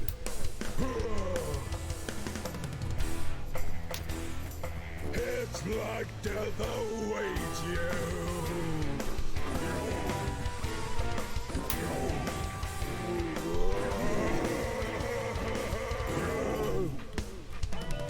The obscure wickedness is what shadows hide. Don't underestimate the power of the dark side. You underestimate. I find your lack of faith disturbing. I find your lack of faith in the Black Pig disturbing.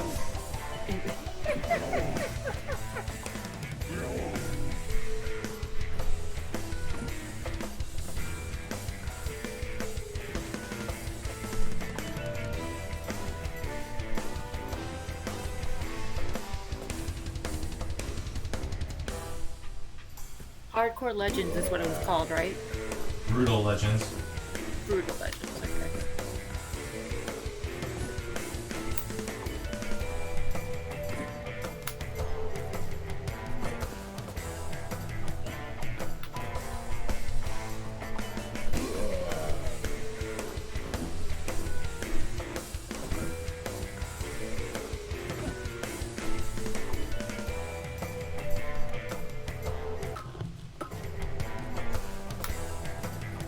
Lights on.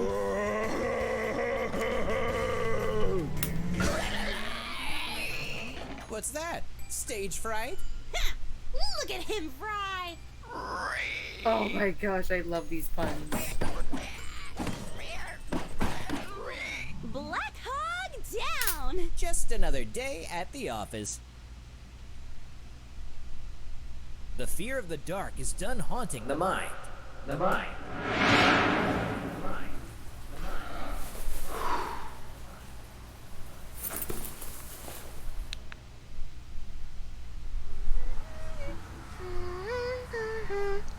Mom? Is Dad coming home soon? He must be working a bit late. He should be here any minute now. Hold on, honey.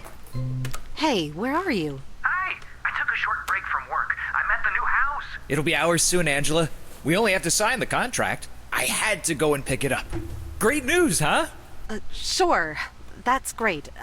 The dinner reservation was at 8, right? The babysitter is here in a half an hour. Dad, I brushed my teeth already! Where's my bedtime story? Oh, the date. Was that tonight? But I'm not done at work. I'm afraid we might have to... What? Extra hours? Really? Again? Oh, I'm sorry that I'm working for our house. Yeah, I guess you are. You know what's important. Oh, yeah, Mom! I'm trying my best here, Angela. Look, I gotta go. Whoa, I didn't realize we were rolling up into a divorce.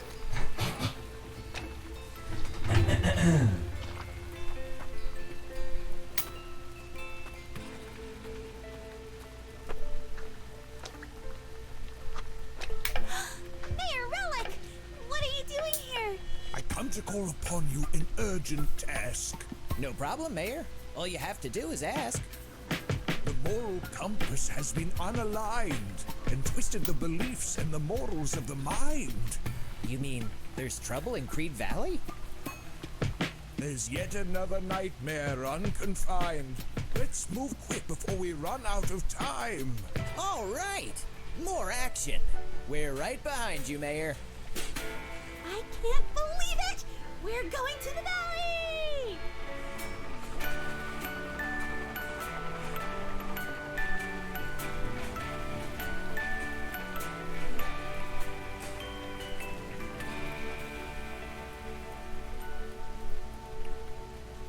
Dun, dun, dun, dun.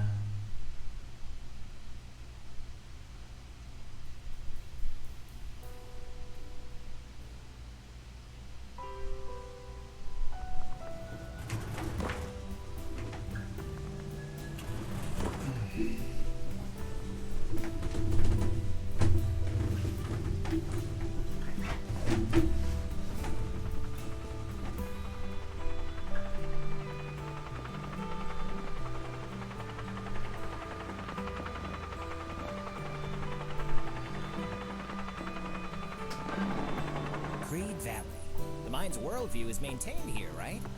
Looks pretty much as I remember it. It looks way cooler than in my books. The times have changed, now the mind's out of luck. Something is keeping this place closed and stuck. Doesn't sound good. Closed-minded all the time. But hey, let's find a way to open the mind. A perspective switch is the key to your success. And of course, whacking the nightmare causing this mess. This is your task and all you need to know. You can count on us, Mayor. See you back home. Come on, Piper, let's go. God, it might as well just be Hamilton for as good as this rap singing is. This is exciting. Hey, who's that? Oh, that's an opinion. They live here. Hi. You're horrifying. Hey, opinion, can you help us find a perspective switch? I can help you find a house. Nope. That's probably what you need. Not what I asked you The for. house is where the heart is. Well, that was helpful. Definitely closed-minded. How sweet house. Definitely close-minded. Oh, if you would just stop your blathering for a second, you could come to an Don't want to listen understanding. to any of that. Excuse me. Can't you just hit save? Thought blocks. No. They are very dedicated. They stop for no one. What if What do you you're in mean, the no? way? You learn you It should. means I don't want to stop. Yikes. I read about analysis. But you need to take a nap, Zane. Yeah, I'll take a We nap. should. Huh? I'm gonna fight the clown first. Oh dear. Alright, well then I will be right back. I want you to see the clown. The clown's great. I will be right Yeah, back. go on. We go! Whoa, what the? Oh no, the pipe blew. Looks like we have some plumbing to do. Don't sound so excited about that.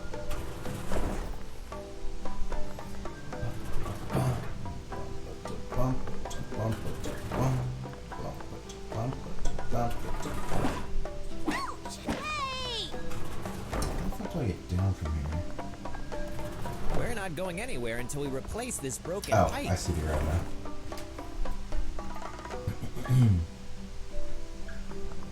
Go, please. Thank you.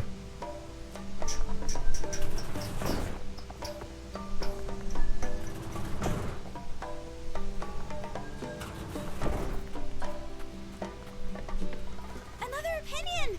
It looks worried. The horrible, lively music that my neighbor is playing, it is corrupting the young. Oh I'll my stay God. locked in here, safe in my scrap garden. No, I understand. You don't want to be corrupting the young out here. Ooh, a bunch of shards. That stone's glowing. There must be more shards in there. A little bit of brute force will get him out.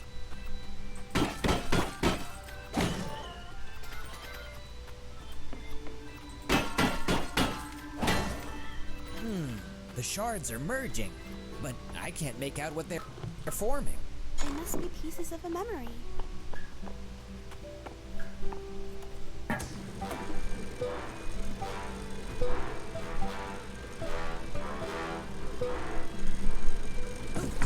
Look! Who's that? Huh? That's our nightmare. And That's the the reason clown. the mind is stuck. Kill the clown! You're not a clown. Bug off.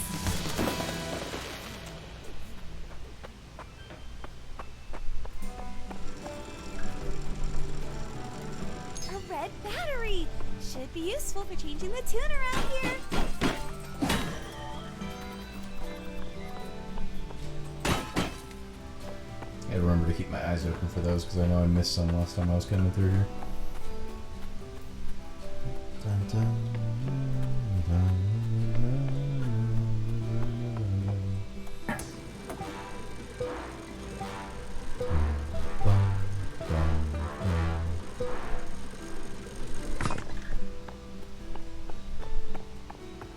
and I'll take this just to be safe.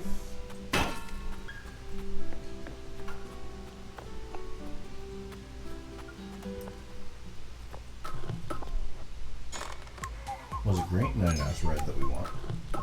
No, don't put the green back in again. Okay, so what have I missed? Nothing. We saw the clown once. Yeah, I saw you beating some round thing up. Just a stone that gives us like As a small token of collectibles. my appreciation, feel free to take anything you need from my scrap garden. Oh, I like the fun song better. To me, they sounded the same. Smoky.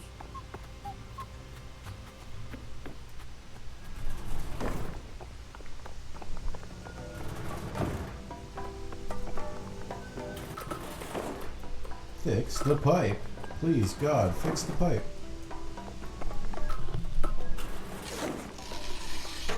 Fixed. Going up is no longer a pipe dream. Great work, big guy. Now let's find a perspective switch. Huh? You know that thing that Mirror Relic told us about? It's gotta be around here somewhere.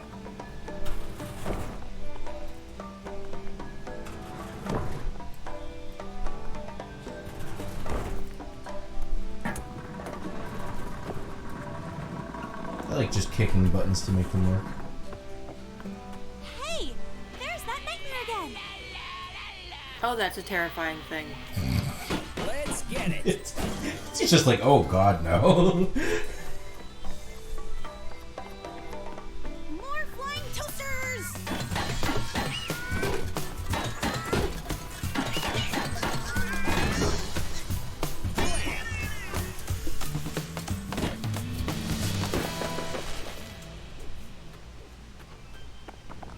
That's a lot of heavy thoughts chugging along. Yep, the mind's getting stuff done.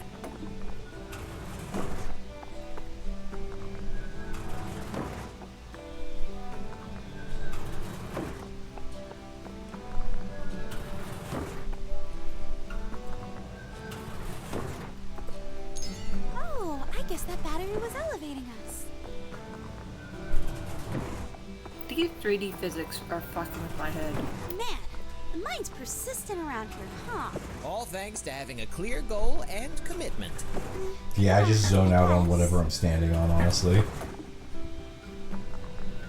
I'm never looking at the entirety of the puzzle at one time.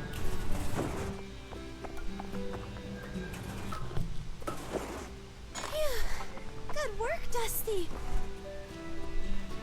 Come at me, fanboys. Just... Yeah. I can see why, yeah. Not so I fly think you're breaking anymore. my brain again. Oh no.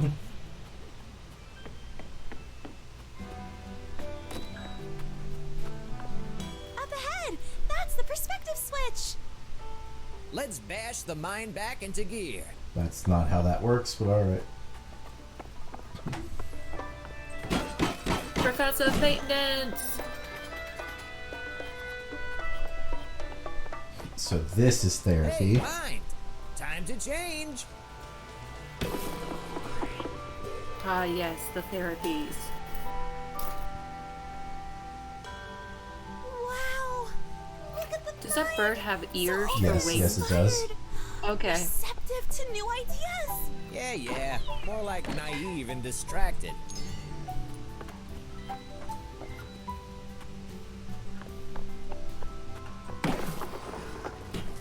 Closed mind.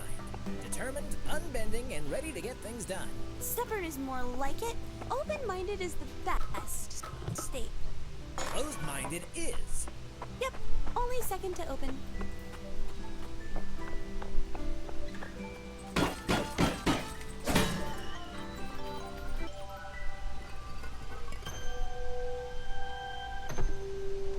I know it's a buyer's market, but a house is such a big commitment.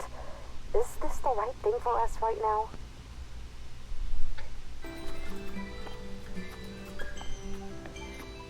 I love when my wife leaves me in memories.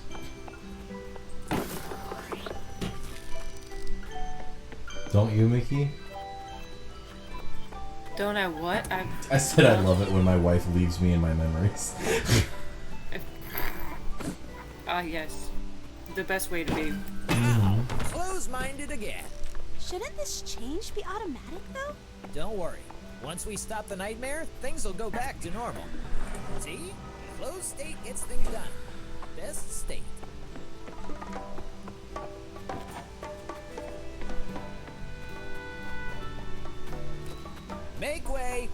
bridge coming through. The bridge is closed. Everyone should stay where they belong. No stray thoughts. This opinion won't let us through.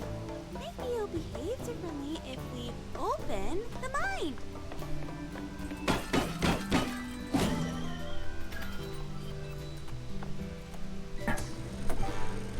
Yes, we open the mine by hitting things with a wooden sword. Mm-hmm. Yay! Open-minded again. Pretty Let's much. go check on the opinion.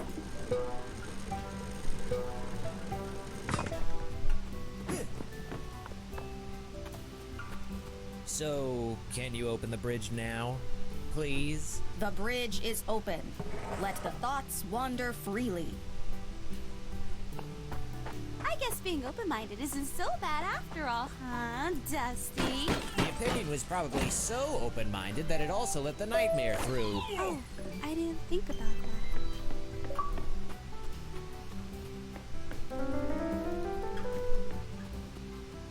Hello? Is this thing on? Woo! Come one! Come all!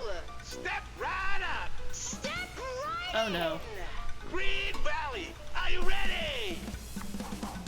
The show is about to begin! Woo! Nice backflip. Ooh, a show! Exciting! Don't get your hopes up, Piper. A show! Yay! No. Yeah, but Piper, no, please. Man, these things are really having a ball.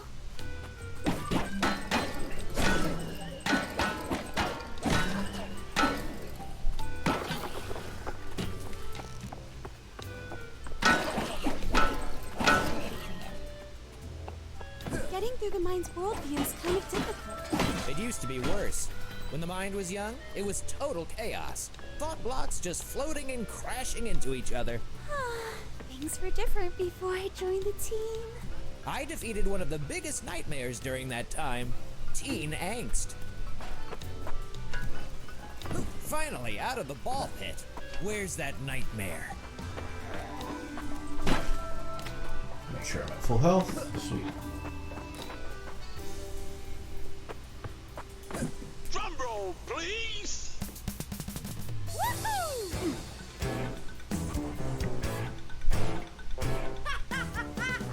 Hey, you there! French fries! What? Me? Wasn't the mine better before that annoying kid and boring wife showed up? No worries! No chores! Just party! Now everything is just messed up and dull! Are you done yet? Not at all! Dear goodness. We're here to shake things I think my. Yep, nope, I broke. Everything's so state of boring! Everything is nearly dead! Wake up when you still have the chance! Yeah, there's a party waiting! So get out of your head! Come on, control yourself and dance! Let go sobriety! And your autonomy! Forget the symmetry! And sing along with me! Dance like an idiot! Dance like an idiot! Make your identity! Be who you wanna be! No more monotony! Come and belong with me! Dance like an idiot! Dance like an idiot! Damn! Oh! Ow! Ah! Ow! Ow! Ow!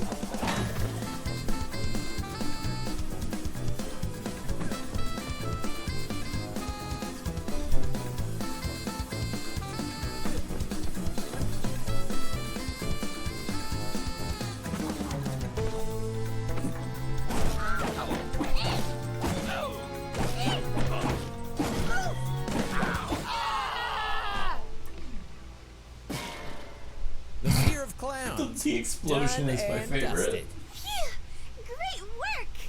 Just another day at the office. What? Alright, we've had Whoever made this game was on a drug trip. Not sure which drug. Probably acid. Definitely one of them. Yes. Oh no, they came back. This nightmare is tougher than it looks. Cool down, Nugget. They just need another whack. Let's find that jester. Oh yes, just beat the shit out of them constantly. Clownface ran this way. Let's get him! I feel like calling him Clownface is a little rude. Stay here, little gizmo. Don't let You're not wrong, though. We need to go talk some nonsense into the mind. time to do like a banana and split. Woo! Okay, the jokes are good though. The jokes are great. The songs are great. The jokes are great. The graphics are just. Two-Face ran this way. The 3D element of it can definitely be doing their thing. Dedication, right? interesting. That made the thought blocks relax a little. Yeah, now they're just doing nothing. Uh-huh.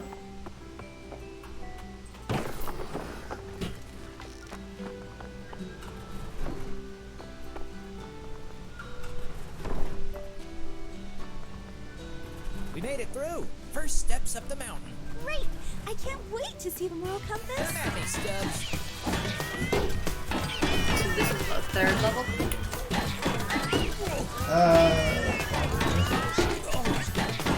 What was that? I don't know. I've stopped keeping count. Confetti. We're on the right track. I thought you were for your sleeping sake. Crowds are scary. Yeah, it's cute. It'll You be think I okay. care about my All sleep? nightmares are the same. They just need a rude awakening. You're right about the thing with the ears, and it's bothering me. I didn't notice them until you pointed it out.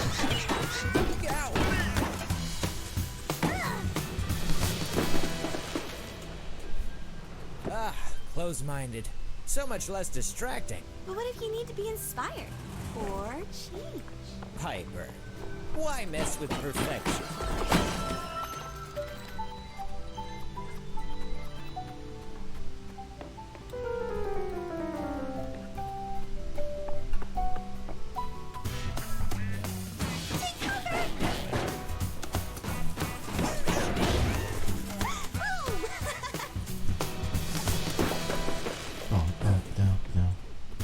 Batter up, Dusty!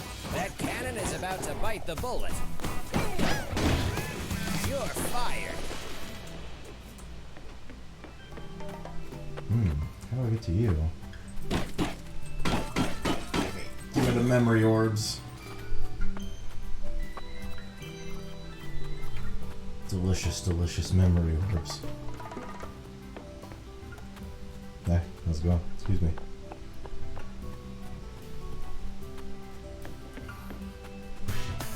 Ah, you bitch.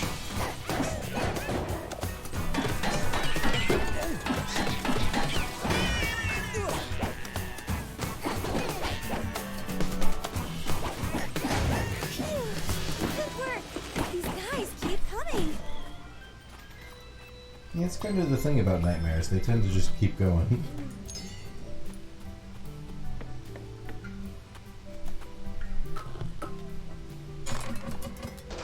How dare you leave me behind? Get back down here, bitch.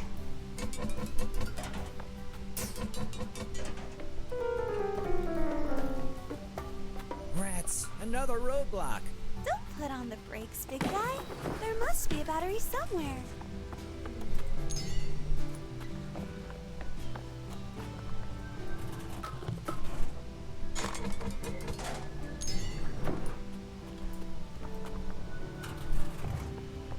Mickey, what are your feelings on banjos?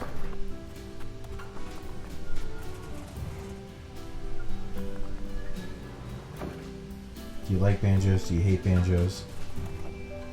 Do you have no feelings on banjos?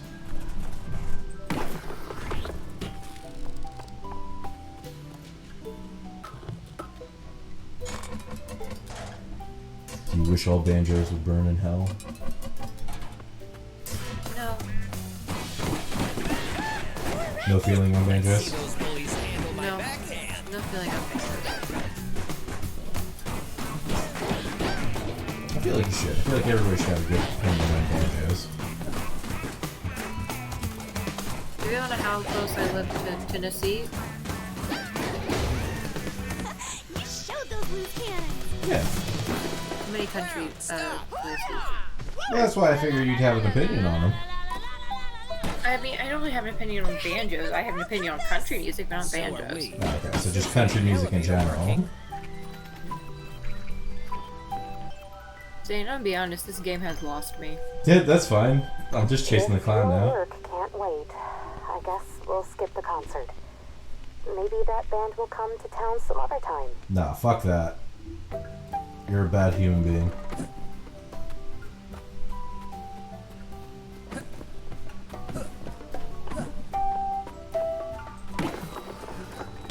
How long do you chase the clown for? I mean, as far as I've played, I've still not finished him. I told you, I think he's the BBEG. I'm just trying to get to the second fight so I can hear that song again because I liked it. Am I closed-minded or open-minded right now? Closed-minded. Howdy. I could really use some help with the elevator over there. I'm open to new entertainment. I'm following you. Uh-huh. I guess you are. Follow me, bitch boy. I'm going to make dinner-ish. What now? Dinner-ish? Late lunch. I'm just gonna Late stand lunch. here. Oh, okay. I was gonna say dinner-ish doesn't make sense, buddy. Late lunch, early dinner. I don't know. I know a lot of people who have dinner around now. Up we go. Depending on like their Stick work schedule around, and stuff. opinion.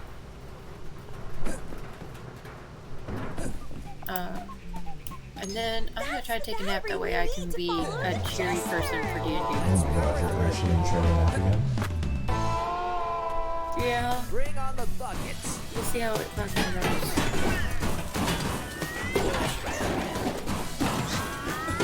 And if not, I'm at least gonna get some food. So. I mean, that's fair. Food is important. Yeah. You get food too, or you get nap, or do whatever the hell you do. I will get nap after I beat up the zombie.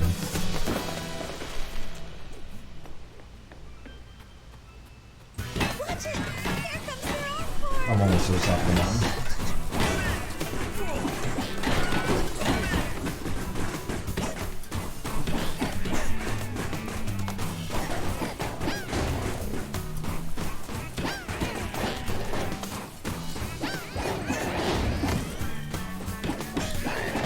That Jester has Goodbye. jammed Green Peace. Valley with their toys. That's why I'm here.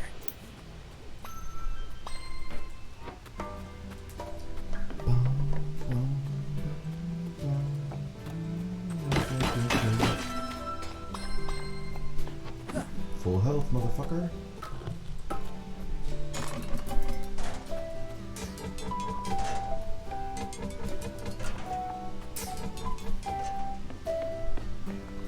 The stairs to the moral compass are just on the other side of these thought blocks. Let's hope there hasn't been too much clowning going on up there. Yeah, I haven't seen this much disarray since the Great Career Path Crisis. The good old days weren't all good.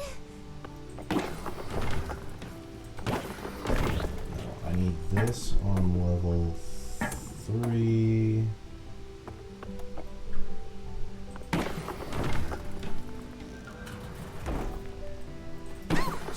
This needs to be on level 2.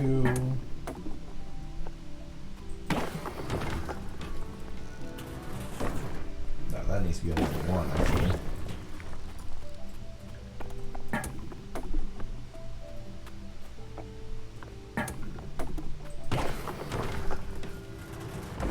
There we go.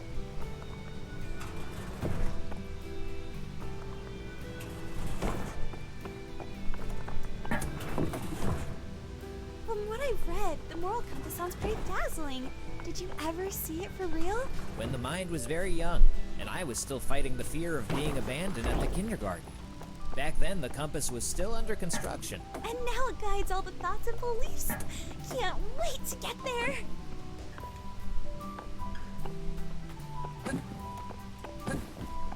The top of the mountain is up the stairs. Ah, what a cliffhanger!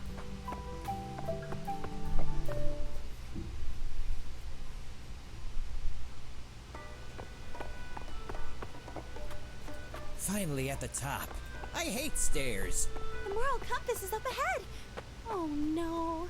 Sounds like the Jester's already there.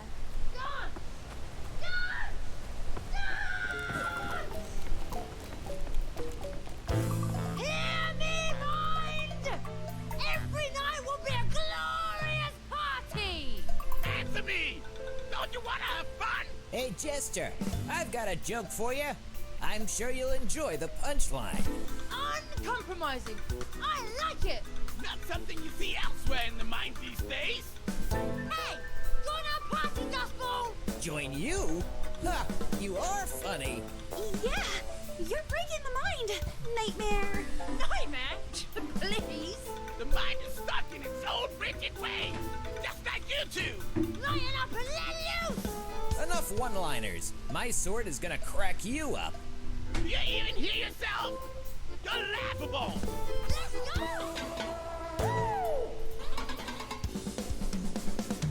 When you look into the mirror, I start to looking back. Break free while you still have the chance. It's time to live a little. Time to give face away. Yeah, be right here, right now, and dance. So here's my conclusion. You're living in delusion. When is it gonna stop?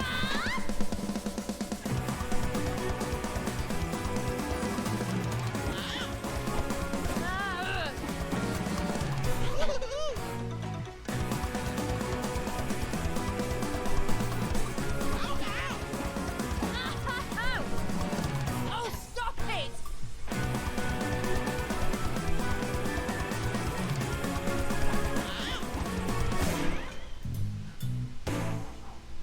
Woo! Okay, enough. I'm getting bored.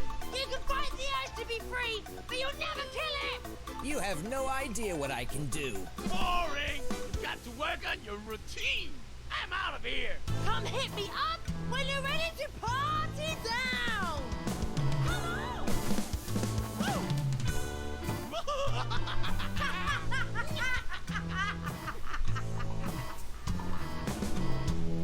They got away. Again. I don't think your sword is working. Oh, it will. Just help me find a way to get up there. Dusty, look! The moral compass is broken. All the cardinal stones are missing. Piper, focus. How do we get to the Jester? The compass isn't supposed to be all flat. Without the stones, it won't work. The mind will lose connection to its core beliefs.